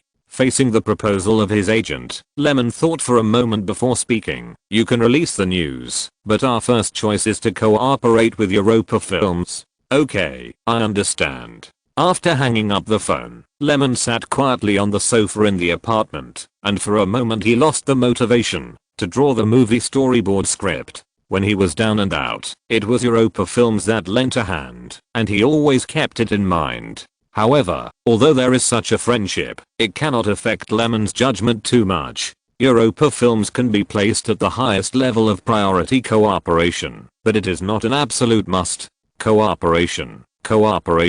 Always make both parties satisfied. Just blindly let yourself retreat. What kind of cooperation is that? Both of his works have brought the other party a return far exceeding the amount of investment. He does not owe anything, and he just wants relatively fair cooperation conditions. There is nothing wrong with this. At the same time, in the meeting room of Europa Films, Luc Besson was still discussing cooperation with Williams, the head of the marketing department. He said with emotion, I went through the same thing in the past. As a human being, everyone will think about huge profits. He wants more ideas, which I can understand very well. Who would like to see that the value created is less than a few tenths of the profit in their hands? The boss's words set the tone for the topic. Williams continued, but he wants too much. 1/5 of the profit share is really. He thought for a long time before he uttered, a bit too presumptuous. Don't the channels, publicity, distribution, and media public relations we use to promote the film require energy and cost? We have finally got to the situation we have today. Aren't the manpower, material resources, time and financial expenses spent during this period considered a manifestation of resources or value? I don't think he can be on an equal footing with us with just one directorial work. Hearing the ubiquitous resentment in his old friend's words, Luc Besson laughed heartily. Negotiation? He didn't stick to this condition. Maybe he doesn't want so much. I don't think he thinks so. He asked for a 1/5 share right away. He's really so impressive. Okay, let's keep in touch. If they want to bring in money, they basically have no way out. We should be mentally prepared. As long as it doesn't exceed $8 million, we can still negotiate. This is our bottom line. Williams said helplessly. Okay, I understand. I will try my best to get more. 2 days later, Johnson Brandon reported the results of the second round of negotiations with Europa Films. Although the negotiations still failed, the tone was slightly relaxed. The news that the negotiations were deadlocked, which was released at the beginning, gradually reached the ears of several other film companies. First-tier companies such as Paramount and Warner, as well as second-tier film companies such as Artisan and Miramax, have expressed their willingness to cooperate, which has increased the burden of Europa Films in the negotiations. As Johnson Brandon expected, with Lyman's past achievements, there will definitely be no shortage of partners. After another round of negotiations, the situation was even more favorable to Lyman. Europa Films agreed to the conditions of bringing in funds. Now the deadlock is undoubtedly the issue of capital share and the proportion of income. Just as Johnson Brandon was secretly cheering himself up and trying to get the next negotiation, loosen up a little money and successfully negotiate the conditions for this cooperation, CAA headquarters called. Back to the day before, just as many film companies were optimistic about the prospects of Lyman's new project, CAA naturally could not ignore this aspect. And after the latest news from the front agent Johnson Brandon, they also knew more inside information than others. In the CAA headquarters in Century City, Los Angeles, the atmosphere in the conference room was even quieter. Brian Lord was asking his assistant to distribute documents to many senior agents including Kevin Hoween. These were the relevant materials carefully compiled by their research department. After all, the achievements of three idiots were still vivid in people's minds, and no one could remain unmoved. Even though Johnson Brandon had said that the negotiations with Europa Films were on the right track, it could not stop everyone from having some different ideas. The information was quickly distributed, full of detailed insights into Lyman's career as a director, comparisons between the market returns and investment amounts of the works he directed, and some internal statements about the new project. Take a look, Brian Lord said slowly. Our people are already helping Lyman negotiate with Europa Films. Although we haven't gotten the final result yet, I think it won't be too far for the two sides to reach a cooperation. Let me add one more thing. Kevin Hoween also said, it is said that Paramount Pictures also has ideas for the new project. Think about it. Can we take this opportunity to get involved? Didn't they say that their negotiations went smoothly? Do we have a chance? A CAA executive asked doubtfully. In this world, as long as there is enough interest, can we not find an opportunity to get involved? The key issue now is what price we can pay to get the qualification to enter the game, another executive retorted.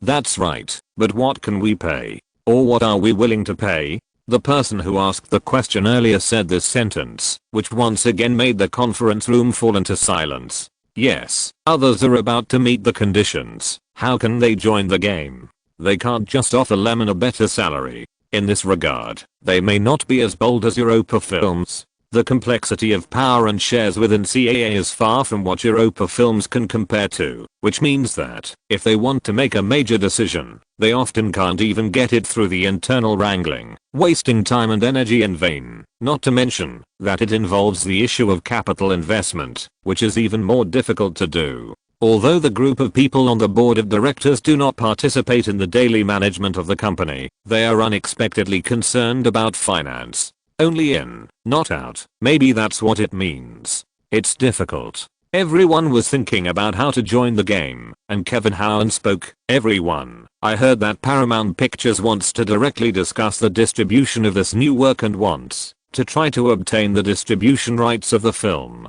At the very least, they must strive for channel rights in North America. This may be an opportunity for us. What do you mean? Someone asked. Join Paramount Pictures to negotiate with Europa Films to get in. But Paramount doesn't seem to have any use for us. Will this work? Someone else expressed doubts. Don't they have a project that they want us to provide convenience for? Promise them, and in the joint action, only ask for short-term box office income, and don't participate in offline and peripheral income from film copyright operations. I think, in this way, they are likely to agree. Is it worth it? After all, you have to pay so much just to get a short-term benefit. As long as this movie can be as good as his previous work, it will be worth it. What's more, Lyman's agent contract is signed in our company, which is also a disguised investment. Kevin Hoween continued. Moreover, in my opinion, the project that Paramount Pictures wants to operate, although the market prospects are average, is not without a way to get in. Providing a little convenience and striving for this opportunity to get in my opinion, is still very worthwhile. What do you think? Brian Lord said. This is where everyone present needs to express their opinions. I agree. Second, I think there is a problem. A series of attitudes have made their respective opinions clear. Brian Lord made a summary. 10 votes to 2. Kevin's proposal is passed. Now, contact Paramount Pictures immediately and release our intention to work together to submit a request to Europa Films. If there is nothing else, let's adjourn the meeting. Brian Lord said, and he was the first to stand up and leave the meeting room. The action to fight for it has begun. Chapter 74, Negotiating the Terms. Please recommend and collect. Lyman dragged his suitcase and walked into a hotel. After checking in, he came to the door of another room.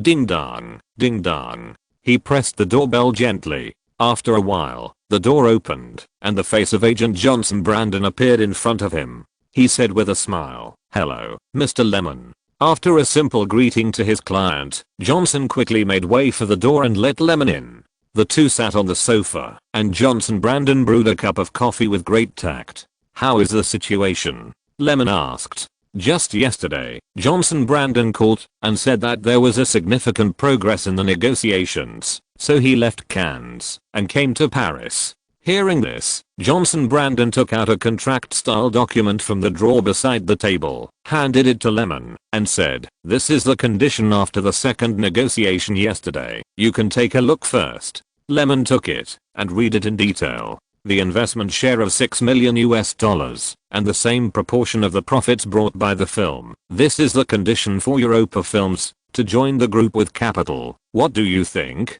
Johnson Brandon asked with a smile. He felt that his efforts in the past 2 weeks were not in vain, and he still achieved great results. At least it can be regarded as a preliminary completion of the client's ideas. You did a good job, Johnson. Lyman praised from the bottom of his heart. There is another point, you should pay attention to it. Although Europa Films agreed to join the group with capital, this part does not involve the profits of the film 3 years after it is released. I understand. Lyman nodded to show that he understood. In fact, he did not think about owning the copyright income of the film for a long time. Because according to the general operation of movies, if he shoots a movie, the copyright of this part is in the hands of the production company, that is, Europa Films. How can he share the long-term income 3 years after the film is released? Afterwards, the two discussed some cooperation conditions that need to be guarded against when contacting Europa Films. Johnson Brandon was very enthusiastic and even passionate about this. After all, no one could be calm in front of Franklin. Seeing that the cooperation was about to be reached, he would soon get a 10% share of Lyman's salary. In addition, he could get 1% of Man Studios' investment income. This made him pay attention. After discussing closely for most of the afternoon, Lyman returned to his room. On the second day, Lyman, Johnson Brandon and a lawyer who had been entrusted arrived at the headquarters of Europa Films in advance according to the agreed meeting time and place. The person who was responsible for receiving them was the senior director of Europa Films, Luc Besson.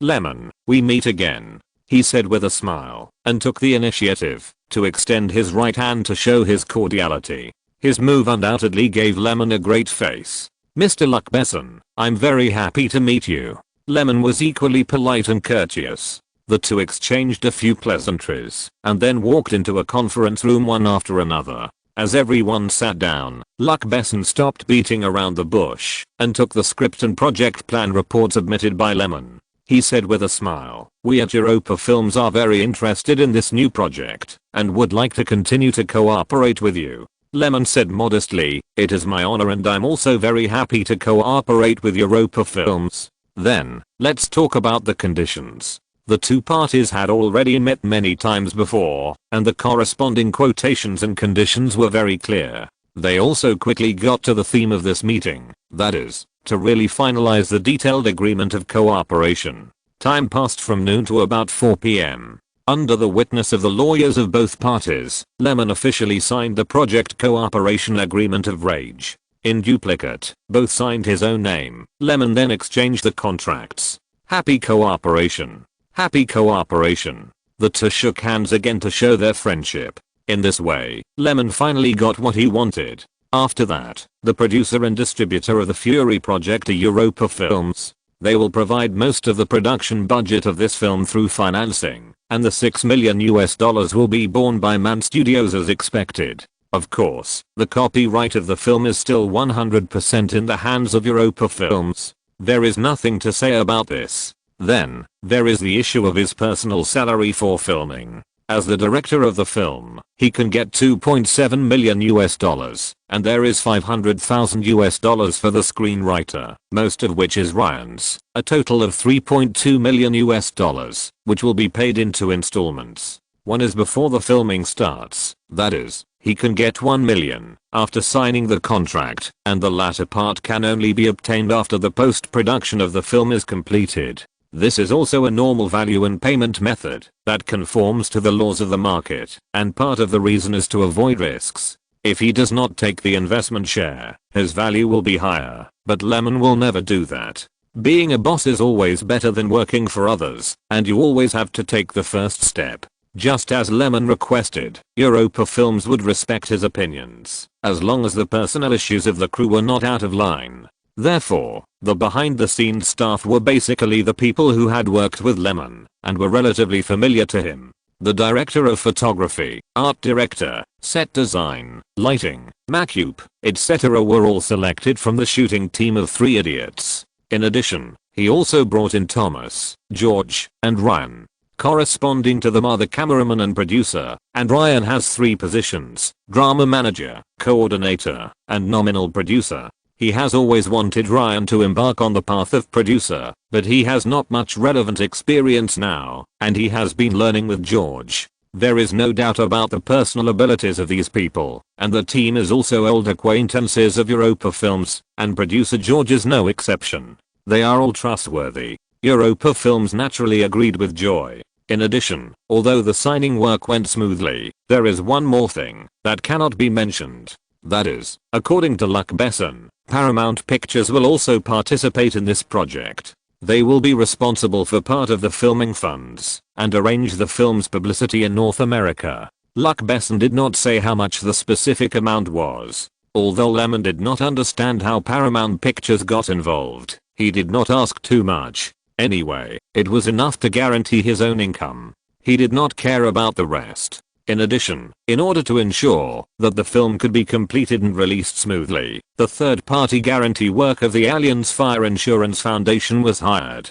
To be honest, Lyman did not like the introduction of third-party guarantee work, because when shooting, many things would need to be reviewed by the other party before he could implement the shooting. This is undoubtedly a great inconvenience. But there is no way this is a special request from Paramount Pictures. As one of the investors of the film, he has this demand to be met. This is also the most common film production system in Hollywood. He has encountered it when he was shooting movies before, but they were all small local insurance companies that contracted the shooting business. They would not interfere too much, unlike now. The Allianz Fire Insurance Foundation is the world's largest insurance company and has in-depth exchanges with Hollywood. They have also developed a very complex and complete shooting review system to ensure that the film can be successfully produced. In the same way, they are very familiar with the operation process of a film and can also monitor the shooting process of each scene of the film so as to timely supervise and control the financial situation.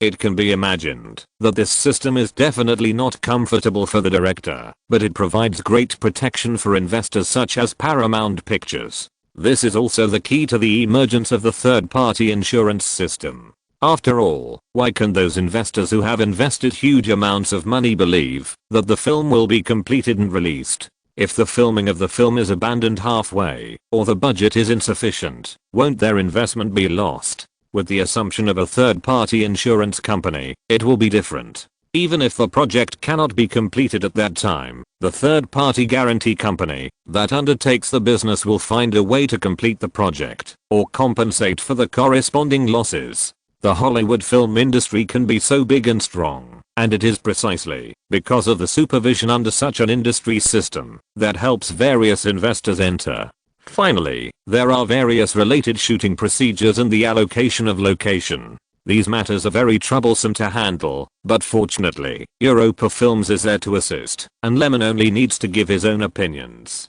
For example, the filming of the location, the battles involved in the film and the support of the military equipment of World War II. Professional tank consultants are needed, and then there are the tanks that appear in the film, all of which need to be prepared in advance.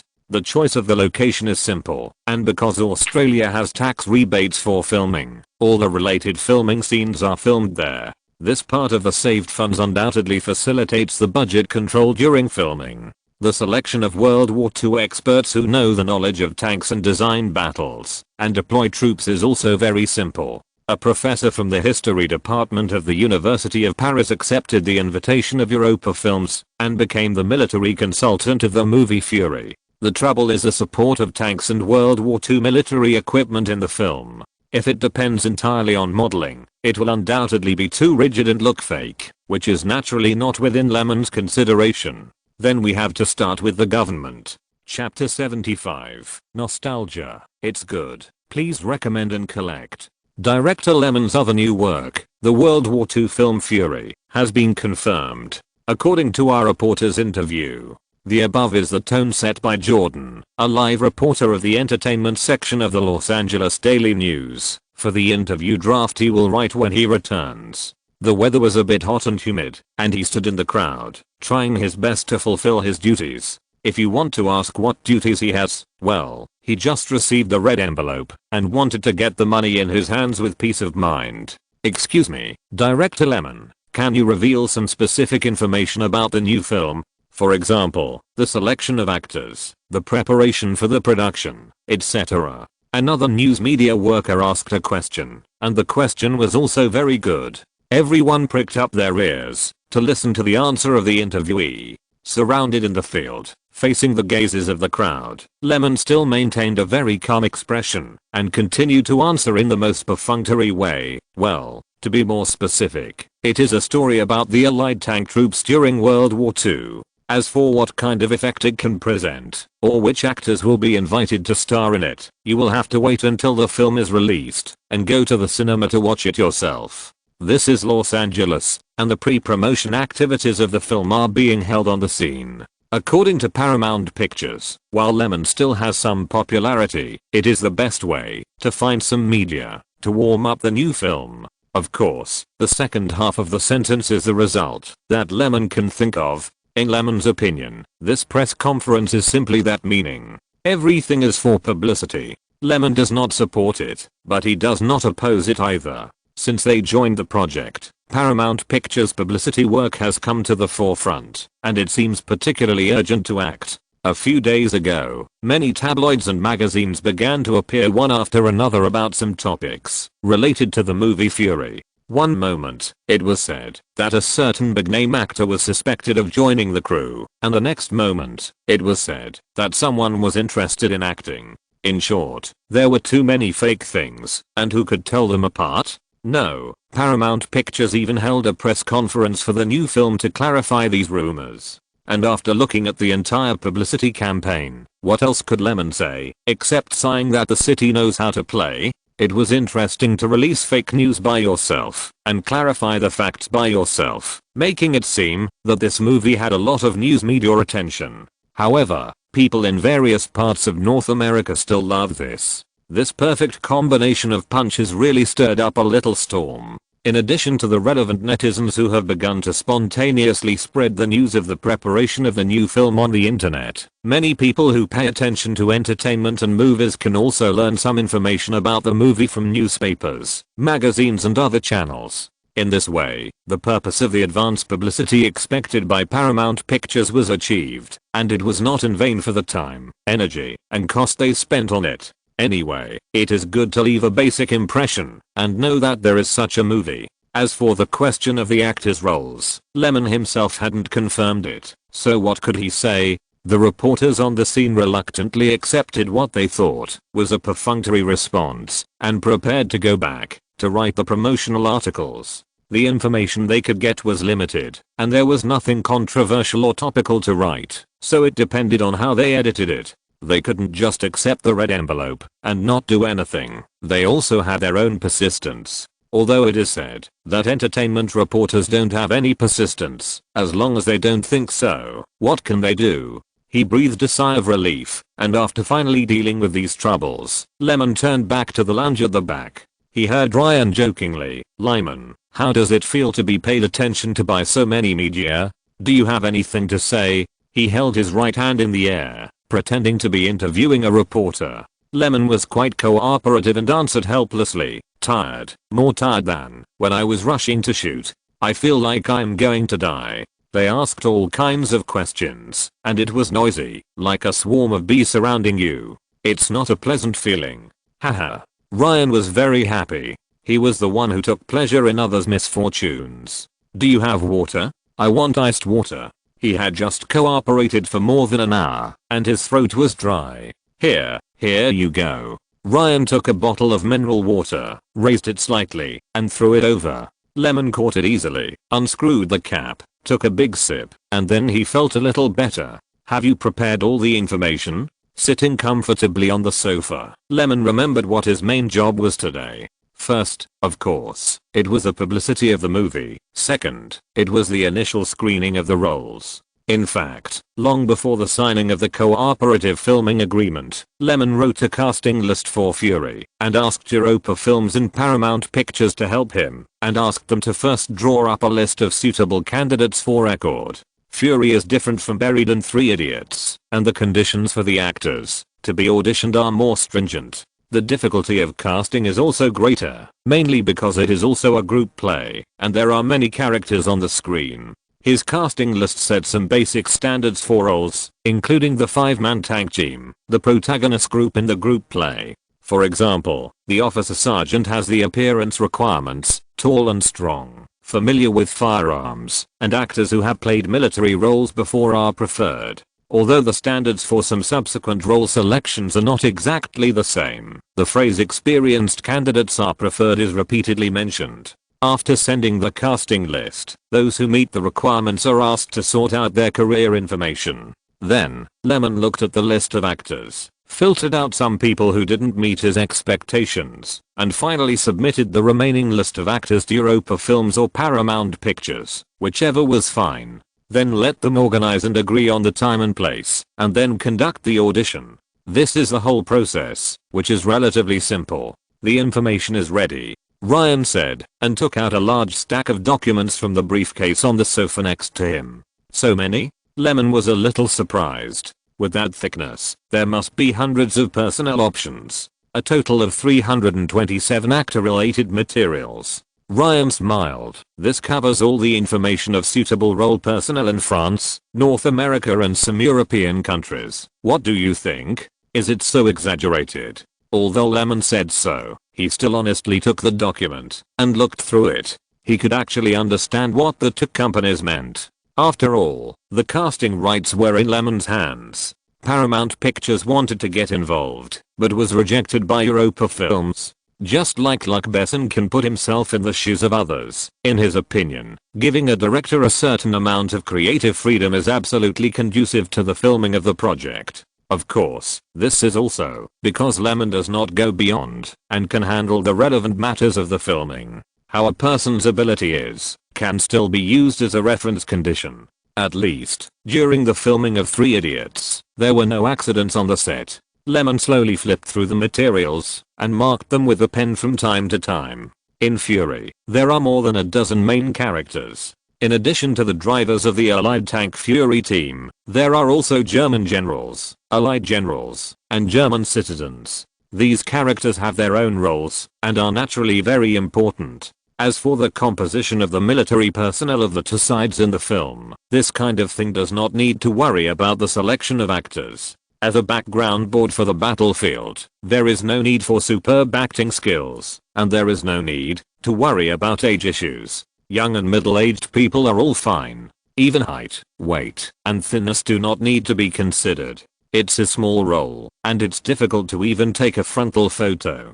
Who cares? Therefore, in this casting, the main focus is on those who have lines and face scenes. Among them, the 5-member tank group is the most difficult to select. There are many requirements for the appearance of the role itself, not to mention that Lemon is pursuing the kind that fits the military temperament, and there are many literary dramas, and the acting skills must be good enough. In addition, there are a series of issues such as salary budget, schedule arrangement, etc. In addition, it is driving a tank. Those who know a little bit are naturally better. Those who don't know will not be eliminated immediately, but at least they must be familiar with firearms. Once they touch the gun and aim, they will make people feel like a veteran. Of course, leaving aside Norman, one of the protagonists, his character setting is a rookie, and he doesn't need to know these, but slowly he is required to know all of them. In short, it is not easy to select. Of course, these are all what he took the initiative to take on.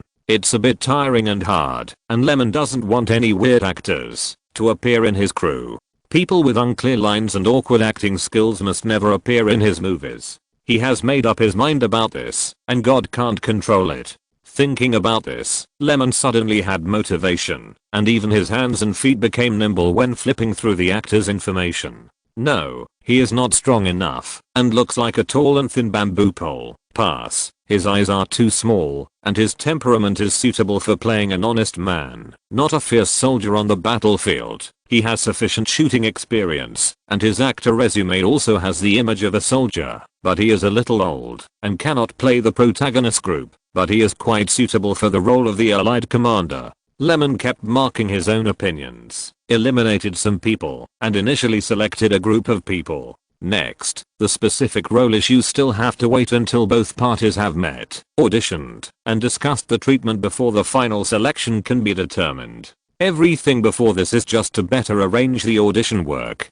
Lemon has confirmed dozens of actors' information in succession, eliminated one by one, and suddenly saw an interesting one. Heath Ledger, 185 centimeters, born in 1979. I haven't seen him for half a year. What is he doing? Lemon thought to himself. End of this chapter.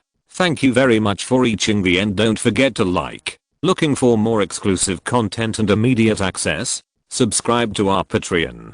Remember, every like, subscription, or donation encourages us to continue. Thanks to everyone. See you in the next video.